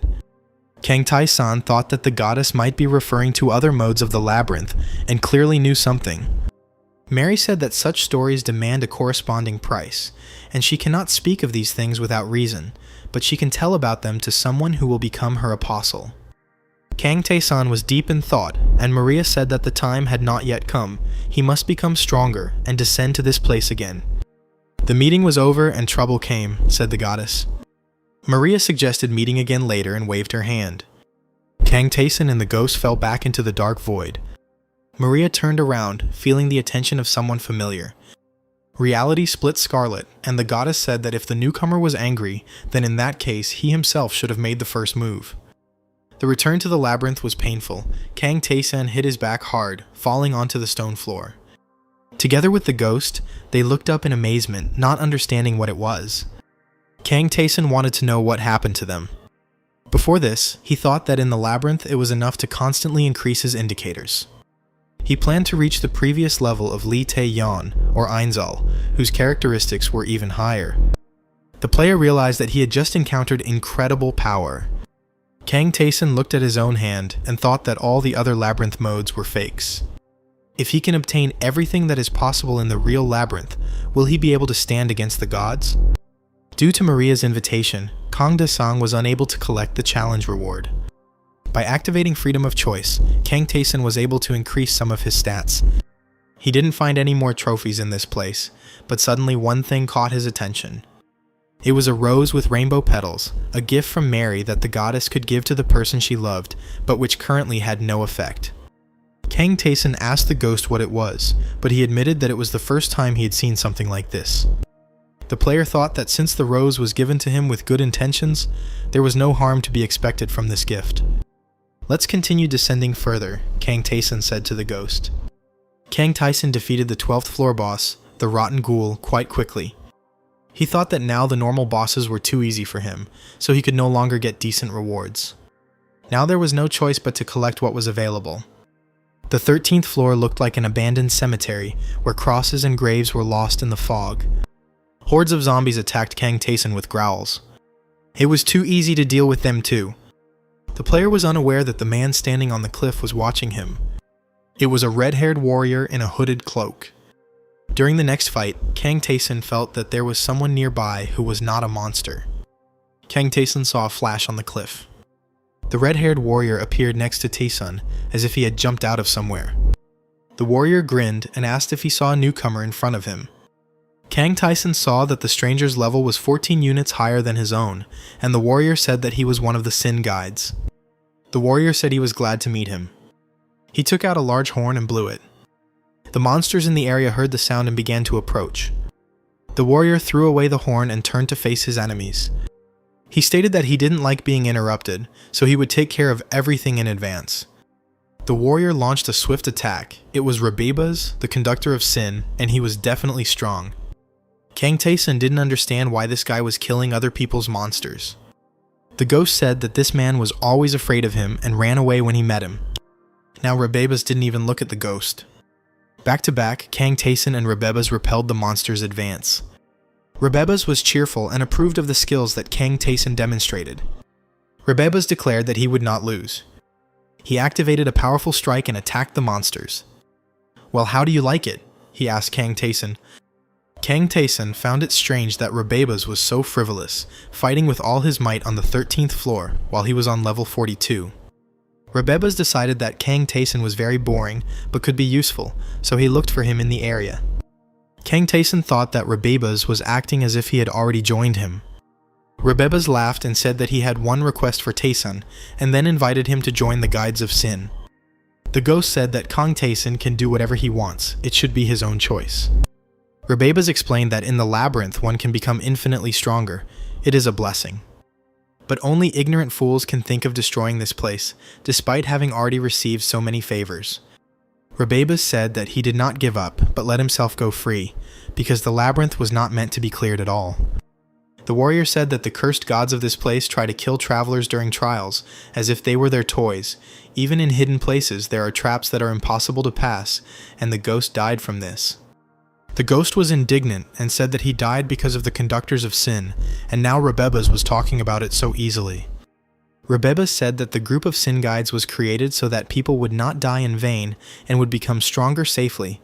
They create the law and manage order in the labyrinth.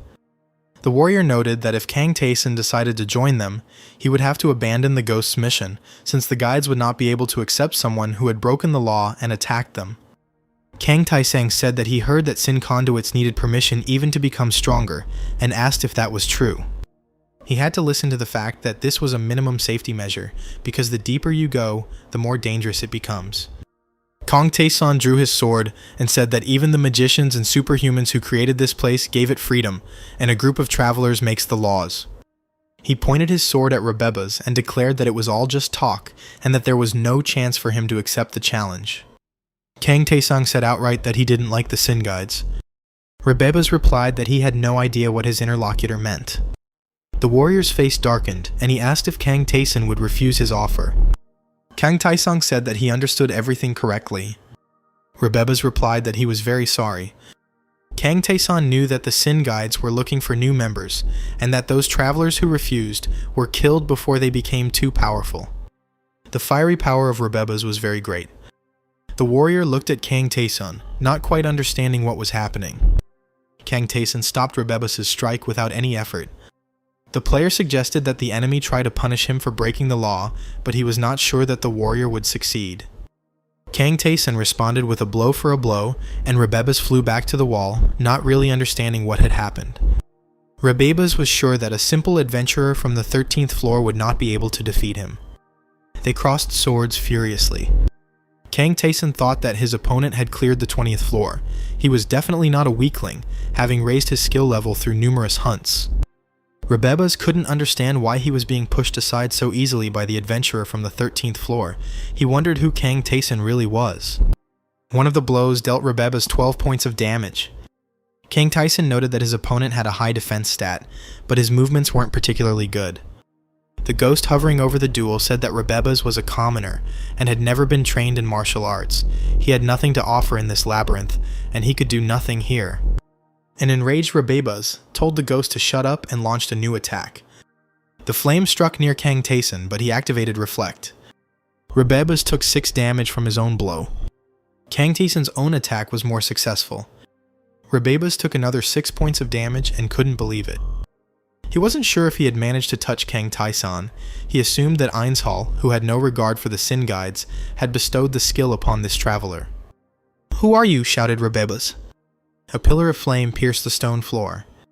Kang Taeson suggested that his opponent think about his response on his own and continued attacking.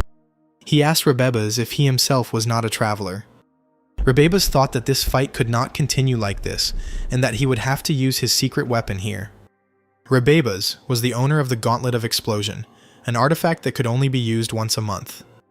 The warrior wanted to defeat Kang Taeson with just one blow using the Explosion Glove, enhanced with a special skill.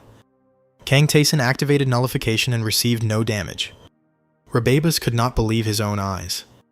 He sat on the floor, and his enemy stood over him with a sword, and Rebebas wanted to know who he had really been fighting all this time. This adventurer looked like he had special powers. He seemed like a monster to Rebebas. At the end of the fight, the bloodied warrior fell, leaning against the wall. The ghost said that this traveler had not been so weak before, but he had not fought enemies that could compete with him, and his abilities had regressed. Rebebas asked whether Kang Taeson would let him live if he answered his questions, but Kang Taeson said no, which meant Rebebas had no reason to answer. The ghost from above asked if Rebebas knew what offerings they could make here to the superhumans. Rebebas' eyes widened in horror. He fell to his knees and began to beg for mercy. Now he was ready to answer all questions, just so long as they wouldn't give him over to these creatures. Kang Taeson did not understand why Rebebas was so afraid. He asked the warrior out loud how many people were in his group. Rebebas replied that he didn't know exactly. He was only allowed to go down to the 20th floor, but the further he went down, the more people there were. Most adventurers agreed to join, so perhaps there were hundreds of Sin Guides, while there were only a few like Kang Taeson and the Ghost. Kang Taeson asked if the number of floors one could descend to was limited, then now that he had broken the law, would the guides from the lower floors come up behind him? Rebebas said that the labyrinth was divided into 10 floors.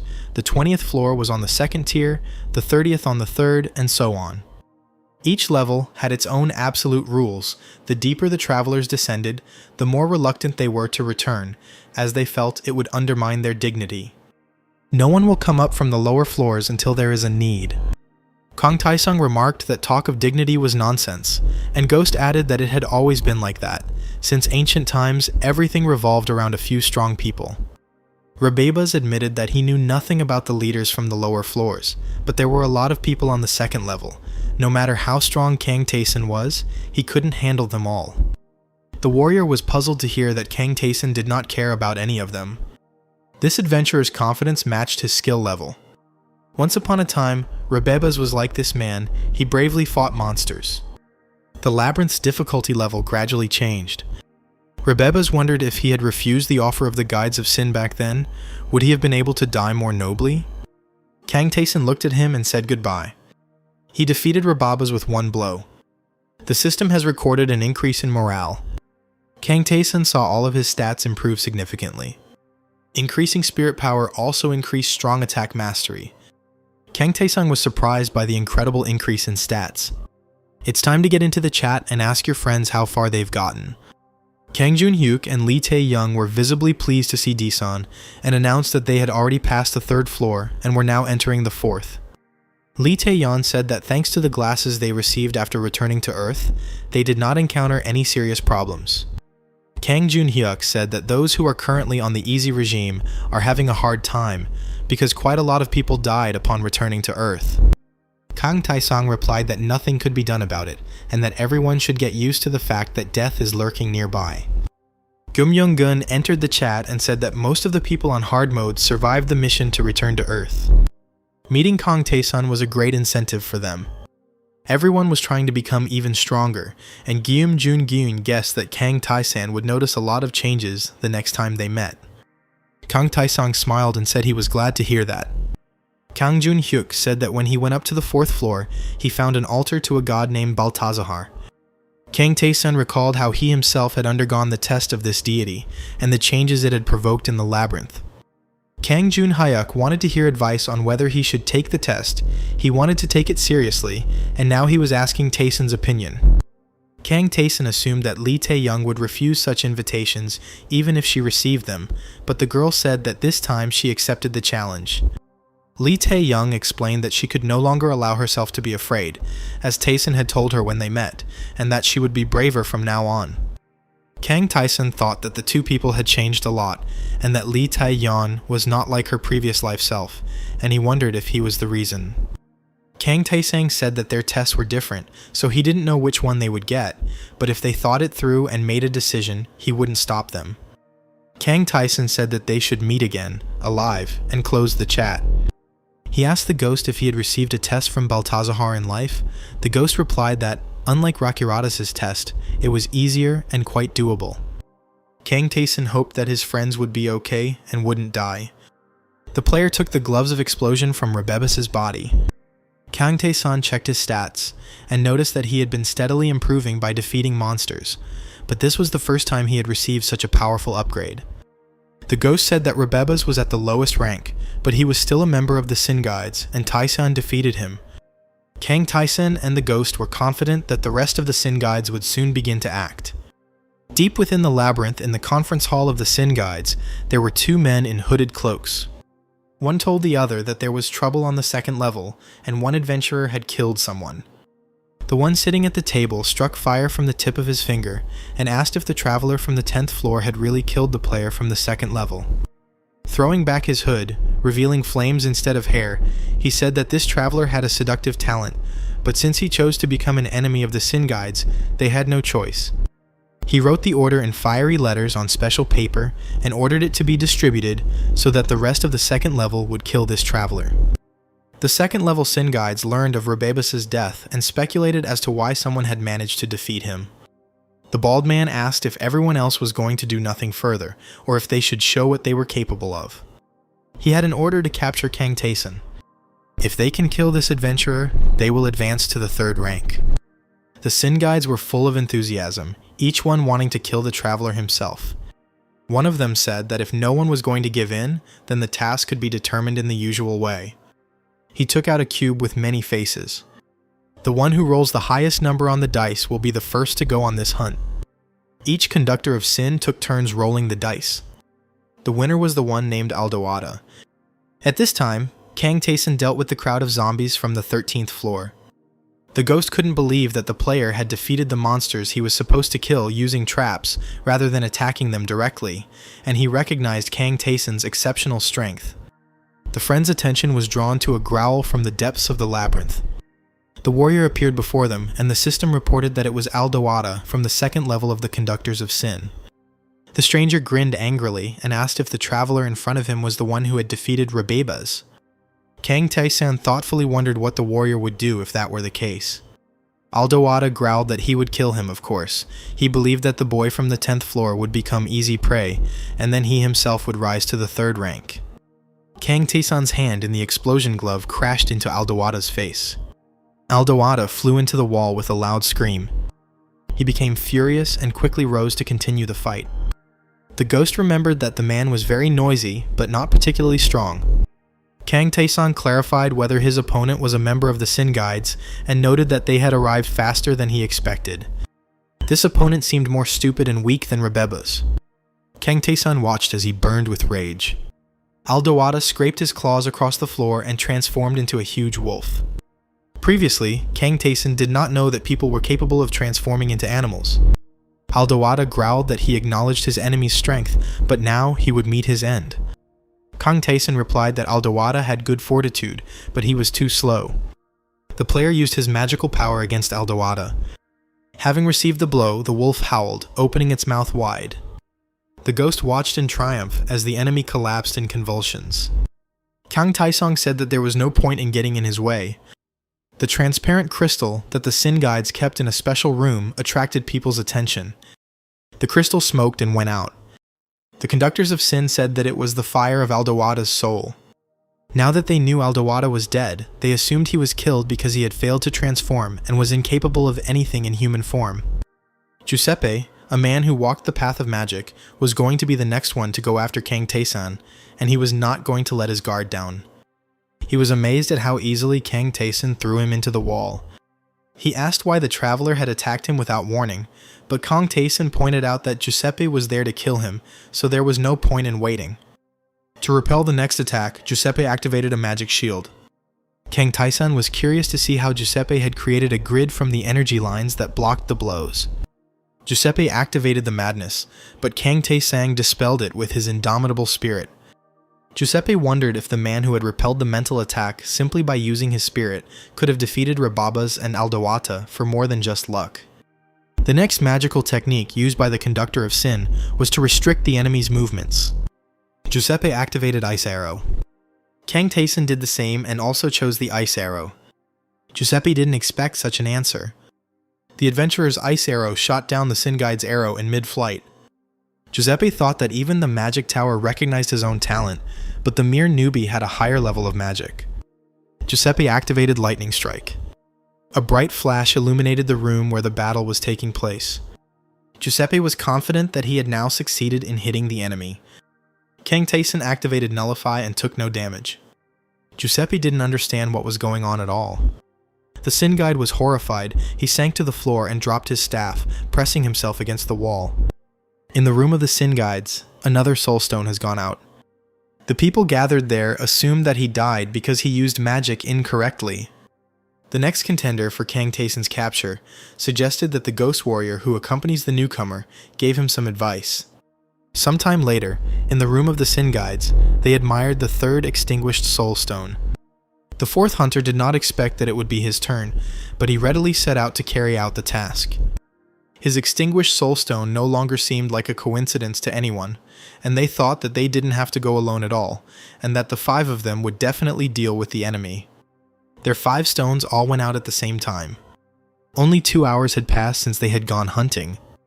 The next guy didn't want to go on this mission because he thought something was wrong. The difference in strength between travelers on the 13th and 20th floors was roughly the same as that between a small child and an adult, but a newbie was still able to kill half of the second level Sin Guides. The extinguished soul stones, lying in several rows on the table, were proof of this. One of the remaining guides thought that he himself had been initially forced to join the group under threat of death. He suggested leaving this newcomer alone, hiding and waiting it out. Another Sin Guide grinned and reported that the others hadn't changed a bit. Demon Zygon appeared from the 3rd level of the labyrinth and said that they could not move from the 2nd level because they continued to behave as before. The cautious Sin Guide thought that the 3rd rank creatures might have stayed on their 30th floor, but this one kept going up and annoying everyone. Demon Zygon assessed that only half of the group members were present and asked where the rest were. They told him that recently everyone had moved to another floor. Zygon smiled at these words. He dealt a magical blow to the speaker, declaring that he did not dare lie so brazenly. The blow that the Sin Conductor received was quite powerful. He replied that everyone else was dead, and Zygon dismissively asked if half of the level 2 guides had really died because of someone from the 13th floor. Zygon said that he came here just like that, but now everything had changed. He was going to prove his strength by killing this newcomer. He ordered the level 2 guides to take him to Kang Taesan so that he could avenge them. If they did not agree, he would simply kill them all. Kang Taesan finished the battle, with blood still dripping from his sword. He said that the assassins flocked to him like moths to a flame. The player said the last 5 threw their pride aside and tried to attack him all at once.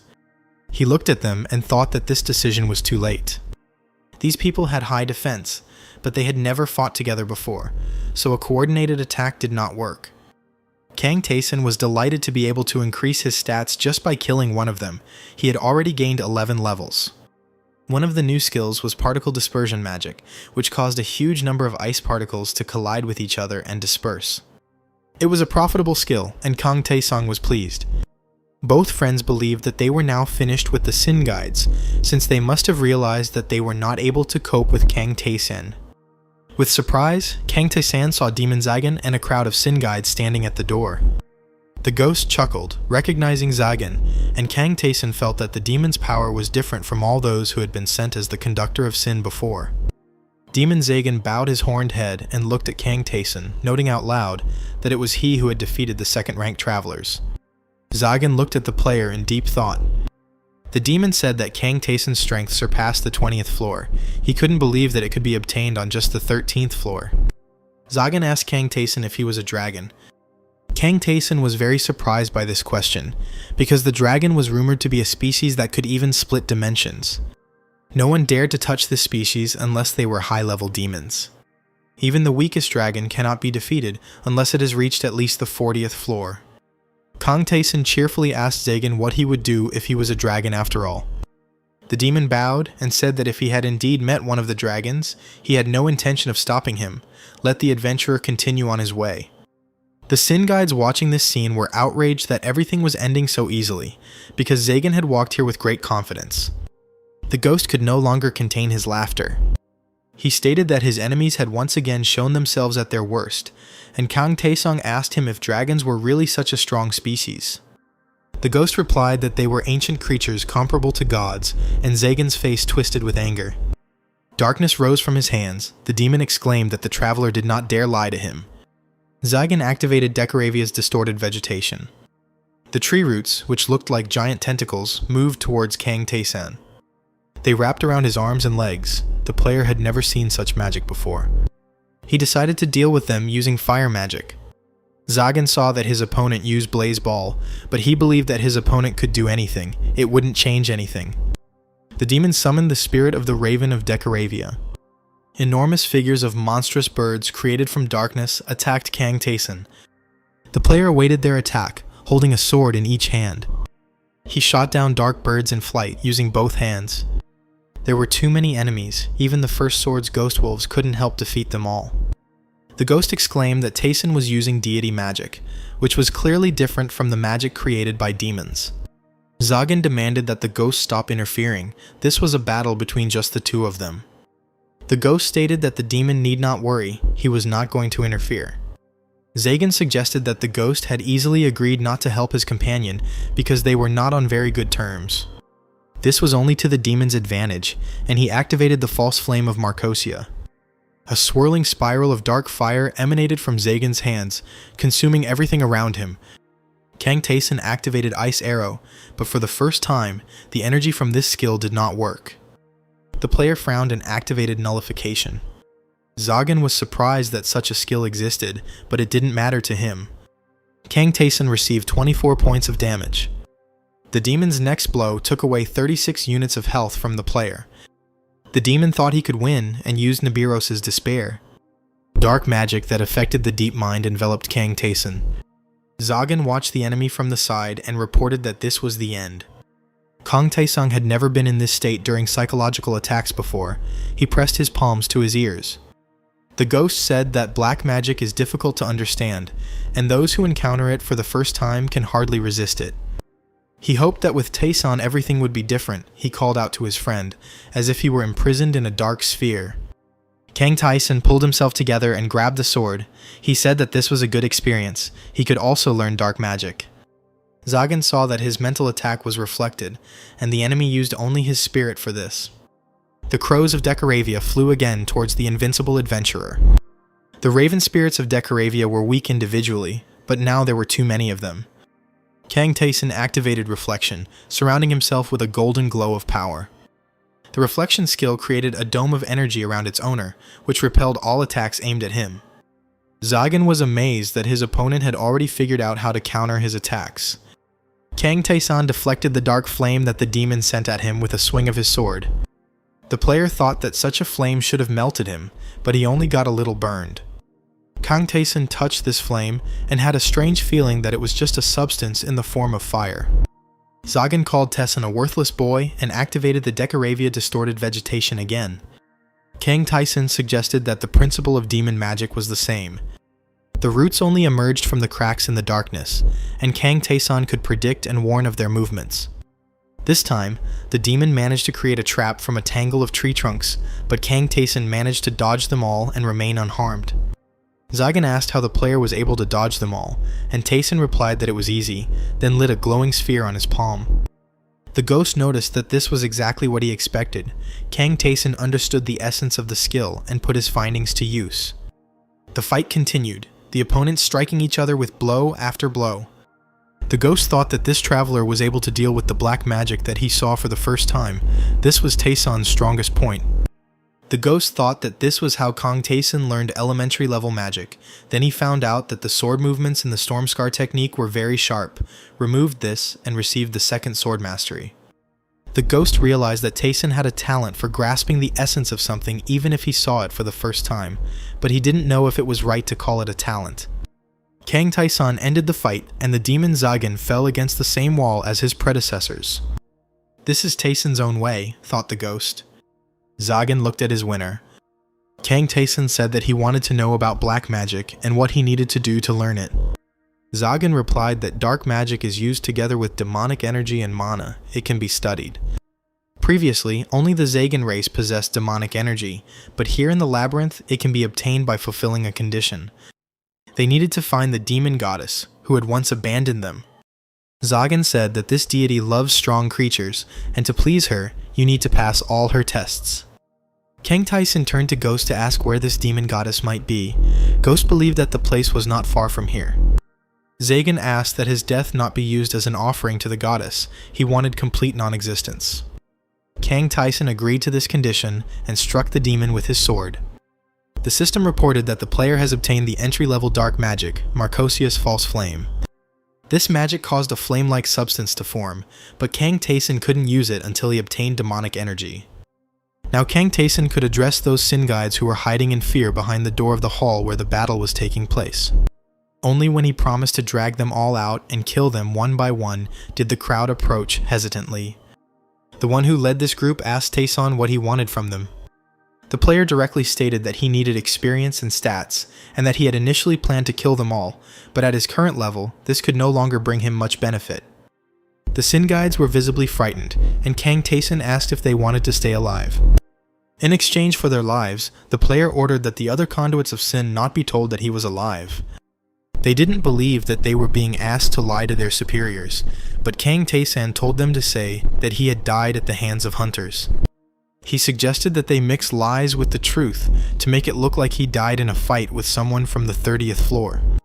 He knew that many had joined the Sin Guides against their will, and now they did not want to die, and so they agreed to his proposal. Kang Tae-sun asked the ghost if he minded, and he replied that he was not killed by an ordinary person, so he didn't care. The ghost wanted to know who exactly ordered his death. They told him that it was better not to know anything about the person who ordered the murder, but the ghost objected that he would decide for himself, and ordered him to speak faster. Then the leader of the group said that this enemy, who inherited the line of the Cursed Kingdom, was a woman from the dust, Societa Gardenia. The ghost seemed to be struck by lightning. The ghost remembered the forest, the sunlit clearing, the girl next to whom she herself sat, still in human form. This girl held his hand and looked into his eyes. Kang Tae-sun let go of the Sin Guides and decided to visit the chat, where he immediately met Kang Jun-hyuk, who was noisily rejoicing at his victories. Lee Tae-yeon was there too. She couldn't believe that they both passed Baltazar's test. The girl said that during the test she had to face her greatest fear, a huge spider.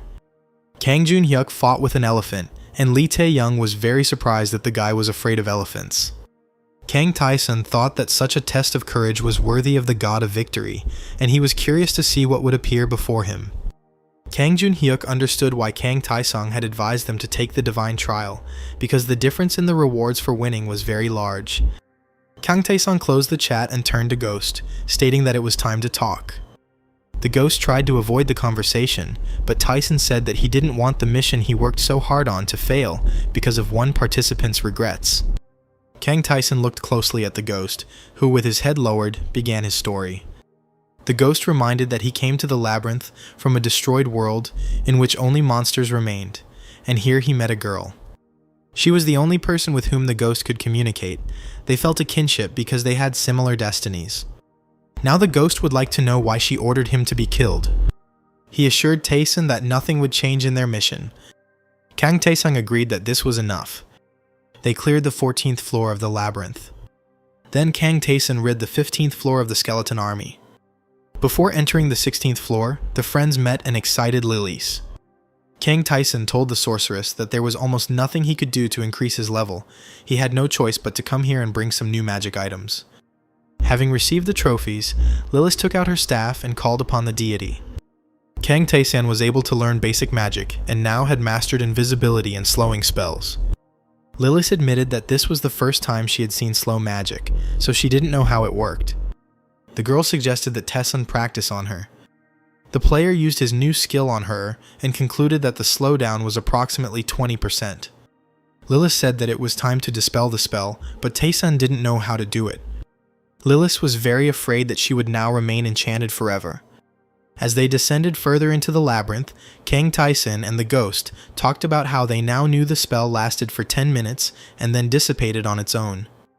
The friends entered the 16th floor of the labyrinth. The Sin Guides warned Kang Taesung that there was a room on the 16th floor where he could meet a blacksmith. The player needed exactly this door, and he easily found it. Opening it, Kang Taesung found himself on the threshold of the forge. A strong man in a leather apron turned from the anvil he was working on. It was the dreamsmith, Kafran. In her past life, Lee Tae-young said she met a blacksmith who exorcised dreams named Hafran. The girl described him as a cold and unemotional person who always saw her only as a business partner. Due to the disdain and insults she received from the other characters in the labyrinth, Lee Tae-young was grateful for his treatment. Kafran asked Kang Taesung if he knew what he was doing. He added that local monsters can drop 2 items, equipment, and materials. Kafran said that from the materials the travelers give him, he can create any equipment they want, and for the first time he is willing to work for free. Then Kafran greeted the ghost, whom he had last met when he was still alive. Kafran's hands continued to work, the blacksmith declaring that he had always believed that the warrior would come down, no matter in what form. Kafran asked if he had accepted his task this time. Judging by the fuss the Sin Guide had caused, the blacksmith believed that Kang Taesung had already been expelled and did not expect to meet him here. Kafran said that if his friends wanted to continue doing business with him, he was still willing to do so. Whether it was fallen humans or Sin Guides, Kafran valued materials and equipment above all else, so he forbade anyone from fooling him with exclusive deals. Kang Taesung agreed to this condition and said that he wanted the blacksmith to start making equipment for him right away. He needed wrist guards. Kafran told the player to give him the materials. He was amazed at how many trophies Kang Taesung handed over to him and told his friends to return in 30 minutes. Kang Taesung was surprised that the work would take so little time, but Hafren said that these materials were not from deep floors, they were simple enough, so there was no need to delay the process of creating the equipment. The ghost and Kang Taesung headed towards the exit. The blacksmith told them to come back later. Taesung calculated that 30 minutes would be enough for him to clear 1 floor. The player told the ghost that he could do it in 10 minutes if he wanted, so they could go slower. 30 minutes later, the cleanup was complete. Kang Taesung returned to the forge, and Kafran reported that he had arrived just in time and everything was ready. The blacksmith handed the completed products to the travelers. The wrist guards that Kang Taesung immediately tried on were made of ogre leather and had a defensive power of approximately 13 units. Kafran said that next time he would take money and reminded Taesung that the price changed depending on the value of the item, and for now, the blacksmith was going to save some materials. Kang Taesung thought that he would have to go even lower to get good materials. He was about to leave, but the ghost turned to Kafran and asked if he couldn't make something better. The blacksmith looked at him and replied that he could, but he didn't have a lot of things. The ghost replied that he was not talking about that, and Kafran himself understood what he meant. Kafran said sharply, "Warrior." The ghost said that there were things that no one but Kafran could make, equipment of special power, things that could only be made from materials mined here, in a place that could not be entered without permission. Kang Taesung watched this conversation. The ghost stated that he was ready to guarantee Khafran that this traveler would cope. Khafran replied that the warrior himself knew what this meant for him, so how could he say such things so easily? The ghost confirmed that he knew, because Khafran himself told him about it. The ghost reminded Tessan that he himself had once come to save his destroyed world. Khafran was similar to him, the only difference being that he could return.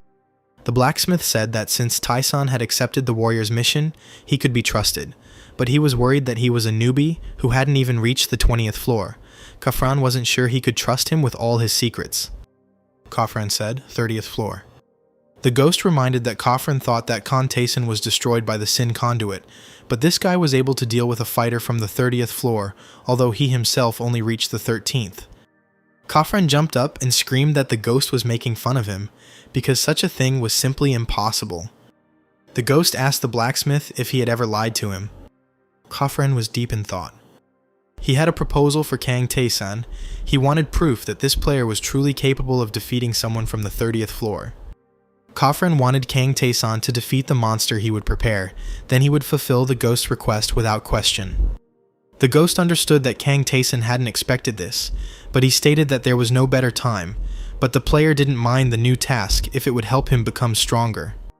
He asked the ghost if it was worth it. The ghost assured that it was definitely worth it, because if you earn Khafran's recognition, you can become much stronger. If Kang Tae-san wants to reach the level of gods, this might help. The ghost saw the burning gaze of Kang Tae-san when they met Maria. He thought that if the player was going to go this far, then here he would gain invaluable experience. At that moment, Khafran opened the door and announced that everything was ready. Seeing who was waiting for them in the transformed forge, Kang Tae-san was shocked. Sealed Balrog appeared in chains in the pentagram behind Khafran. The ghost exclaimed that this was a very strong monster that could only be encountered on the deep floors, but Khafran countered that this creature was very worn and weak. There was no need to worry. Its power was about the same as that of the boss of the second half of the 20th floor. The monster's glowing eyes looked at its future opponent. Khafran asked the traveler if he would accept the challenge, and a blade materialized in Kang Tae-san's hand. Of course, the player replied, and Khafran freed the sealed Balrog. Having broken the chains, the monster let out a deafening roar. His gaze was fixed on Kang Tae-san. With its mouth wide open and wings spread, the monster hurried to begin the fight. Kang Tae-san waited for his attack with his sword drawn.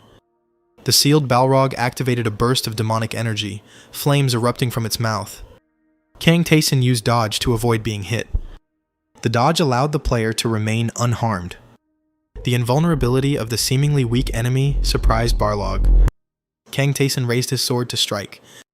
The player activated Ice Arrow and then Fireball. A huge explosion of flame engulfed Balrog, and a roar came from within. Khafran, watching the fight, asked if such a thing was possible. No matter how weak this Balrog was, how could a player deal with him? But the ghost replied that he warned that Kang Tae-san could do it. Khafran still found it strange. No matter how strong the traveler was, he shouldn't have gone beyond his limits. The ghost thought that it was indeed strange. Tae-san's skills were mostly beyond the standard values, especially spiritual strength enhancement. Strengthening spiritual power not only increases your own stats, but also allows you to use your opponent's skills. This skill is an order of magnitude higher than all existing skills, thought the ghost, while Kang Tae-san finished off Balrog. The ghost wondered if a mortal could even possess such a thing. Khafran was silent for a moment, thinking about what had just happened. "Okay," said blacksmith Kantasan, "I will let you into my world." Kang Tae-san asked if Kang Tae-san could send him there, and Khafran showed his friends a special artifact. The blacksmith said that his world was destroyed in a special way, so now he can send Kang Tae-san there with the help of the crystal. Khafran admitted that the conditions in his forge are not bad, but he is still limited in his skills. He is the master of the ruined world, and only he knows how to handle the materials found there, so if Kang Tae-san brings them, then Khafran will be able to create something truly powerful for him. The blacksmith wondered what a player with Tae-san's current abilities could bring, and he said that wild roots from the Grey Forest would do. When Kang Tae-san descends into the labyrinth and becomes stronger, it will allow him to bring materials from the deeper parts of his home world. Having given the traveler a map, he said that Khan himself would understand how to get the roots when he got to the forest. Khafran clutched the crystal in his hand and cast a spell that created a portal. The bright light forced Kang Tae-san to cover his eyes with his hand. The gates to the ruined world were open, and Kafran extended his hand in an inviting gesture. The ghost and Kang Tae-san approached the gaping hole in reality. Kafran stopped them and said that there was one more thing that the traveler needed to remember. The world will try to kill you, Kafran said darkly. With this advice, Kang Tae-san set off on a new journey. Together with the ghost, they fell surrounded by stars, Kafran's stern figure melting into a gap in reality. Kang Tae-san asked the ghost what kind of currents surrounded them. The ghost explained that this is the movement of space, and it will continue as long as light travels between the stars.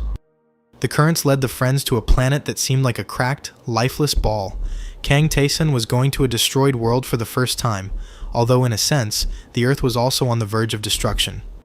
It was interesting to see how different the star of this world was, which could become the future of Earth. Kang Tae-san landed on the gray soil of this planet. The player's breath immediately caught and he began to cough. Something foreign got into his throat with the first breath. Could it really have been poison? Tae-san thought and activated his breath hold. The player moved his hand and felt nothing. If there had been air here, he would have felt at least a slight breeze. Kang Tae-san looked down in amazement. His feet sank into the gray dust, as if the earth was trying to swallow him. Kang Tae-san thought that there was hostility on all sides. The player thought about this dead star. This star itself tried to kill all living things. Each new step on the planet's surface brought the player 2 units of damage. Kang Tae-san covered his face with his cloak and thought that there was still some oxygen in this world. He and the ghost decided that it was better not to move unnecessarily, because if they moved more than necessary, they could attract the attention of this star, whose world was dead. Kang Tae-san opened the map of Kafran to see how much further he had to go to the forest. He wanted to understand if he was going in the right direction. The system recorded 4 more units of damage caused by the player's actions. They continued on their way. Kang Tae-san asked the ghost what the difference was between him and the Wanderers, and the ghost noted that the characters inside the labyrinth called themselves contractors. The ghost explained that everything was simple. The difference was that some were limited and some were not. The Wanderers were free, like Kang Tae-san himself, while the contractors were bound to the labyrinth and could not travel. In exchange for the fulfillment of their wishes, they made a deal with the sorcerer, so they could no longer leave the labyrinth. The Phantom's desire was revenge. Lilith wanted to master magic. Einskal made a deal to find his goddess. The merchant and the blacksmith were no exception, so they had to ask someone like Tessin to do their errands. The player thought that this was how requests turned into tasks, and asked how one became a contractor. The ghost replied that there were different ways, and the sorcerer himself contacted him. Kang Tae-san asked who this sorcerer was, but the ghost could not say. The traveler himself had to find out the answer when he went down below. The protagonist wondered if it was too early for him to know about this. Streams of power swirled around them and the ghost. It was a large tornado that pulled travelers into its core. Kang Tae-san thought it was a sandstorm, but the star was actually going to kill him. The player activated evasion and cover, but despite this, he received 9 points of damage and wondered if his skills were helping at all. This storm did not go away, as if it was aimed at destroying the traveler. Kan took up a sword in his hands, as if for battle.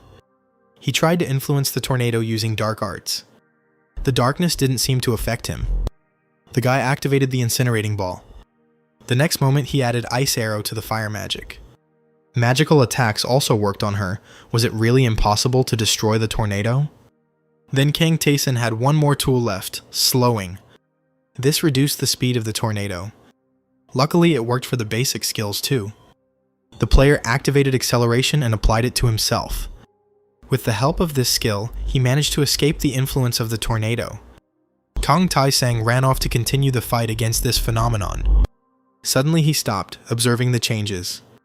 The tornado dissipated, no longer continuing its attempt to destroy Tae-san. The ghost assumed that if he couldn't hit his target, then his existence no longer had any meaning. A system notification has detected a player's spirit boost. Kang Tae-san has acquired the awakening skill. The player didn't quite understand what it was. He had never heard of the awakening skill before. The ghost had never seen anything like this before either. With a look of surprise on his face, he fell into deep thought. Kang Tae-san asked his friend if he knew anything about the skill. The ghost shook his head. He wasn't sure yet, so he was going to tell about his guesses when he collected his thoughts. Kang Taisen looked closely at his companion and said that that would be nice. The friends continued on their way, despite the debris falling from the sky trying to hit them. Kang Taisen declared that he had already been through everything here and activated psychic acceleration. He moved through the gorge and stones fell from the sky. Yet they moved forward resolutely, despite the obstacles. The player activated Wolf's Fang and Dance, invoking the art of the cutting dawn. The sword's skill cut through the boulders that threatened the traveler. The skill of attack while holding breath allowed one to fight without fear of the poisoned air of this world. And yet it was able to break through the defense. There was no end to it. A new phenomenon caught the player's attention. Something glowed brightly among the falling debris. Kang Taisen said that there was something there on the cliff, but the ghost objected that he couldn't see anything. The player used haste again. He pushed off from the rock and headed towards his new target. He knew it was a matter of skill. The acceleration helped him move, using the falling rocks for support. This made moving around the gorge easier and safer.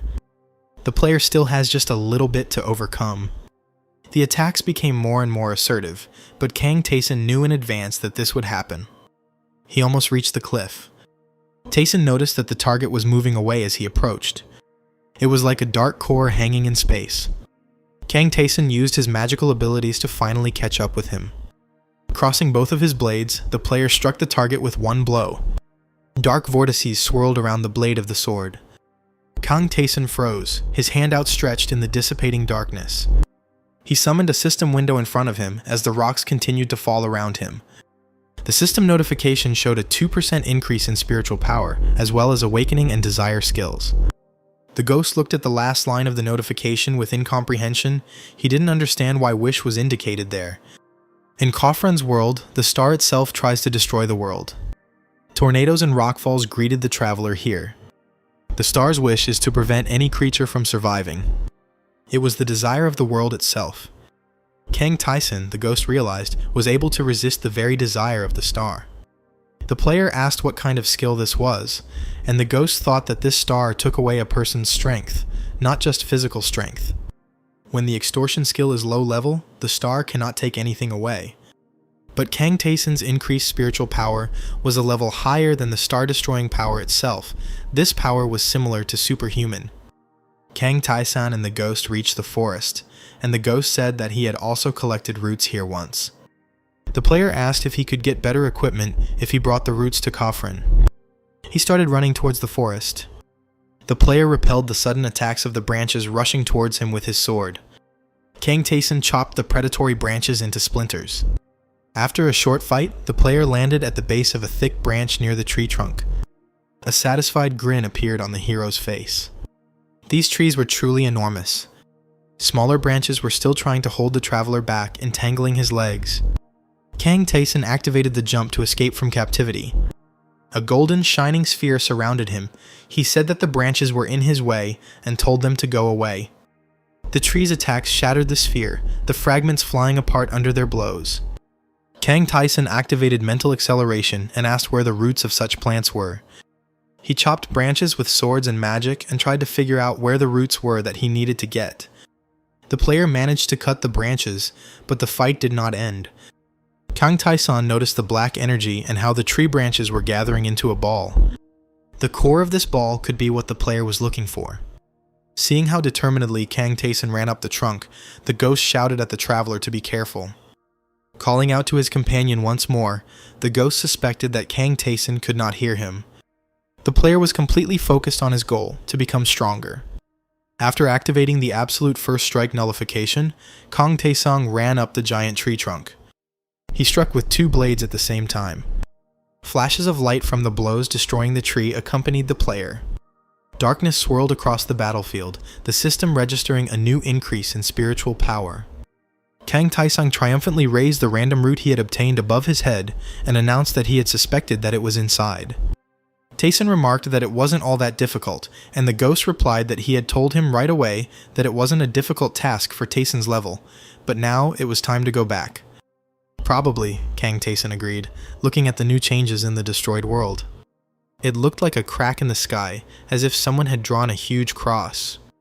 Kang Taesan said that it seemed like this place really wanted to kill him. He pushed off from the lifeless ground. Having already stepped into the open portal, Kang Taesan said that he would meet this world next time. The secondary quest was completed, and the portal led the friends to the forge, where Kafran was waiting for them. Kang Taesang said that he had brought everything and asked if it was enough, because he himself thought that they were ordinary roots. Kafran replied that it was because Taesan did not live in that world, and added that, in any case, the friends got it done pretty quickly.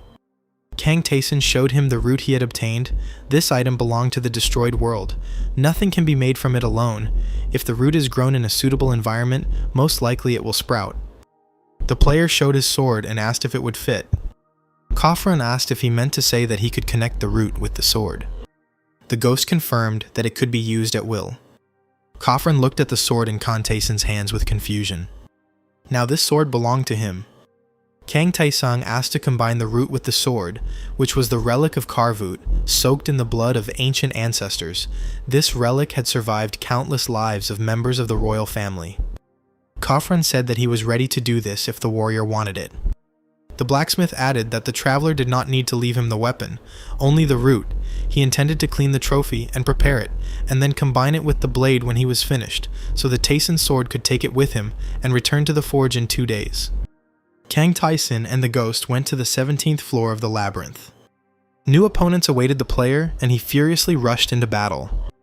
The boss of the 17th floor, Dullahan, has been defeated. Kang Taesan received the Bloody Dew earrings as a reward, which increased his strength, agility, and defense. The player told Ghost that this enemy was weak, to which Ghost suggested that Taesan had become too strong. The second reward was the Lava Drop Devouring Leather Armor. Kang Taesang took the trophies and moved on, wanting to become even stronger in these 2 days. The player quickly dealt with the skeletons on the 18th floor, as well as their boss, the skeleton mage, a knight. Kang Taesan and the ghost went down to the 19th floor. The boss of the 19th floor was a lich in a purple-red robe. He also fell at the hands of the protagonist. The lich was defeated, and the system recorded that the player had gained a new level. The ghost happily rejoiced that Taesan had finally managed to raise his level. Kang Taesan said it was time to go down to the 20th floor. At that moment, at the end of the tunnel, the friends saw something that looked like a horned skull in the dark haze. Kang Taesang wanted to know what it was.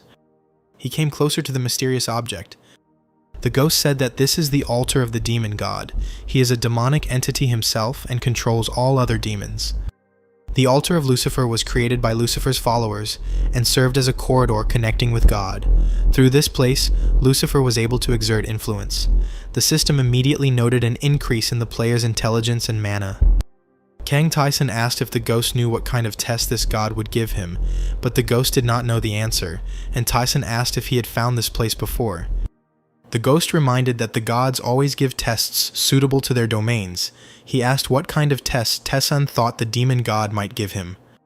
Kang Taesan suggested that this god only tests people from the demon clan.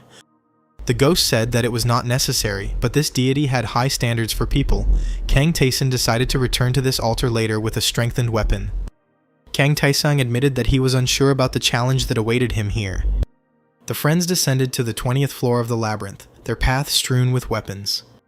Kang Taesan ran through the open door and quickly entered the battle. The player was determined not to linger here. He moved forward very quickly. The boss of the 20th floor turned out to be a death knight in red armor. Kang Taesang crossed swords with the knight and asked if that was all he could do. The enemy was moving too slowly. Kang Taesang attacked and defeated the death knight. The ghost was perplexed. He thought that this opponent should have been strong. Kang Taesan turned to the system and carefully examined all the notifications. As he expected, there was no reward for the secret mission. The player was sure that there was something else hidden on this floor. A strong premonition helped Kang Taesan discover what was hidden. The secret room on the 20th floor was opened by pressing the right brick in the wall. Taesan's skills allowed him to not waste time searching for this brick. He immediately touched it and opened a passage in the wall. Behind the wall, a new tunnel was discovered, barely illuminated by a ghostly light. The ghost said that the new enemy might be of the Overlord level. The dark figure of an armed knight appeared from the tunnel, his enemy's sword drawn. Kang Taesan watched him walk towards them. "Are you here?" he asked as he approached. It was the Lord of the Death Knights. He said that he must be seeing before him the shadow of the warrior, about whom he had heard a lot from the sage, and called the ghost pathetic and weak. The ghost remembered his enemy, and asked the Death Knight Lord if he had met him. "This is our shared secret," the ghost heard in response. The Lord of the Death Knights asked if the boys who were tied to this place didn't have the right to greater freedom. Then the knight turned to Kang Taeson. He asked if he was his opponent, and noted that the traveler was really strong and the knight would not be able to defeat him. "Let's fight," he declared. Kang Taeson drew both of his blades. The Lord said that he was a knight, and therefore would not throw down his sword and run away with his tail between his legs. Hundreds of years had passed since a wanderer had entered this room. The blades of Kang Taeson and the Night Lord crossed, striking sparks and illuminating the hall with white flashes. Kang Taeson understood that this opponent was very strong. His level was higher than the 25th floor, and ordinary players could not defeat such an enemy. Kang Taesong activated First Attack Complete Nullification. The Death Knight Lord was surprised that Taeson had such an interesting skill. The fight was fierce, with stone fragments flying from the opponent's blows. Kang Taesong thought that the Night Lord had complex moves, but he was of enormous height. The knight's height prevented him from moving too quickly, unlike a lighter player. Kang Taeson used this advantage to get close to the enemy and deliver a blinding blow. The player admitted that the Overlord was indeed strong and that ordinary players would not be able to handle him. But Kang Taeson was no ordinary player. He delivered a double blow, plunging both swords into his opponent. This blow did not deal the expected damage to the Night Lord.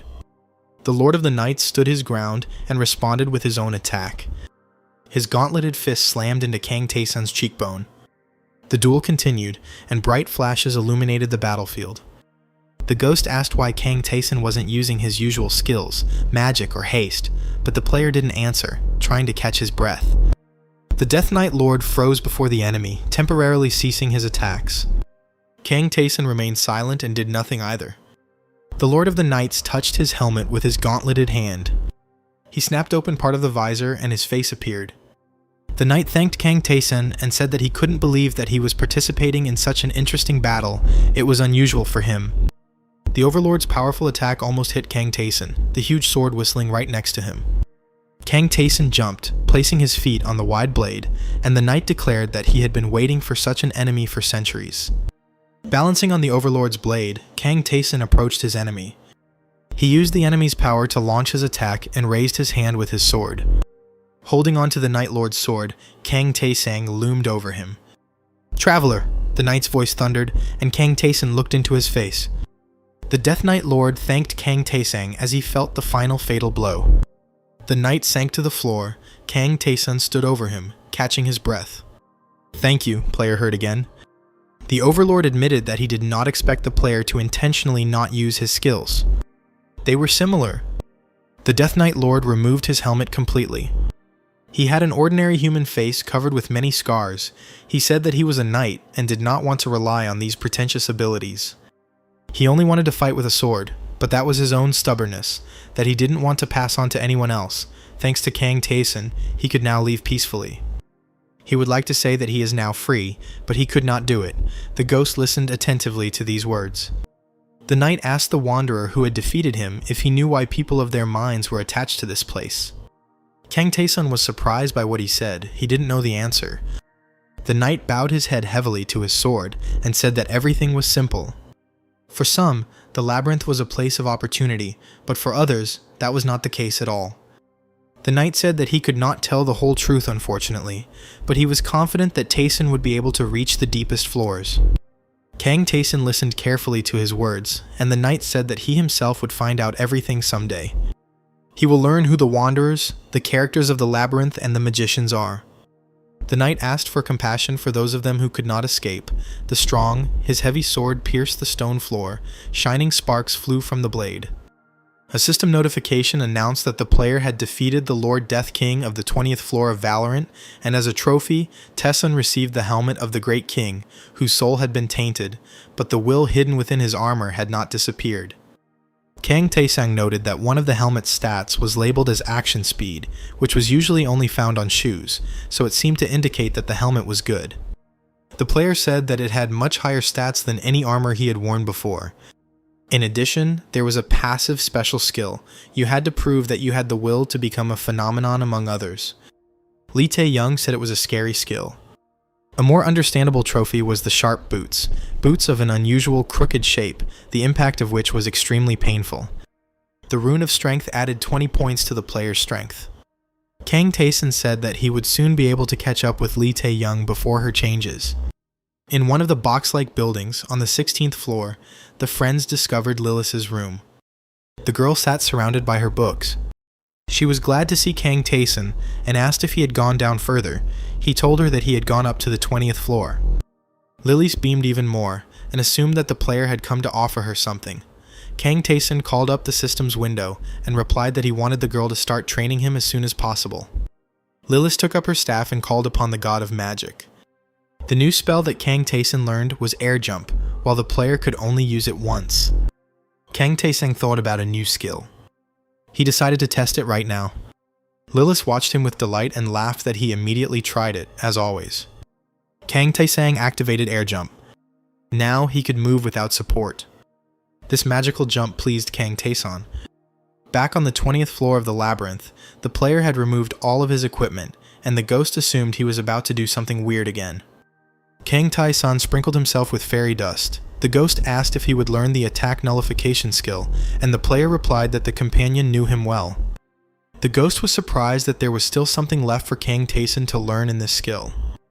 Without weapons or protective armor, the player appeared before the new enemy and said that he would now find out the answer to the ghost's question.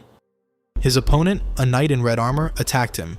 Kang Tae-sun repelled the attack with his bare hands, activating absolute first attack nullification. Following this, the player used absolute second attack nullification. The ghost stated that if Kang Tae-sun was going to use third attack nullification, he was unlikely to succeed. Kang Tae-sun checked his indicators. He took 62 damage while being hit, and another 61 after that. The enemy's third attack dealt 65 points of damage. All these blows hit the protective shield, and until the third attack, Kang Tae-sun's indicator did not decrease. He received a specially activated skill, absolute cancellation of the third attack. The ghost couldn't believe what was happening and began to scream in excitement. Kang Tae-sun stated that he had guessed that third attack nullification existed, and Ghost remarked that such a skill was not easy to obtain, as it should not even exist. The ghost suggested that this skill was primarily dependent on the protective shield. No one had been able to pass Rakiradas' test before, so it was no wonder no one knew about it. Kang Tae-sun expanded the system notification again. The ghost asked if he was going to rest and remarked that it was right. That was what Tae-sun needed now. The player looked at him questioningly. The ghost rushed to him, saying that he was only thinking about becoming stronger, but he could rest a little. The player interrupted this speech. The friends headed towards the forge, which was located on the 16th floor. Kang Tae-sun was a master of an advanced skill, the Sword of Cutting Dawn, an art that came from the ruined world. Currently, only one person could master this skill. Ghost noticed that it was easy to lift it now because Tae-sun was in the process of organizing what he had absorbed. It would be more difficult later. The ghost clarified that in 2 days Kang Tae-sun was able to raise it by 5%, which was a lot. The player said that since the 2 promised days had passed, they would go to the blacksmith. Kang Tae-sun entered the door of the forge. Khafran was immersed in work, and the player asked if he had arrived too early. The blacksmith replied that the wanderer had arrived on time, he had just finished, and he could look. He demonstrated his product and said that he created it in its simplest form, and when combined, a transformation would occur and it would become stronger. Khafran told the player to give him his weapon and handed the glowing orb to Kang Tae-sun. The sphere shattered into pieces as soon as it touched the blade. Kang Tae-sun watched in amazement as the darkness and light from the ball swirled around the Karvut sword. The ghost looked at the notification and happily exclaimed that he now knew how much such a sword could be improved. In fact, its attack power had increased by 25 units. Kang Tae-sun looked at the blacksmith and thanked him. Khafran replied that it was an exchange, so there was no need for gratitude. Khafran said that he could go down every 5 floors, but it would be problematic to do more. He had a lot of work. He wished Kang Tae-sun good luck. The friends returned to the 19th floor to the altar of Lucifer. There was a strange look here. Kang Tae-sun guessed it was due to curiosity and irritability. Ignoring the clots of darkness reaching out to him, Kang Tae-san walked closer to the altar. The player reached out his hand to the skull that was there. When Tae-san touched the skull, its empty eye sockets glowed with a scarlet light. The darkness swirled over Alatur, looked at the Wanderer, and said that it felt curious, and then asked if Tae-san felt the same. The notification stated that Lucifer was inviting Kang Tae-san to his territory. Kang Tae-san accepted Lucifer's invitation, causing the deity to smile fangedly. Kang Tae-san entered Lucifer's territory and received the system's welcoming message. "What is this?" he asked, because he couldn't see anything. Kang Tae-san found himself in the ceremonial hall, standing on the red carpet in front of the throne. The player greeted the demon god with a bow, earning the approval of the deity sitting on the throne. Kang Tae-san said he wasn't stupid enough to not read the location's name. The demon god turned out to be a girl with long horns. Dressed like an earthly schoolgirl, this girl asked the name of the Wanderer.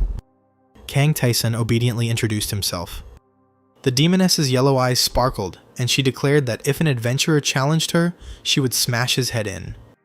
Kang Tae-san still stood on his knees, looking at the goddess. Beads of sweat appeared on his forehead from excitement. The demoness laughed and declared that she was joking, but of course she could smash Tae-san's head in. The demon goddess declared that many things irritated her, and then waved her hand in the air, and Kang Tae-san began coughing, clutching his throat, and the ghost asked if he was okay. "You killed my poor Zagan," the goddess asked, but said she was not going to interfere, because it was a fair fight. "Moreover," she said, "you came to me." She asked if Tae-san came because of the demonic energy.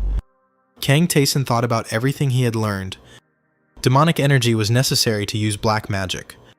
Kang Tae-san needed it to use Marcosius's fake fire, a skill he acquired after defeating Zagan.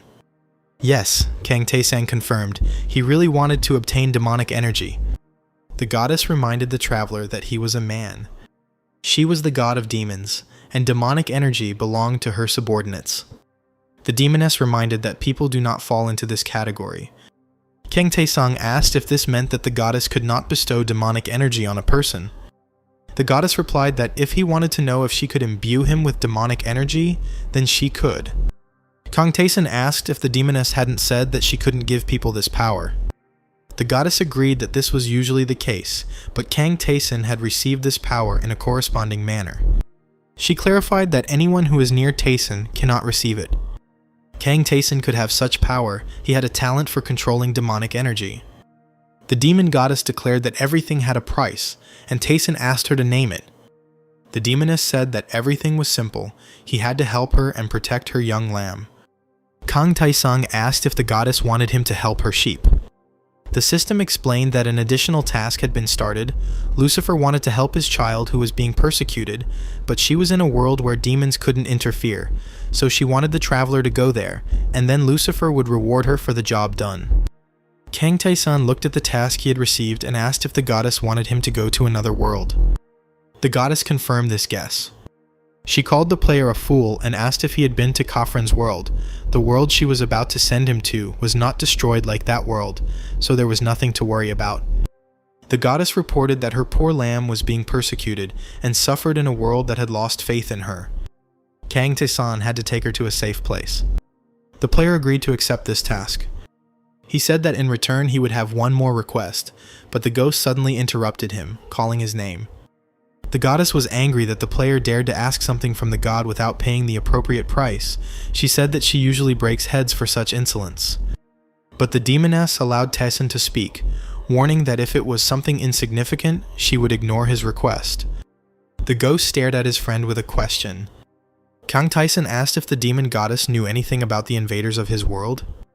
The demoness smiled. She forgave Kang Tae-san for asking her for something for free. She understood that the traveler wanted to know who had invaded his world, and she was ready to reveal the truth to him if he completed her task. Kang Tae-san said that this would be enough. The goddess opened a portal and said that although it was problematic, the basics needed to be explained to the traveler. The world he was supposed to enter was called Beguseta. In this world there was magic, and its laws were guarded by dragons. The power of the world itself was at an average level, but the world was protected by a certain person. Haman watched over the world.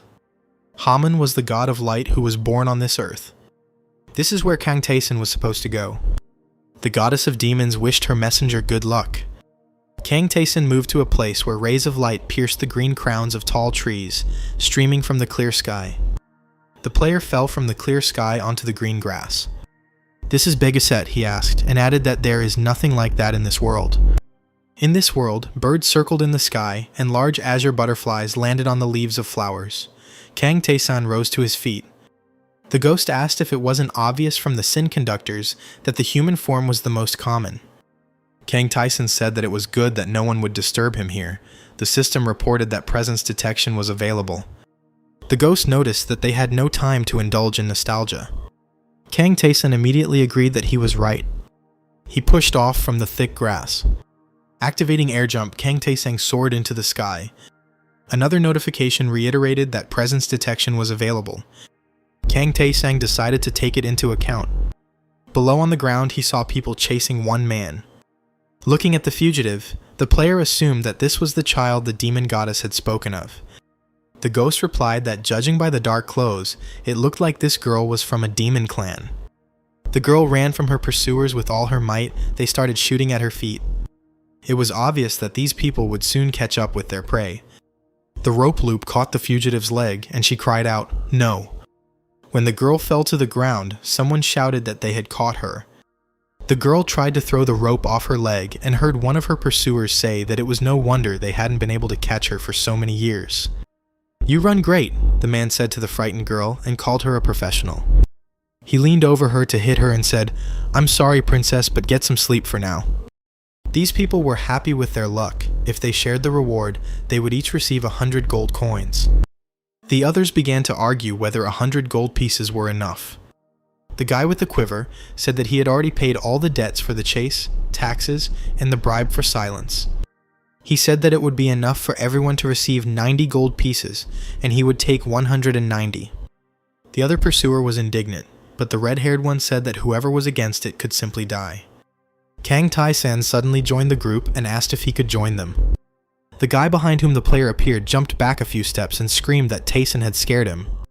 People noticed that the stranger had dark hair and assumed that he was a demon, but his hair was a little lighter than that of demons. They asked him who he was, and Kang Taesun thought that black hair was a characteristic feature of the demonic clan. The player said that he had business with this horned girl. One of the pursuers called Taesun a thief who steals loot from demon hunters. He grabbed the girl and drew his sword, threatening her. He shouted that he would not allow her to be taken away. Kang Taesung punched him in the jaw. He threw the enemy back a few steps, taking the girl from him. Now she lay on the grass behind Taesun, and her pursuers wanted to know who he was. The girl was unconscious. Kang Taesun stated that he had business with her. By drawing his sword, the player easily caused panic among these people, and some of them already promised to tell him everything. They promised to tell everything they knew if only the stranger would spare them. They begged for mercy, but Kang Taesun had no intention of leaving them alive. The first one he killed was the one who threatened the girl with a sword. Kang Taesun agreed to listen to the last of the pursuers, and he told him his story. "So it means that 10 years ago you were given a revelation," Kang Taesun clarified. The man hesitantly confirmed this. Humans and the demonic clan had long ago divided this world into two parts. Before this place was quite ordinary, everyone tried to coexist peacefully. But everything changed after the revelation of the god of light, Haman. Haman spread his wings over the world and commanded people to kill demons. Wars began, in which many stood under the banner of Haman. In religious fanaticism, they shouted out their god to them. 2 years later, the demon king died and the war ended. Then a reward was offered for hunting demons, so almost all of them were also destroyed. Kang Taesung didn't know what to say to this. The man pointed his finger at the girl, who was still unconscious. He said that she was the last princess of the demon clan. The demon goddess Kang Taesun was tasked with delivering her to a safe place. Kang Taesun now understood almost everything, and he released the last surviving of his pursuers. He found a place where he and the girl could settle down comfortably for a while. When she finally woke up, he said that she could rest some more. She didn't need to get up so early. The princess thanked him for saving her, but asked him to go back to where the savior had come from. She said that he shouldn't be near her, because she herself shouldn't exist in this world, because she was a demon. She thought about her childhood, and all those who were no longer there. There used to be many demons. They were different, young, old, cheerful, and serious. And now the girl had no one else to call her friends. She has been left alone in the world for a long time. After all, she was pursued not only by hunters, but also by extremely influential people. Just like that guy, Kang Taesan asked, pointing to the bushes. The princess asked who he noticed. There was a man hiding in the bushes who had frightened and angered her. He came out into the open and said, "Here you are, princess." He knew the approximate location, but he did not expect to find her so soon. The princess drew her sword and held it out in front of her, calling the stranger gallant and asking how he dared to do such a thing when he had sworn allegiance to her father. The stranger laughed. He stated that it was all in the past and that it had simply been a terrible mistake. He said he couldn't believe he had ever sworn allegiance to some demon. Gallant charged, first pointing his blade at Kang Taesan. The princess screamed at him to stop because Taesan had nothing to do with her. Gallant stood frozen with a wild look, holding the sword with both hands. He didn't understand what was happening, but Taesan's face remained unperturbed. The player blocked his sword with the hilt of his own blade. After this, Kang Taesan swung his fist and hit Gallant in the jaw. This blow was unusually strong. The demon princess watched the fight with excitement, standing a few steps behind her savior. Kang Taesan asked Gallant if he was still alive. That wasn't bad, the protagonist thought to himself. Enraged, Gallant shouted that Taesan was an ordinary village upstart. The princess was extremely agitated, but Kang Taesan remained completely calm. Gallant went on the offensive again. Kang Taesan asked the ghost if this aura was the same one, and in response he clarified how he understood it. The player replied that he owned something similar, and then ordered Gallant to attack. He rushed into the attack. He figured some clumsy country boy was no match for him, so he was going to just finish him off. Gallant delivered a blow that he believed would be fatal, but his opponent blocked it, taking it on his blade. Gallant was surprised to receive this rebuff. Kang Taesan said he didn't think it would be enough to break his sword. Gallant became furious. With renewed energy, he tried another technique. Flashes of power surrounded him, but his blade couldn't even touch Kang Taesan. Gallant screamed that he would kill him. The demon princess closed her eyes in fear. She was surprised to see that her protector remained unharmed. Kang Taesan used first strike nullification, and the enemy was unable to deal any damage to him. Gallant was sure that he had touched the stranger. He assumed that Taesan was a mage, and used some kind of time manipulation magic. It was impossible. Even the best archmage of the tower couldn't completely cancel the attack the way this guy did. Kang Taesan activated second impact nullification. Gallant thought that in front of him was not a man, but some kind of monster. After the third attempt, which still didn't affect the enemy, Gallant realized that even aura attacks didn't work. Kang Taesan decided to test how strong the aura attack was, and allowed Gallant to deal 63 points of damage to himself, which wasn't a bad result at all. The player activated dodge to avoid the next attack. He wanted to try everything. Gallant was torn apart by different emotions. He wanted to know who his incomprehensible opponent was. He struck a decisive blow again. Kang Taesan looked at him and said that he was a messenger. A shard of ice appeared above his hand. Kang Taesan easily smashed it with pure force. Gallant could not understand how a simple villager could be capable of such a thing. Kang Taesan watched the man's attacks, learning how to use aura. He noticed that it didn't seem like it could be transformed in any way, that it gave any kind of enhancements, just a simple, brute cutting force that didn't represent anything special. Gallant asked what his opponent was muttering there. Kang Taesan decided that it would be a good idea to learn such a powerful attack. He called the ghost and asked him what he knew about the aura, but he objected that there was no such thing in his world. The ghost asked if it wasn't the same in the world of Taesan. No magic, no aura, no monsters. It was hard to find people who had reached the deep floors of the labyrinth, and even harder to find those who possessed aura. Kang Taesan decided to ask Gallant. He wanted to know how he could learn the aura attack technique. Gallant stared at him, still seeing him as a monster. Kang Taesan admitted that the man was completely insane, so he had to contact the system to get this information. The system designated a passive special skill that had a power button attached to it. This usually meant that the skill needed to be activated, but then it was unclear why the skill was called passive. Kang Taesan pressed the power button. Some energy swirled around him and Gallant and enclosed them in an uneven ring. Gallant made a strange sound. He saw Kang Taesan and a dark, huge silhouette behind him. The dark giant's hand suddenly grabbed Gallant, piercing him with sharp claws. Kang Taesung decided that it was not worth using such a skill, and turned it off because he did not like that it was simply putting pressure on the opponent. It was not clear how it was supposed to help. The player really wanted to make Gallant talk, but he didn't understand how to do it. Gallant coughed and shouted that he would answer whatever Kang Taesung wanted, any of his questions.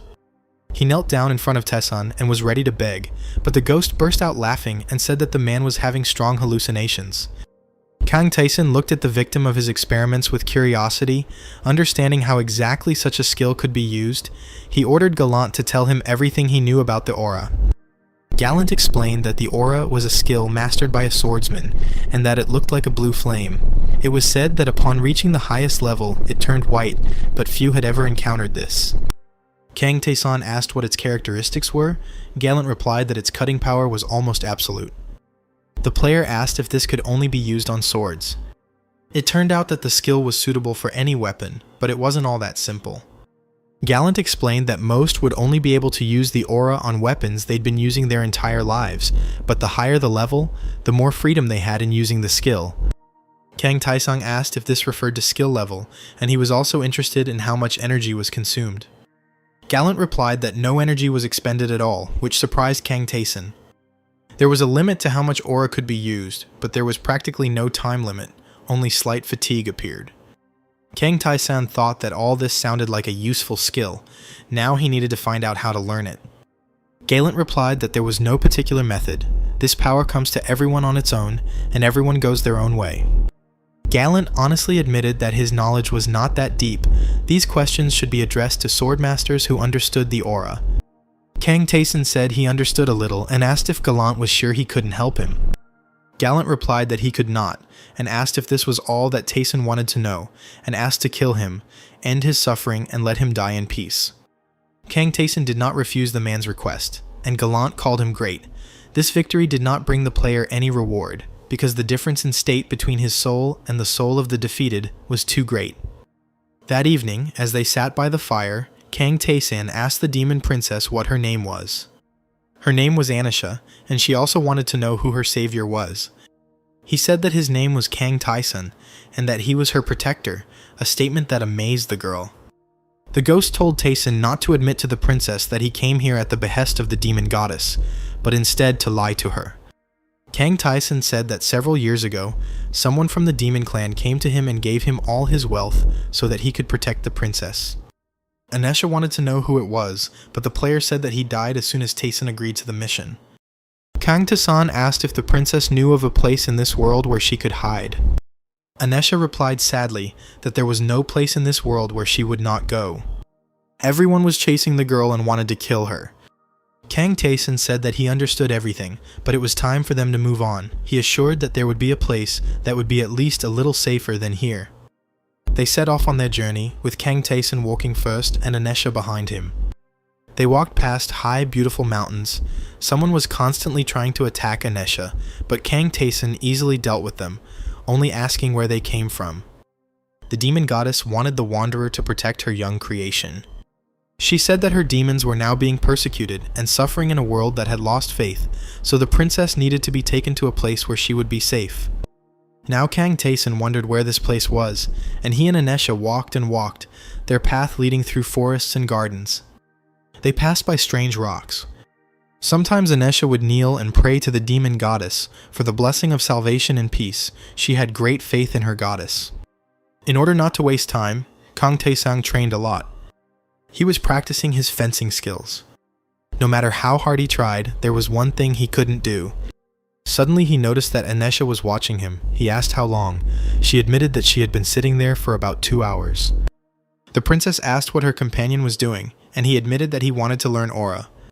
Anisha was surprised that he was trying to learn this, because she thought that Taesung had it, but the player said that he came from far away and learned about such an ability for the first time. Anisha said that, because of all the fuss, she never thanked her savior. "I, Anisha Brichet, Princess of Demons, thank you sincerely," the girl said, curtsying. She called the player Sir. Kang Taesung said that he was paid for it after all. Suddenly the ghost announced that they would soon have guests. A crowd was approaching them. These people were looking for the demon princess. Kang Tyson asked if they were magicians. Their leader said that he was a magician from the Malfrey School of the Great Magic Tower. His name was Barmandor. Kang Tyson smiled. He was glad that someone other than hunters had shown up. Perhaps he could even get something here. Barmandor asked if he was protecting the princess and called Tyson impudent. Barmandor declared that they were under the command of Hammon, the god of light, and were therefore obliged to kill the demon princess, and they ordered Kang Tyson to kneel. The magicians stood at some distance from the princess's Tyson, and a tense force emanated from them. Anisha said it looks like he'll unleash his oracle because Hammon wants to destroy them all. Kang Tyson said that they were very stubborn and told Anisha to hide in the cave. Kang Tyson's power easily swept away all the opponents, and some of the younger mages began to ask for help. Kang Tyson stood in front of Barmandor. The magician couldn't believe that his magic was powerless against some boy, and ordered everyone to retreat so they could use magic together. Having retreated to a safe distance, the magicians summoned all their spells at once and struck. But even the combined magic of the entire group did not cause the slightest harm to Kang Tyson. He asked if this was all they could do, even if they teamed up, and then activated Ice Arrow. The mages of this world were weak. Kang Tyson easily threw several ice arrows at them. Several people were struck by arrows, while others looked on, unable to believe that frost could be caused without casting spells. Ice arrows knocked the mages off their feet. Kang Tyson stepped on the body of one of the enemies, and noticed that the ice arrows were called frost here. He looked around the battlefield and said that he should be forgiven because he needed to protect the princess.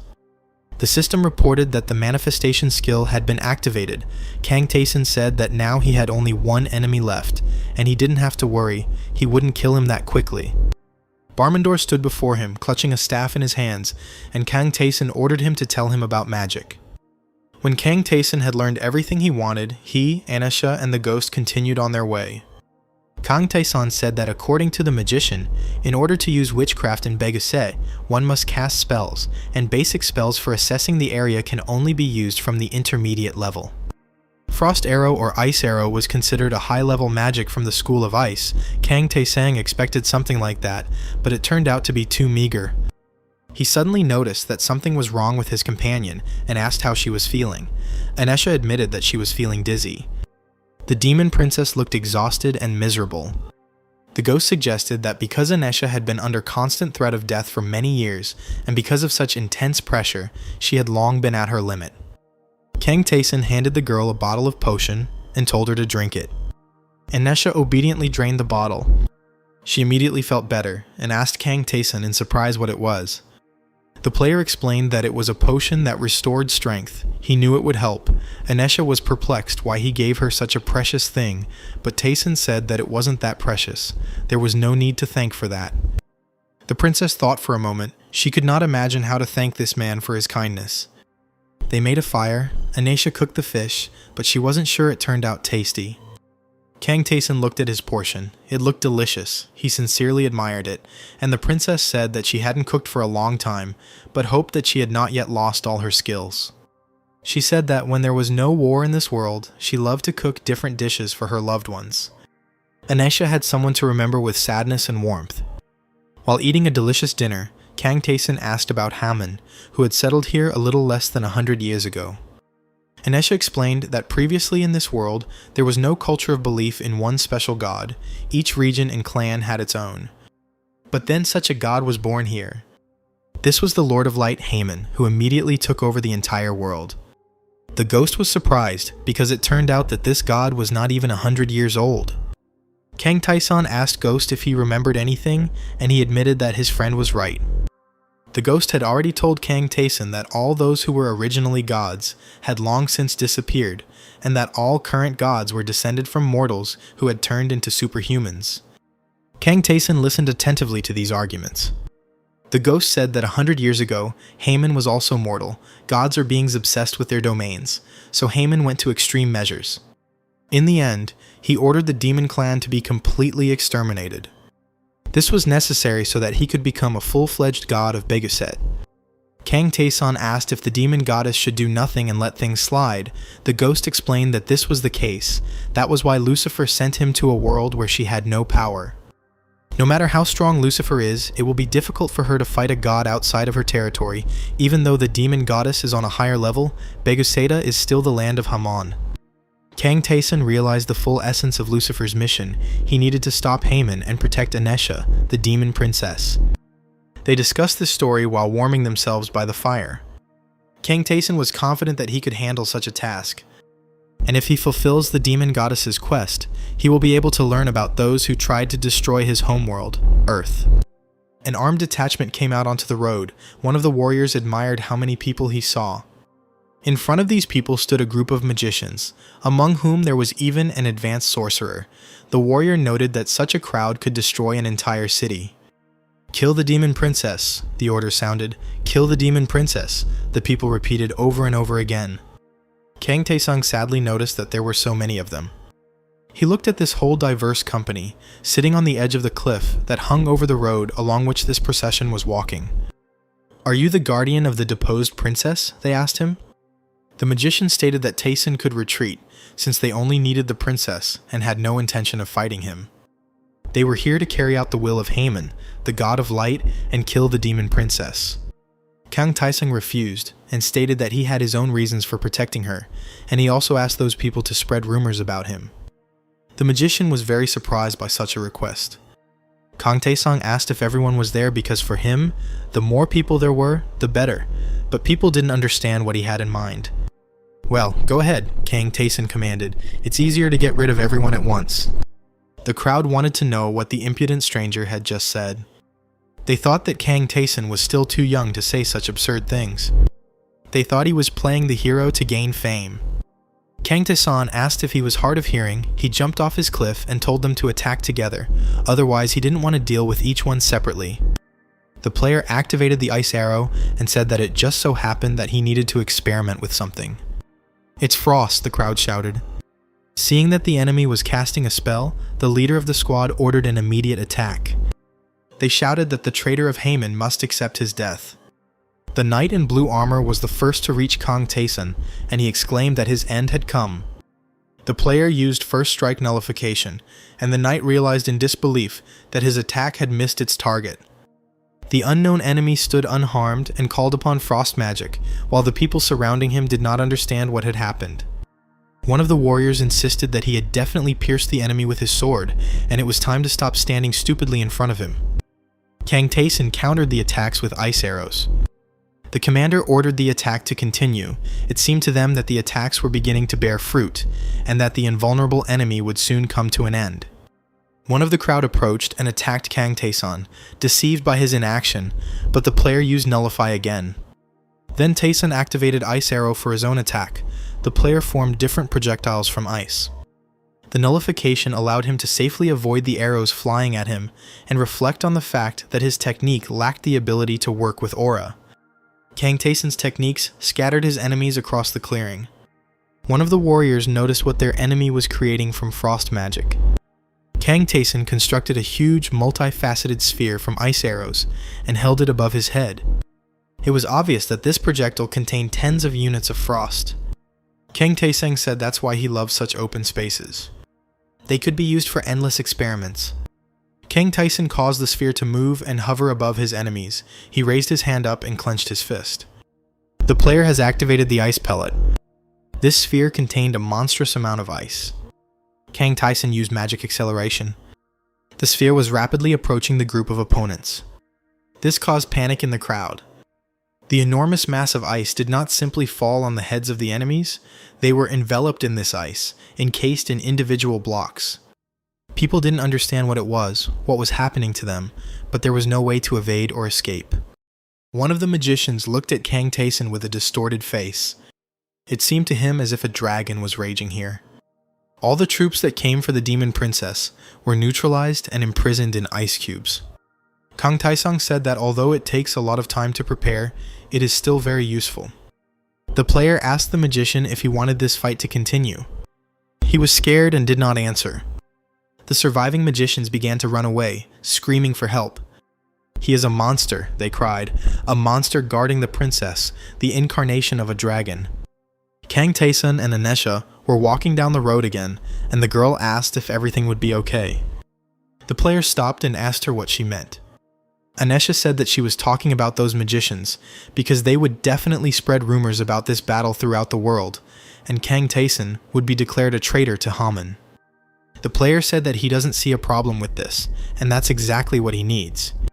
Kang Taeson explained that he had expected them to come in advance, but Anisha still didn't understand. Taeson smiled and said that the previous guys had greatly disappointed him, but the next ones should be pretty good. They saw the next detachment on the road. The ghost laughed. He believed that everything was going exactly according to Taeson's plan, and rumors about him were spreading at a terrifying speed. They were warriors, well-armed and in good armor. Anisha and Kang Taeson stood frozen on the road, waiting for developments. The princess looked at these people and recognized them as sword masters. They stood looking at Taeson and Anisha. One of the warriors said that it was not easy to get here, and there were only 2 opponents. The second called out to Anisha, asking if they were the demon princess and her protector. The girl turned to Kang Taeson and said that he needed to run quickly because he couldn't handle these people. They were elite masters with aura, and there were 4 of them. The princess was sure that no matter how strong Taeson was, this was too much for him. The player simply put the girl to sleep. He carried her to a safe place in the cave. Kang Taesang himself returned to his new opponents and asked if they had finished their greetings. One of the warriors replied that it was more of a farewell, and Kang Taesang said that he appreciated it, but told them not to dare wake the princess with their cries. The red-haired warrior looked at Kang Taeson and thought that he was so young, it was hard to believe that 4 sword masters had to be called in just for him. Another warrior asked if Kang Taeson thought he had come here of his own free will. "Stop whining," said the third. "This is a direct order from Dia. The god wants the demon princess and her dog finally killed." Kang Taeson and Ghost waited silently for their opponents to stop talking. The 4th swordsman said that Kang Taesang's courage in defending the princess was brave, but he was ordered to retreat. The red-haired fighter was about to start the battle. He said that he had already heard about Taeson. He had been told that he could nullify the blows of his enemies. Kang Taeson still didn't answer. The red-haired warrior suggested testing how many times Kang Taeson could pull off the zeroing trick, since now he would be facing the sword masters in person. Kang Taeson activated first strike nullification. Immediately after this, the player initiated the second strike reset. The nullification of the 3rd blow should have reliably protected him from the swords flying towards him that the red-haired warrior launched. There were 4 swords, and Kang Taeson received 52 points of damage. The red-haired warrior commented that the limit was 3 dodges, and that there was nothing special about it. Kang Taeson, in turn, noted that the attack from the sword covered in aura dealt him about the same amount of damage as a regular weapon. The red-haired warrior shouted for Kang Taeson to show his strength, just like when he got rid of those magicians. He asked if that skill Taeson could only use 3 times, what would he do now? Kang Taeson thought that this master's swordsmanship was not much different from that adventurer from the 20th floor. He thought that the easiest way to deal with him would be with magic. The flying swords covered in aura were more like a skill than swordsmanship. This surprised Kang Taeson. Using magic, the player could also dodge flying blades in the air. He blocked one of the blows, taking it on the blade of his improved sword. The flying sword, which Taeson managed to block, fell to the ground, and the warriors watching the duel noted that their opponent wielded a sword well. Kang Taeson realized that his opponent was not a swordmaster, but he had good control over aura. If he levels up himself until his aura can take shape, he will be able to freely increase his attack power without spending stamina. The red-haired warrior did not understand what his unusual opponent had just done. Kang Taeson activated acceleration, which caused this reaction. With this ability, the player could move faster than the red warrior's flying swords. Kang Taeson managed to overcome the distance and get close to his opponent. "Where did you come from?" the red-haired swordsman shouted, not understanding why this man was protecting the demon spawn. His companions looked gloomily at what was happening. Kang Taeson rose into the air, jumping towards the swordsman. He said that he came from the labyrinth and came to fulfill the client's request. The swordsman asked the guy again, puzzled. Kang Taeson pushed his opponent away as he ran forward. The boy's sword flew out of his hands as he dropped it when he received the blow. Kang Taeson looked forward, his spiritual enhancement activated. He obtained a special passive skill called Swordproof, and he concluded that with this level of spiritual power enhancement, he could finally obtain this skill. The other two warriors looked at him with sullen looks. They concluded that Kang Taesun was much stronger than them. Two of the warriors decided that in this case they could not be called cowards. Kang Taesun raised his weapon. The main thing is not to regret drawing your sword. Kang Taesun complained that he was in pain. He was tired after defeating those two grim warriors who lay defeated behind him. The boy heard someone call him a monster. It turned out to be one of the warriors he had not defeated. This fair-haired warrior raised his hands up in a peaceful gesture and said that the four of them could conquer an entire kingdom. The warrior stated that he was surrendering because he wanted to live. He would fiercely resist if Kang Taesun decided to kill him, but it would be great if he showed mercy to the warrior, since the warrior was ready to do everything for mercy. Kang Taesun looked at him thoughtfully. He ordered the voluntarily surrendered warrior to get rid of his allies, as the boy needed a place from which Haman could see the defeated people in full. The fair-haired warrior looked at Kang Taesun thoughtfully. "What a horror," he said, looking at the defeated warriors. This was a clear proof of Kang Taesun's strength. A horned adult man in a cloak watched them from afar. He said, shedding tears, that he had finally found their Princess Anisha. A silhouette appeared at the entrance of the cave. The silhouette turned out to be a princess emerging from the cave, who had already managed to wake up and was wondering where Lord Taesun was. The guy the girl mentioned asked her if she was awake. The princess ran to Kang Taesun, asking where he was at that time. The guy said that he had to take care of a couple of corpses. The girl pounced on the guy with hugs, and he was slightly surprised, not expecting this reaction. The fair-haired warrior who was watching this smiled widely, finding the sight cute, and Kang Taesun ordered him to be quiet. The princess turned her attention to the warrior, stopped hugging the guy, and turned to the fair-haired youth, calling him Atria, who replied that they had not seen each other for a long time. The warrior said that he did not come for the girl. He claimed he was simply lost. The ghost asked if the warrior and the girl knew each other.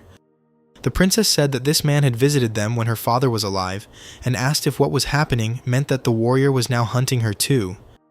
The fair-haired guy said that her guess was correct, but then he got confused and certainly wasn't going to demand a rematch, so the girl and Kang Taesun shouldn't worry. Kang Taesun stated that the warrior was too cunning to be the one who carried out God's orders. The fair-haired guy said that although Haman is their main god, the warrior does not have much faith in him, especially since the guy left him alive for a reason. Kang Taesun said that the warrior himself knows everything. He is very interested in the aura. The trio settled down in some forest under the trees. The fair-haired guy claimed that with Kang Taesun's level, it was already possible to learn aura, although the guy had not learned it. Kang Taesun noted that he was from another world, so he might be different from what was said. The fair-haired youth asked if his interlocutor had come from the labyrinth created by the Archmage. Kang Taesun asked if the youth knew about it. The warrior said thoughtfully that although he could be wrong, in that case, the guy would most likely simply not be able to learn the aura. He asked why that was so. It is said that the aura is a power bestowed by the God of Swords. He chooses the world and rewards it with his power. This means that residents he did not choose simply cannot learn this power. The warrior is sorry, but most likely Kang Taesun will not be able to learn the aura. The guy objected. He was confident that he could, since he had just received the right to do so through notification. The sky changed its color from light blue to bright blue. Kang Taesun was training with a sword in a forest clearing. He stopped, realizing that all he needed to do was swing his sword, and he had been wrong to leave the warrior alive. The fair-haired youth asked what he should do now. Kang Taesun replied that he no longer needed him and could go. The warrior scratched his chin thoughtfully upon hearing this, after which he smiled, stating that he wanted to go with Kang Taesun. The boy asked why the warrior needed this, and he replied that he was curious and wanted to see how Kang Taesun was training in aura, and if the boy was worried about the princess's safety, the warrior was ready to swear that he would not touch her. The girl said that she didn't mind, but it was up to Kang Taesun to decide. The guy then decided to act in a certain way. The warrior felt something tingling in his heart. Kang Taesun offered a warrior named Atria a contract that would prevent him from harming either Kang Taesun or the princess. The guy explained that this was a temporary contract, because of which Atria would not be able to harm any of them. If the warrior agreed to these conditions, he could go with them. Atria was amazed that the power of the labyrinth could do such things. He found this interesting, and the contract was accepted. Kang Taesun rushed forward, swinging his sword. He swung his weapon, looking forward. "It's amazing," said Atria, who was watching this together with the princess. It was already the third day, and Kang Taeson continued to swing his sword for 22 hours. He asked why no one was hunting them. Something was always happening before, but now there was silence. Atria said that there were only 8 sword masters in this world. 4 of them went after Kang Taeson, but were defeated by him, so now it was unlikely that anyone would dare to look for the guy. Kang Taesong said that it was logical, and it was better to continue training. The princess noticed some silhouettes in the distance. These individuals in cloaks were heading towards the trio, and the girl wondered who it was. The cloaked figures began to remove their hoods. They turned to the princess. It was a crowd of demons who greeted their highness. The girl burst into tears when she recognized one of the demons as Habern. She couldn't believe that he was alive. The man, Habern, knelt before the princess, telling her that he had escaped while the castle was burning, asking the princess to forgive them. They had betrayed her for the sake of survival. The princess said that it didn't matter. The main thing was that her subjects were alive. She hugged Habern in tears of joy. Glad that she was not alone, the man shared the girl's feelings. Kang Taeson decided that the demons should be left alone. The glowing blade rushed forward. Kang Taeson continued his sword training. He thrust his sword forward. The guy noticed that he seemed to have reached his limit and decided to work on it further along the way. And the swordsman will work until he learns the aura. Atria watched him from a distance. He was surprised that Kang Taeson sensed the aura already on the 4th day. Atria assumed it was the power of the labyrinth. The more he looked, the more impressed he became. The demons knelt before Kang Taeson, thanking him for risking his own lives to protect the princess. The guy said he had already received the payment, so everything was fine.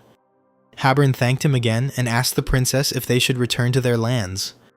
The girl happily agreed and asked Kang Taeson if he wanted to join them. He said that since they were going, he should go with them. Habern objected, because their place was secret and a stranger could not be brought there. The princess told them not to worry, because the guy could be trusted since he protected her. Habern reluctantly agreed since it was the princess's will. He frowned in panic. Atria suggested that in that case, and given the feeling of the aura, he should leave. He decided that in that case he should say goodbye and leave. Atria waved goodbye and left, not forgetting his sword. Habern handed the princess a blue ornament on a string, asking her to take it. She looked at the thing in his hand. Habern explained that this decoration was made from a dragon's fang, and it would help hide the girl from the god's sight. They offered Kang Taeson this thing as well. The princess and Kang Taeson followed a crowd of cloaked demons, leading them along a path between the rocks. The ghost said that he didn't think the guy would be swinging a sword the whole way, and at the same time asked about the aura. The ghost said that although Kang Taeson had received permission to follow the path of the sword, he didn't think the guy would actually succeed. He said that although the aura doesn't consume mana, there is still a certain limit. Kang Taeson's mastery skill was 1%, and he still lacked the experience to fully utilize the aura. Habern said they had come to the right place. He wanted to tell them something later, so as not to shock Princess Ansha and Kang Taeson. The boy stared at Habern, ready to listen. The man said that there, on the mountain covered with autumn leaves, lives a dragon. Kang Taeson wanted to ask again about the dragon, but he heard a voice that greeted them all. The guy realized that, judging by the lack of reaction from his companions, he was the only one who heard this voice. The voice addressed him again, calling him a traveler, who had set foot on these lands, following the will of the goddess of demons. Habern, Anisha, and Kang Taeson reached the demon village where they used to live. The boy looked around, examining the villagers. Many of the villagers had already died or fled, so there were only 50 demons left. The village is a bit run down, but the demons are still willing to provide Kang Taeson and their princess with the best hut for the duration of their stay in the village. One demon guy, who was stacking boxes on top of each other, saw Anisha and called out to her. "Welcome, princess," said the young man. The princess was glad that these demons from her people survived, and the crowd reported that they were glad because of the news of the princess's arrival. Seeing all these demons, the girl burst into tears. She was very glad that they all survived. Kang Taeson thought about something, but decided that now was not the time for it. The princess considered it necessary to introduce him to her subjects, since he had brought her here. The girl opened her eyes in confusion, realizing something. Kang Tae-san simply disappeared, leaving Anesha in an awkward position in front of an empty seat. The ghost asked the guy if he was sure they should have run away from there so quickly. The ghost said that he felt incredibly strong. Kang Tae-san looked around thoughtfully as he listened to his words. The guy said that the dragon is indifferent to demons, and this could very well mean that he is indifferent to people as well. Kang Tae-san stopped and stared ahead. He stood in front of a giant cave entrance in the rock. The cave was dark, although the front part was slightly illuminated by the light that fell through the passage into it. The ghost wondered if it was his imagination, or if the dragon's power was equal to God's when Kang Tae-sang announced that they had arrived. He felt incredible energy. Even 100 people like the guy could not defeat this creature. Kang Tae-san was welcomed as he came to this place by the will of the demon goddess. The boy met the golden dragon, Valbenerus. This dragon was gigantic and shone with golden light. Kang Tae-sang said that he hoped that the dragon would not kill him following God's will. The dragon chuckled and said that he would never do that. He said that this had nothing to do with the gods, and that no one would dare raise a hand against the children of the demon goddess who had settled in these lands, the lands of the dragon. The golden dragon called Kang Tae-san here only to satisfy his own curiosity.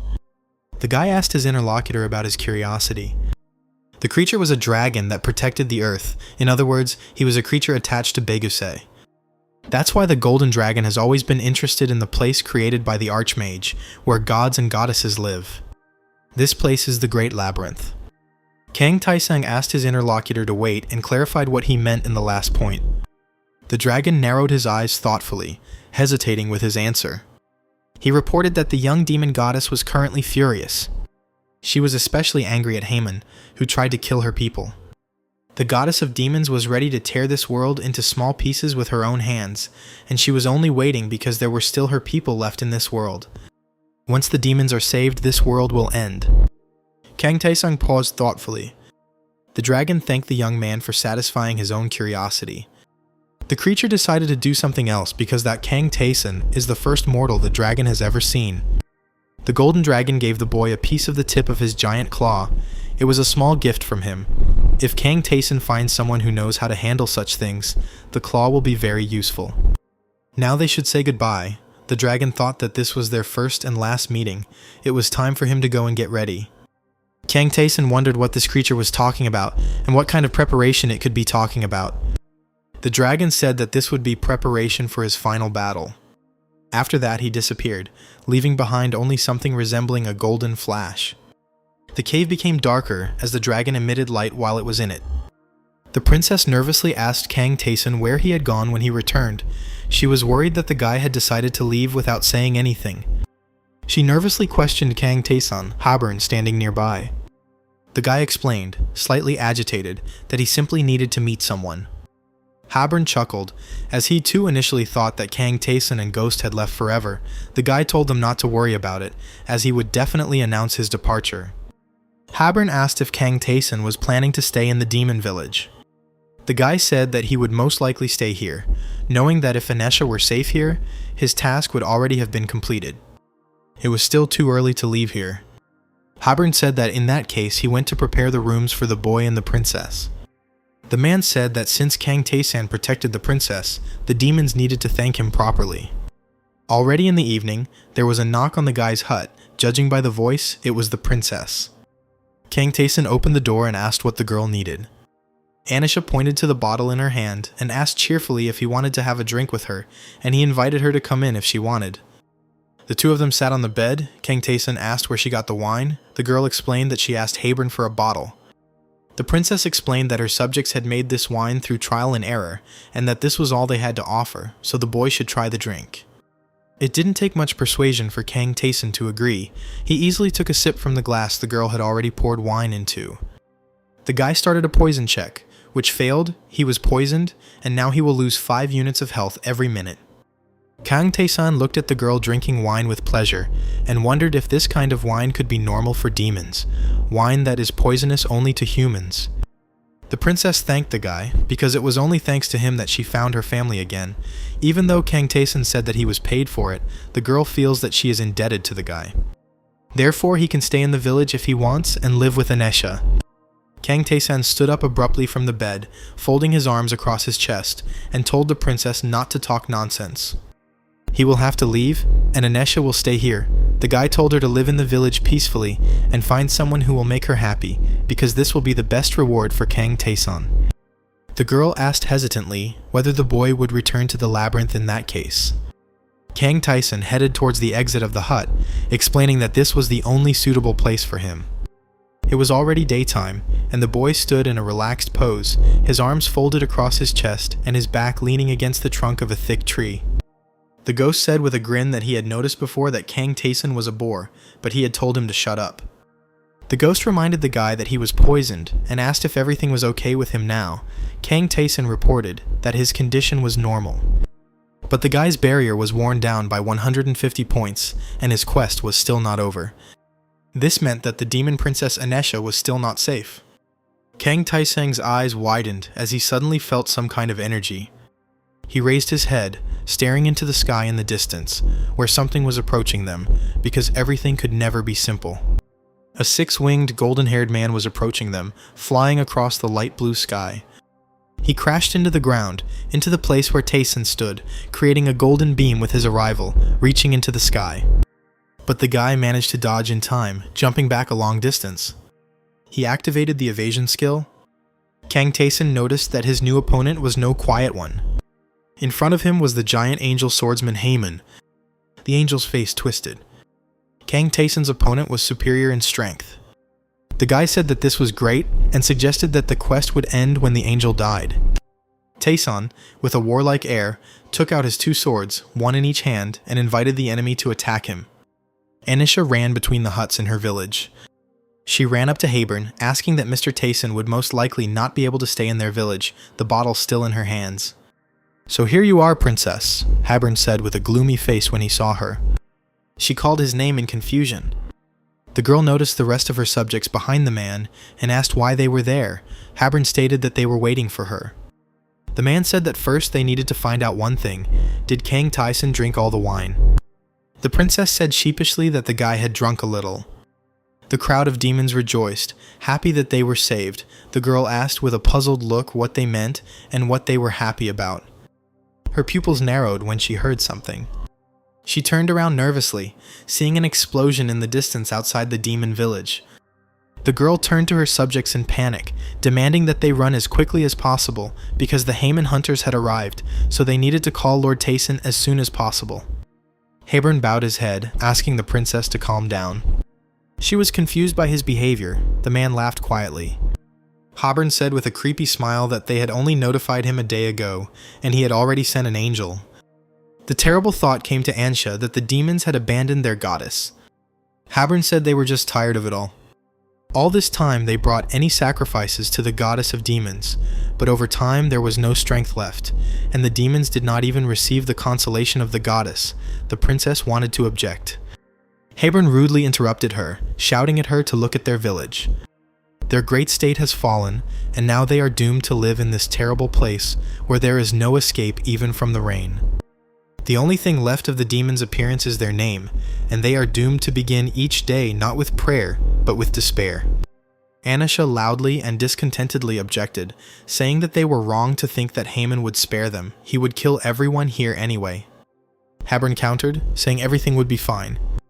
The man raised his hand, which had a strange purple and dark mark on it, and explained that everything would be fine because they would stop being demons, as after releasing what was inside those present, it would be difficult to call them demons.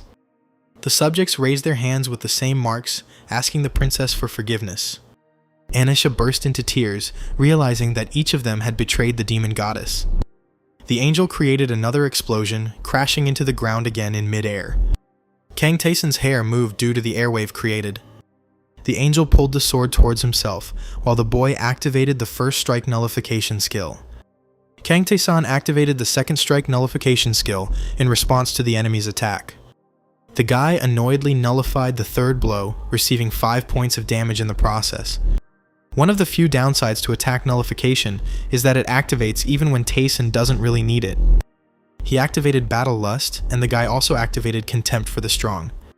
These were his buffs to counter stronger opponents. Tae-san also activated Impartial Duel. The guy activated the Sword of Storm Scars, the first sword, the Wolf's Fang. He struck, thinking that the attack's damage should now be enough for him.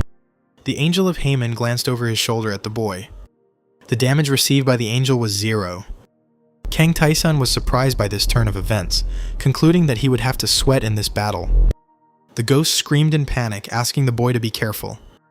The angel raised his sword with the hilt up. He launched a swirling golden beam of magic at Kang Tae-san, which he barely dodged.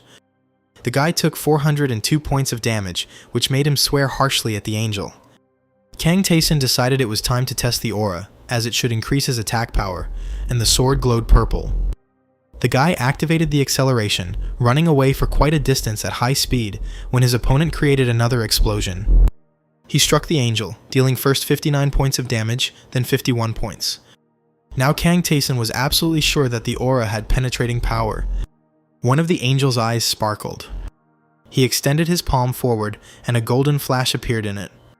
Kang Tae-san, shocked, began to dodge the beams launched towards him. One of the beams hit his cloak. The guy jumped up, avoiding the rays. The angel, his face unwavering, extended his hand with the sword forward. Kang Tae-san remarked out loud that his opponent was no weakling, and was definitely going to finish him off. The angel rushed down on the boy, who was small in comparison to him. Another golden explosion appeared. The angel and the young man hung in the air. Tae-san activated forced battle in irritation while still in the air. He activated air jump and informed the angel that he would not defeat him, as Kang Tae-san had other things to do. The guy activated powerful sword strike. The demon goddess told him to protect her child and bring her to safety. Kang Tae-san activated consecutive attacks. He dealt 113 units of damage to the enemy. Kang Tae-san said that he would go further, so the angel should leave. The guy swung his sword and leveled up. Kang Tae-san defeated God's messenger, thereby obtaining the eternal skill Antitheism. His spiritual growth was activated, the boy's strength permanently increased by 32 points, agility increased by 22 points, and intelligence increased by 1 point. The boy gained divine power. Anisha was panicking. She was worried about Mr. Tae-san, who was protecting her. Haburn said with a tense smile that this was the end, because a mortal man could never defeat God's messenger. The man grabbed the princess by the hand, saying that she was destined to become their victim. He asked the girl not to resist her own fate, but she demanded that Haburn let her go. Anisha asked the demon goddess for salvation. When the girl had already begun to cry, thinking that the goddess had really left them, she heard a familiar voice. It was Kang Tae-san. He told the man to let Anisha go. The boy removed the man's hand, taking the girl by the wrist. Haburn was shocked. Did the guy's arrival mean that the messenger had lost? Kang Tae-san confirmed this, said that he had defeated the angel Haman, and asked what the demons would do next, and whether they would simply live on as before. The boy explained that the price of betraying the demon goddess was too high. Haburn laughed, but tears were streaming from his eyes. He wished someone like Tae-san could have come here sooner. Anisha screamed loudly, asking the crowd what they were going to do. The demons held daggers in their hands. They all raised their weapons above their heads, blades to their faces. Haburn asked the princess to forgive them. The girl sobbed, looking at what was happening. A moment later, she fell to her knees, sobbing. Anisha didn't understand what had happened and why Haburn and her people had killed themselves. Now the princess was truly left alone. Kang Tae-san asked if the girl still believed in the goddess. The girl was silent, tears streaming down her face. She smiled and said she still believed. Anisha still believed that the demon goddess was watching over her. The princess asked if it was stupid. Kang Tae-san objected to the girl. Suddenly he felt some kind of energy. The ghost assumed that the demon goddess herself had decided to descend upon them. The demon goddess hugged the princess. She thanked Anisha and asked the goddess to forgive her. The princess is shocked by the presence of her goddess. She thanked Anisha for the fact that the girl believed in her when all the demons despaired and decided to betray the goddess of demons. She asked if the princess knew how important such things were to the gods. The ghost was surprised that the goddess had come down to earth. The princess asked, still crying, what would happen to those who betrayed the demon goddess, and she replied that nothing would come back to her. There will be no souls or bodies of traitors left. This means that these demons will be abandoned here forever. The princess asked if the goddess could not take into her arms at least the souls of the people who betrayed her. The goddess understood the girl's concern. She extended her hand forward. The ghost was impressed by her actions. The dead demons began to rise from the ground with groans. The goddess raised them with the power of violet and black magic, striving upward. Kang Taesun walked on the carpet towards the throne. He was in the castle of the demon goddess. The guy reported that he and the ghost had returned. His additional task had been completed. Kang Taesun wondered where Anisha could possibly be safe. If he thought about it, there was no such place in all of Begase. But if he thought about it more deeply, it immediately became clear that the demons were safest next to their goddess. The goddess, who looked like a long-haired horned girl and sat on the throne, noticed that the boy had completed the task. Kang Taesun asked if this was her plan from the beginning. Why couldn't the goddess do everything herself if she could descend to Earth? The girl on the throne said that it was necessary to wait for the right moment. If there was at least one person in the whole world who believed in her, there was no need to worry about the consequences. When Haman sent an angel against Taesun, the goddess finally had a chance to descend, and thanks to him, everything went as planned. The guy asked if it was all over then. The demon goddess answered negatively, because Kang Taesun was too good. She said he could enjoy the show, and with that, the boy and the phantom found themselves in outer space. Kang Taesun heard the goddess's suggestion to look at something. The girl showed him the planet. She said that it was Beguseta, a world where her people no longer existed. So now the demon goddess can do whatever she wants. She asked Haman if she was right. The ghost said nervously that demonic energy was enveloping the planet. A loud cry was heard. The owner of it was outraged by this, because this was his world. Haman, who looked like an old, bearded, gray-haired man, said that this was his place. The goddess said he was right. This was his place now. So let Haman die along with this planet. The girl held out her hand, clenched into a fist. Haman opened his mouth, screaming, enveloped in demonic energy. His planet was also enveloped in the energy created by the demon goddess to destroy this place. That's all, the girl said with a satisfied smile. Ghost and Kang Taesun looked at the remains of what had happened. The guy looked surprised, and Ghost looked nervous. The planet perished, only a remnant remained. Kang Taesun thought that the goddess was indeed a monster. The difference between her and Haman was too great, and the girl could have done everything herself without Taesun's help, so he asked if the girl really needed his help so much. The goddess said that if she simply destroyed the world, she would not be able to take back what belonged to her. Souls, lives, will, all of this would be lost in that case, and the horned girl doesn't like it. Kang Taesun asked if by belonging to her, she meant Anisha. The demon goddess confirmed this, saying that thanks to the boy, she was able to return the princess unharmed. Anisha is a poor and grateful child. She was betrayed and made to suffer, but she did not lose faith in her goddess. The princess was saved by Kang Taesun, and the goddess wants to express her gratitude. Since the guy fulfilled her request so well, she is ready to reward him properly. Kang Taesun received demonic energy and learned black magic. The ghost was shocked because he considered it impossible for a person to possess black magic. The goddess smiled and told the boy to check his status window, which he obediently did. She explained that the amount of demonic energy increased just like everything else. As Kang Taesun leveled up, he would gain energy, but the goddess decided that this was not enough, and she wanted to give him another reward. Kang Taesun's eyes sparkled with curiosity. He gained a new skill called Darkness Capture. After each kill, the guy's demonic power will grow. Kang Taesun received the achievement, awarded the favor of the demon goddess. If a guy prays to the demon goddess, he will be able to better understand black magic. Of course, Taesun will not be able to obtain this knowledge for free, but by making offerings to the goddess, items associated with demons are best suited for this. Today the goddess is in a good mood, so the guy also studied the distorted flora of Decarabia and the emotional arousal of Realm. Taesun said that the first skill was used by that sinner's guide. The goddess claimed that there was one last thing left. The entities that led the world of Kang Taesun to destruction remained. The girl said that the boy's assumptions were correct. These entities were super beings from the moment of their birth. In the present time, they are called the Old Gods. Once upon a time, all the gods in the universe were old gods, but their place was taken by new deities, including the demon goddess, and the old gods were sealed. Including the demon goddess. The boy asked why the old gods attacked his world. The demon goddess stated that he was a little mistaken, because these super beings destroyed not only his world. In 12 years they destroyed 258 stars, and the old gods approached this task with enthusiasm.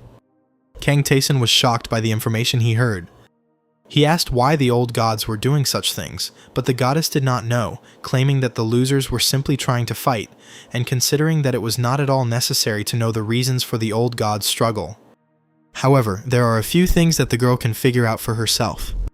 The old gods hate the new gods who took their place in the labyrinth. Adventurers enter the labyrinth from every world. Kang Taesun wondered if the old gods could simply destroy the worlds inhabited by people who could enter the labyrinth. The demon goddess said that all of the above was just a guess, and one could not know for sure until one found out everything from the old gods personally, but the guy said that the probability was very high. Then Taesun is interested in something else. The demon goddess said that she could not tell him more. It was too early for him to know about it yet. What she told the guy was already a considerable favor, and he would be able to find out about the rest as he went further into the labyrinth.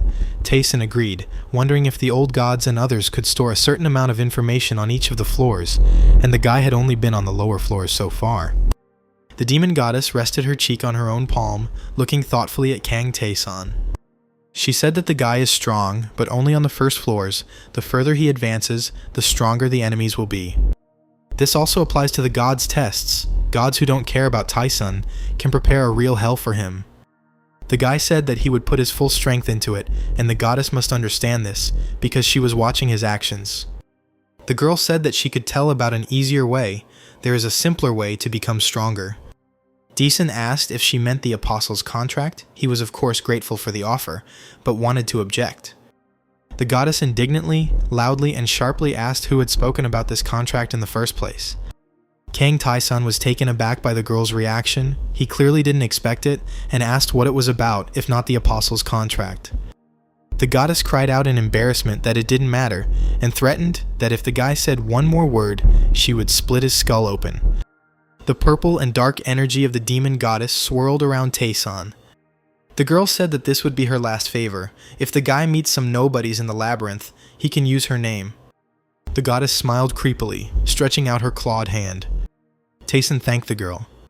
Now he could use the name of the demon goddess herself. The guy exhaled, finally reaching the 19th floor. The ghost was surprised that the gods were such powerful beings, capable of simply taking and destroying a star. Kang Taesun said that even he felt the pressure. The boy thought about all the gods he had met in the labyrinth. Will Taesun be able to become as strong as the gods he met? The gate in the stone wall was open. Kafran was busy waving a hammer over some kind of weapon. When Kang Taesun approached him, Kafran was surprised that the demon goddess recognized someone other than her own people. The guy asked how the blacksmith knew this. He answered that her power emanated from Taesun. Apparently the guy really is special, if even the demon goddess behaved like that. Kang Taesun reported that some kind of symbol had appeared on the back of his hand, and Kafran concluded that the goddess had taken the boy seriously. The man said that nothing would come of this for Taesun. The guy remembered that he had brought something to the master. Taesun brought the golden dragon's claw, part of the protector of the world. This thing can only be used by those with exceptional skill. Kafran asked the guy in shock where he got this claw, and he replied that he didn't bring this thing from the labyrinth. In Beguset, Kang Taesun received not only the Claw of Valbenares. He received some other bonuses as well. After defeating Haman, the guy acquired a couple of skills, Antitheism and Divine Power. Notification windows appeared in front of Kang Taesun. Ghost noticed something interesting. The guy said that divine power is granted by God. The ghost asked if only someone else could give this power to Taesun. Then what would happen if he left it? Would anything change in that case? The boy didn't know the answer, but he mentioned the powers given to him by the demon goddess. The description of black magic is very different from regular magic. Taesun himself determines how much energy he uses. The question was whether he can also change the powers with range. Rank black magic, Marcosius's false flame, the darkness capture skill, and receive the title of Honored One, the favor of the demon goddess, thereby receiving 5 units of demonic energy. This sign acted as evidence, the sign on Kang Taesun's hand. The guy asked if the demon goddess really called the black magic that the guide used a simple addition. The skill, distorted flora of Decarabia, summoned plants controlled by the demon of Decarabia, but apparently, Tayson could only summon a tiny fraction of the roots that had absorbed the star. Another skill, Raum's emotional arousal, utilized the demon Raum's manipulation abilities, allowing the user to influence the target through hallucinations, but for now, the guy can only influence the imagination. Khafren asked if the young man who had visited him had checked all his skills, and said that the golden dragon's claw he had brought was an extremely interesting thing. Tayson asked if the man could melt the claw. Khafren said that it was possible, but in order to create something from it, it would be necessary to select materials of the appropriate level, and most likely, Khan Tayson would have to descend another 10 floors of the labyrinth to find the materials. The guy said that he was then ready to leave the claw with the blacksmith, and as soon as Tayson got the materials, he would return for the claw. Khafren agreed with his decision. The guy turned to the ghost, asking if there would be spirits waiting for them on the 20th floor, and he asked how Tayson knew this. The guy remained silent, deep in thought. He remembered the story of the blue-haired girl who told him about spirits after the 20th floor, which are not affected by physical attacks, which complicates the task. She decided to tell about the first spirit, which was fiery. Ranking fire spirit of the labyrinth appeared in front of Tayson. The quest of the 21st floor began, and in order to proceed further, she needed to defeat the floor boss. The guy's face was illuminated by an orange light emanating from the spirit. The spirit created a giant flash. Tayson activated air jump, followed by ice arrow. The boy activated fire blast by stretching his arms forward. He pushed away with all his might. The ghost suggested that Kang Tayson take things a little easier.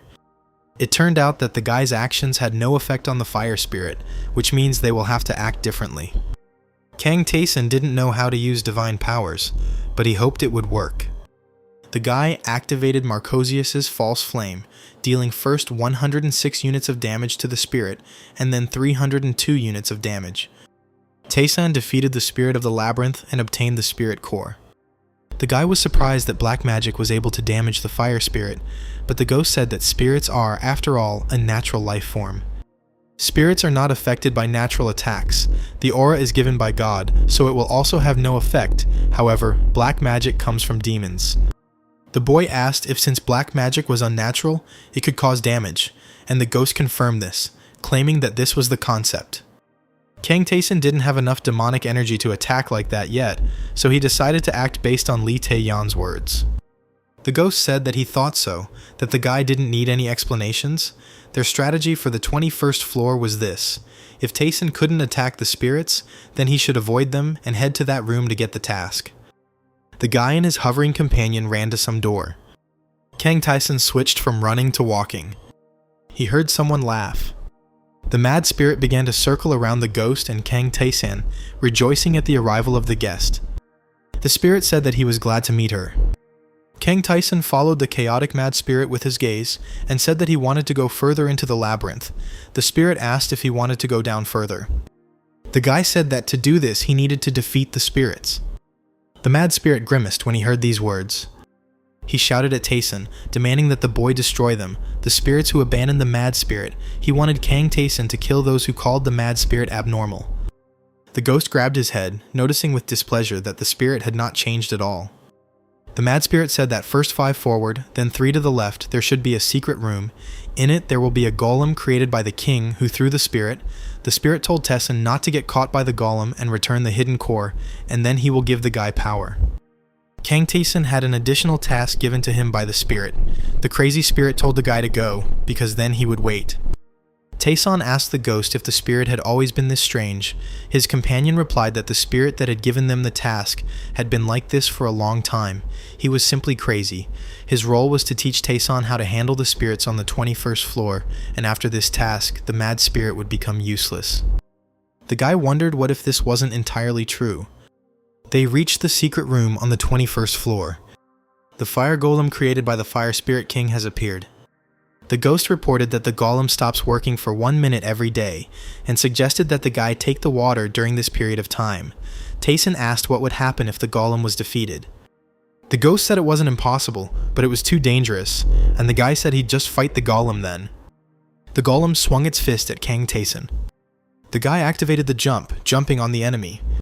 Upon impact, Tayson realized that he had dealt 0 damage to the fire golem. The guy noticed that lately he's been getting lucky with opponents who don't take damage. Kang Taeson decided to use his aura and dealt 47 damage to the golem. The guy struck with his swords. Taeson's assumptions were confirmed. Since golems are not spirits, the penetration power is effective, and he will be able to defeat the enemy. After 2 hours, the boy dealt the golem numerous blows with his sword, defeating it. Taeson's level increased 3 times, and a spiritual enhancement was activated, increasing his strength, agility, and health. The ghost said it was incredible. It was like watching a battle of automatons, so the ghost asked how the guy managed to fight continuously. Daesun obtained the Spirit King Fragment, the Core Guardian Ore, and also gained the Tenacity skill through simple, relentless repetition. The guy smiled. Now he has all the basic skills to learn something new. He also received the Observation skill. Kang Taeson decided to try out the new skill and activated Observation. The ghost was shocked. The guy saw the blood-stained status of the ghost, who entrusted his dream to someone. Kang Taeson smiled, and the ghost asked indignantly why. They returned to the task door. Kang Taeson reported that he had brought spring water and activated Observation again. The status of the mad spirit was called Unstable Child, thirsty for accomplishment and revenge. The spirit instantly poured the brought water into his mouth. He happily declared that he was now 1 step closer to completion. The mad spirit said it was time to give the boy a skill. He gave Taeson a skill called Spirit Strike. The guy said that he also defeated the golem and showed the stone. The mad spirit was surprised by this fact. The stone was a fragment of the Spirit King, a piece of power that the king had sealed away, a power that every spirit coveted. The mad spirit realized that Kang Taeson was different from his other guests and could help him, and he agreed to help. The ghost was puzzled by this scene. The mad spirit told the boy to collect all the cores, because with their help he could become a full-fledged spirit, and thus he would become great again. The additional task has begun.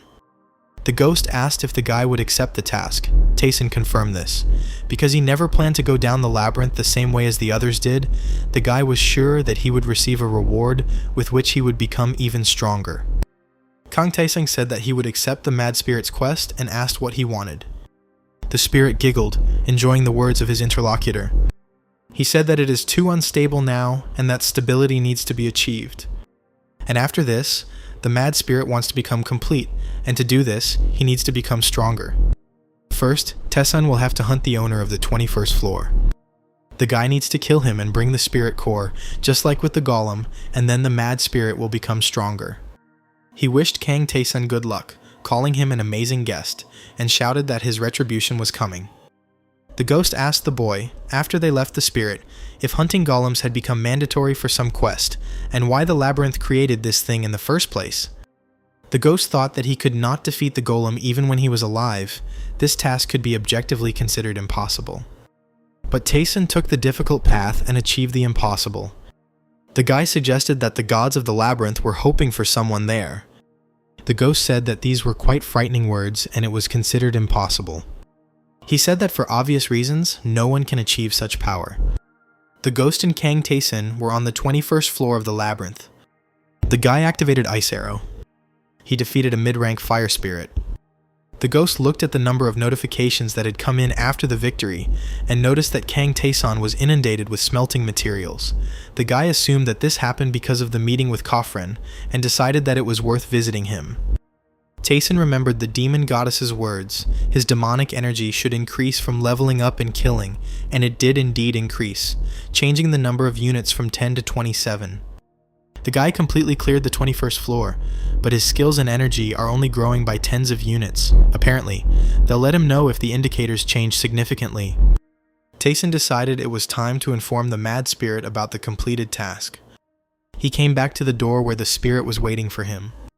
The mad spirit was glad that the guy had already succeeded. He was truly amazing.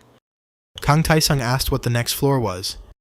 The mad spirit said that the next floor would be the 23rd, and that there was also a secret room on it. The spirit told me to kill the owner of the room in return. A level 22 monster, a low-level labyrinth ice spirit, appeared in front of Kang Taeson. While the boy was fighting the monster, Ghost noted out loud that Khafren had done everything correctly. Thanks to his excellent weapon, Tayson had easily cleared the floor without even using his skills. The boy himself hadn't expected such results. After enchanting the sword, its attack increased by 10 points, and the sword also acquired the element of fire. I wonder what will happen to the rest of the ingredients that Khafran has left. The ghost asked if the guy was referring to the ore that was left behind by the golem. He was sure that Khafran was very surprised by this thing, and the ghost also wanted to quickly find out what would come of it. Kang Taesang noticed something. He opened the altar of Pavsha. The guy noticed the altar.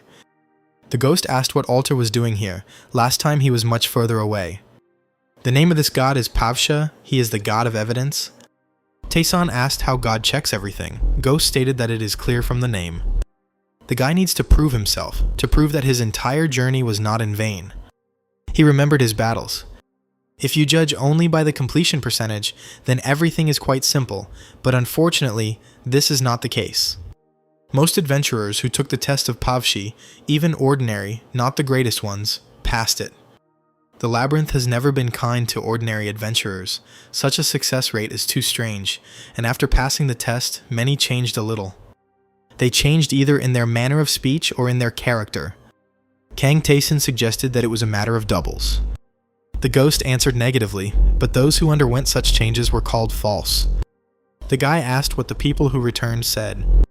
The ghost said that they were talking about revealing themselves, and there were too many strange things in this whole situation. He didn't want to take any risks, so he didn't accept the task, but Kang Taesan was unlikely to back down. The guy agreed with his companion, claiming that he would never stop. There was a look of determination on his face. The altar of Pavshi's additional quest has been started. Kang Taesan's eyes gleamed, thinking that the local gods knew about his level of strength, which meant that this test would be suitable for the guy. Taesan found himself in some other place, and someone's silhouette was already appearing in front of him. The task required the guy to prove himself. His absolute double appeared before him, differing from Taesan only in his red eyes. The ghost asked if this copy of the guy could be his complete reflection, but he doubted it. This is how those who see something similar usually respond. The double was exactly the same as Kang Taesan. Face, height, even equipment. The red-eyed boy ran towards Kang Taesan. The doppelganger used the storm-slashing sword skill. Kang Taesan noticed as he dodged the attack that even their skills were identical. The double gripped the hilt of the sword more tightly. The two Taesan began to fight actively. The double angrily demanded that Kang Taesan die, since his soul now belonged to the double. Dyson said there was nothing special about his opponent. He pounced on the red-eyed double. The enemy jumped away from Kang Taesan. Pavsha's power manifested itself. Pavsha's range of influence narrowed. Pavsha offered Taesan a more difficult task, and he accepted it. Pavsha was pleased. Another soul entered the clone's body. The double grinned unkindly. "Wow," he said, tilting his head to the side. The new soul in the double said that he had not been in the labyrinth for a long time. The red-eyed boy greeted Kang Taesan, calling him an adventurer. The double revealed that he was the apostle of the Great Fallen, the one who had stepped onto the lower floors, Malastane. The ghost grimaced as he realized who they had met. He said that he was wondering where the double had been all this time, and that he had managed to become an apostle. The clone was surprised, and asked what the warrior was doing here. Kang Taesang asked if they knew the ghost. The ghost said that his newly met acquaintance entered the labyrinth at about the same time as the ghost, and was not connected to the conductor of sin. Malastane reached the 70th floor, and just like the ghost, used dual swords, although he held the second one with a reverse grip. Instead of skills, the soul in the double more often used sword arts techniques. The double asked what floor it was, and realized they were on the 22nd floor. Malastane didn't understand how such statistics, skills, and magic, even black magic, could exist at such a level. He activated Ice Arrow, followed by Magic Acceleration. After trying it, Malastane said he could now have some fun. He started to fight with swords with Kang Taesan. Taesan activated Air Dash. He immediately activated Ice Arrow. The guy activated Magic Acceleration. Malastane completely nullified the first attack. He noted that he was not used to canceling attacks. Malastane was sure he would have fun. He gripped the hilt of his sword tighter. The ghost indignantly asked what the double was doing. Why does he combine his sword techniques with others? Malastane said that the sword art of the warrior, Ghost, had always struck him as interesting. Kang Taeson flew away some distance.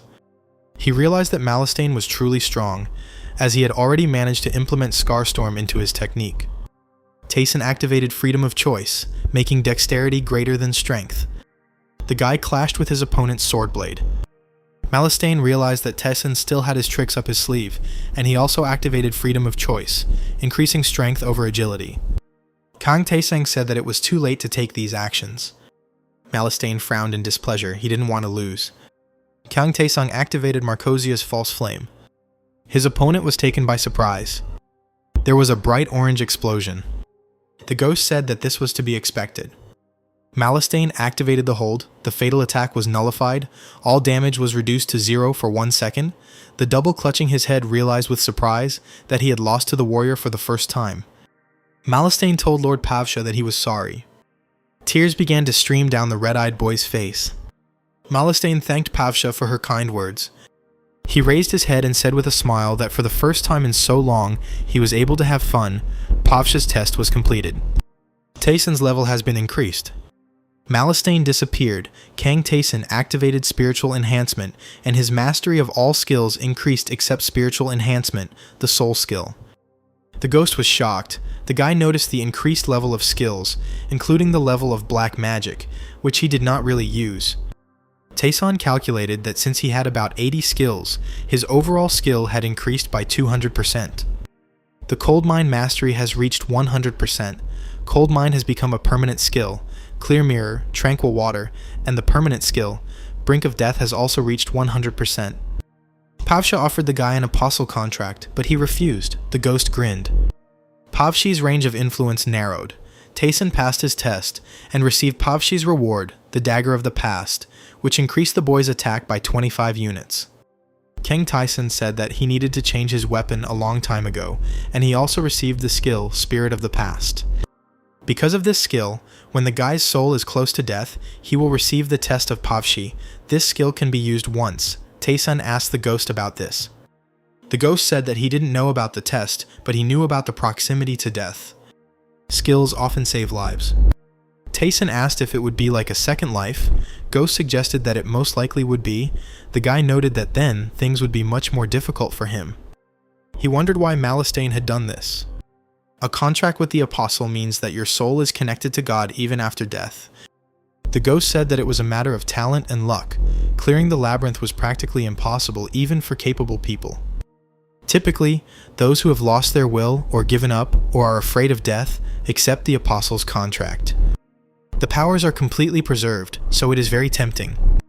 Kang Taesong asked if these people simply wanted to preserve what they had achieved, and the ghost confirmed that if they died, their achievements would simply disappear. However, by accepting the contract and binding your soul to God, you can protect your ego. The ghost believed that there was no right answer as to which was more painful, but Malastane decided that the latter. The ghost thought that this wasn't such a bad option, and advised Kang Taeson to think about it, even though he probably wouldn't need it. The guy didn't think so either, so the ghost suggested that they leave here. On the 22nd floor, in a secret room, they found a rune necklace containing the power of runes inside. Taeson said that with such statistics, this necklace is worth wearing. The guy defeated a mid-rank ice spirit of the labyrinth, increasing his level. His spiritual enhancement was activated, and he received the Secret Teaching of Darkness, a book containing the secrets of black magic. The boy wore bracers made of dragon skin on his hands. Their strong and tough leather should protect the wearer well. Kang Taeson walked along the 23rd floor, holding a sword and a dagger in his hands. He activated the observation skill. The guy discovered a brick protruding from the wall. The wall in front of him parted, revealing a passage.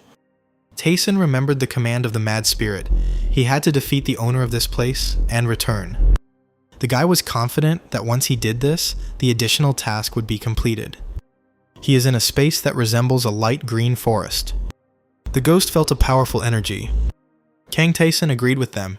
Even the air here is different. It's hard to breathe because of it. The guy saw something unknown in the distance. A creature approached him, surprised by the presence of a human here. It turned out to be a high-ranking shadow wind spirit, Kashpar, who looked like a green ghostly deer entwined with vines. Kang Taeson replied that he was here at the behest of the White Spirit.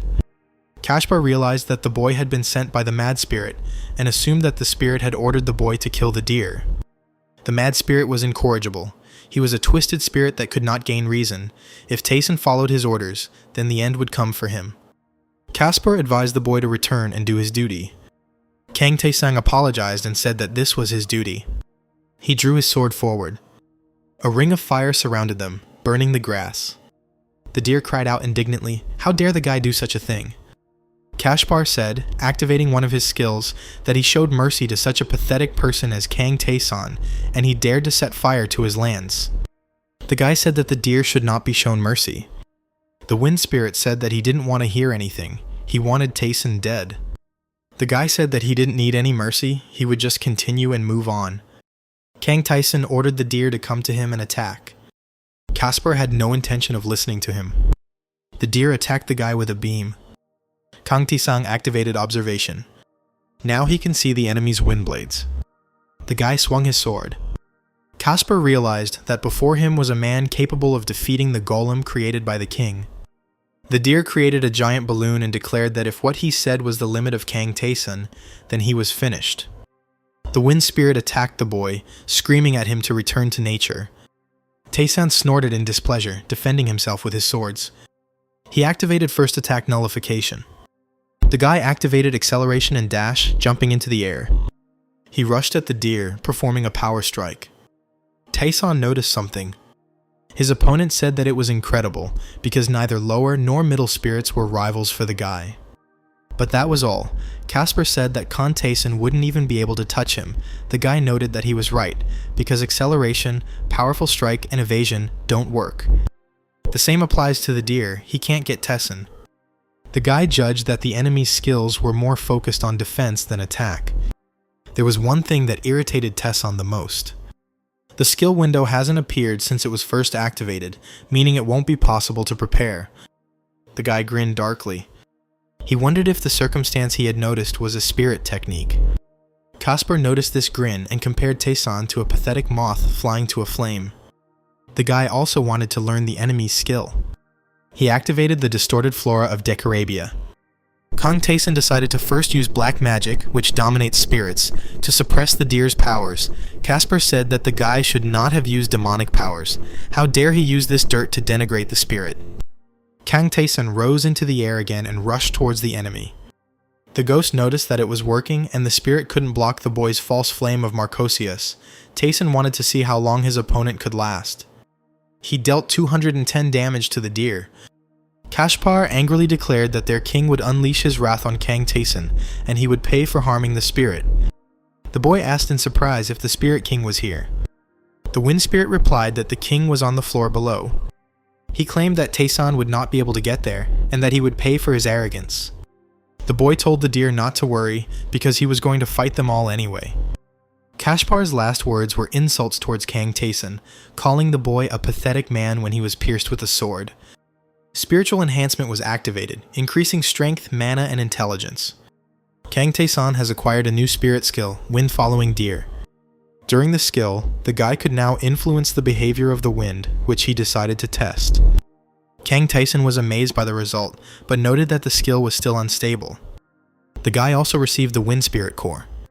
They were on the 23rd floor when Taeson asked if the ghost had met the Spirit King. The ghost said that he had met him, but the king was not interesting to him.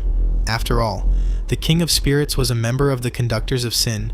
Kang Taeson asked if this meant that the king was not a monster, but an ordinary adventurer. The ghost explained that spirits are the same creatures as people and demons. The ghost suggested that this might mean that the king was connected to the ghost's murder, and therefore needed to be torn to pieces. Kang Taeson said that first we need to deal with the rest of the enemies and go to the 20th floor. The boy defeated a mid-rank wind spirit, raising his level to level 55. By using the labyrinth system, Taeson reached the level required of a magician. The magician, satisfied with this, granted the boy an ability. Kang Taeson was given a choice of 6 different types of awards. Ghost said he got this choice window on later floors, and then he chose the equipment, getting a very good item. The ghost admitted that the item wasn't as good as the weapon he gave to Taeson or his ring, but to get something like that, one would have to descend at least 10 floors. Kang Taesang said that if all the awards are at the same level, then the skill should increase by 3 or 4%. After thinking about the various points offered, the guy chose the 6th point, which offered one piece of desired information. Something appeared in front of him and the ghost, causing them to widen their eyes in surprise. It turned out to be a wide brick wall. The wall called itself a servant of the great mage. The living wall's name was All-Seeing Balvabam. He asked what Taesan was interested in and why he had called him. The guy asked the ghost who it was. The ghost explained that the wall was a guide that taught basic strategies, and as you progress through the floors, it would appear to give you some tips. Balvabam said that he was a servant of the magician. In his hands was absolute power, as well as knowledge. He knew this labyrinth and was ready to give the young man an answer. Kang Taesan has learned several skills, some of which are close to impossible to learn, skills that are unknown even to adventurers who have reached the lower floors. The guy said that he was interested in acquiring skills. He asked whether the magician himself creates the skills, or whether this result corresponds to other conditions. The magician's servant understood Taesan's question. He understood why the guy asked this question. While Kang Taesan was thinking about the question, Balwabam mocked him, as he was sure that the guy would waste the question, but it seems he jumped to conclusions. Kang Taesang asked, "So what is the answer to the question asked?" The answer was that skills are not created in advance. They arise when a person reaches some extreme level, or repeats the same thing over and over again. Once a skill is created, other adventurers can learn it as well. Such are the skills of the labyrinth and the mercy of the mage. Kang Taesan had already guessed this, which meant that now he would be able to become stronger than in his past life. The magician's servant asked whether the boy had satisfied his curiosity or not. Taesan confirmed this. Balvabam said it was time to make the conditions. The guy noted that everything is as described, conditions and restrictions will apply. The magician's servant told him not to tell anyone the information he had received. Kang Taesan listened to the wall's next words. As he evaporated, the magician's servant said that if the boy told anyone about this, he would be killed by Balvabam. Now that he had answered Taesan's question, it was time for him to go. The magician's servant told the young man not to forget their conditions. Kang Taesang listened attentively. Balvabam has disappeared. The boy thought about the magician who created the labyrinth. He thought it was curious. The ghost said that Taesan would have to learn about the magician gradually, and reminded him that it was time to check the rewards. The boy followed his advice and received a snakeskin belt and gloves used by the god of battles. Kang Taesang said that it was not bad. Magical things started to appear. The boy returned to the door when laughter was heard. The mad spirit took the core that had once belonged to Caspar with a satisfied chuckle. There was a mad but jubilant smile on the spirit's face. The mad spirit swallowed the core. Kang Taesan activated observation and noticed that the unstable energy that had previously surrounded the mad spirit had almost disappeared. The spirit said that they only had a little bit left. He told the guy to go to the 29th floor, which has a hidden world. By using the skill that the mad spirit just gave him in the boss room, the guy will understand everything. The skill given by the mad spirit was called natural alignment. Kang Taesang noticed that the spirit was initially unstable, but now it was calm, as if it had been replaced. Perhaps the end of the quest was near. The spirit said that in the room there is a land of spirits or a paradise for the escaped. On this land a tree grows. Its roots support the whole earth. The mad spirit ordered these roots to be brought. If he gets them, everything will be over. The spirit's gaze was eerie. The ghost said that it had become more unpleasant to be around the mad spirit, and suggested that he and Taesan hurry, but the spirit said that they were wrong. The boy glanced at the mad spirit. Kang Taesan agreed with the ghost, but said that they would need to check on Khafran first. The guy walked up the steps. He walked to the door of Khafran's room on the 19th floor. Upon seeing Kang Taesan, Khafran announced that he had made boots from the golem's core, forged by the spirit. The boy asked in surprise what it meant that the boots could store the energy of spirits. The man replied that he understood everything correctly. These shoes can be imbued with the energy of the spirit. The power of these boots is similar to the power that Khafran imbued the warrior's sword with. Taesan remembered that the sword's energy had increased significantly, and the blacksmith suggested that the boy bring him spirit energy for use. Kang Taesan said that the man would not have to wait long and extended unlimited spirit energy. Khafran was surprised. He didn't think he would ever see something like this, and asked the guy to wait.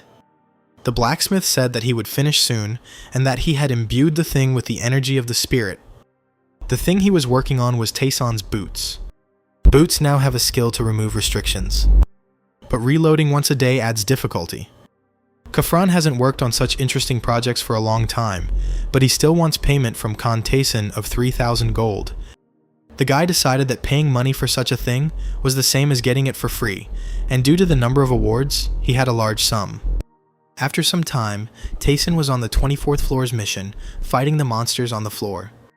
The guy said that it was time for them to appear. The ghost, grinning, decided to hide so as not to spoil Taeson's fun. The guy activated observation. He heard someone exclaim and realized that it was the one they were waiting for. Allies of those who abandoned the labyrinth, conductors of sin. Horian Albin, a fair-haired youth with a giant sword, approached them and asked who Taeson was and how he dared to come here.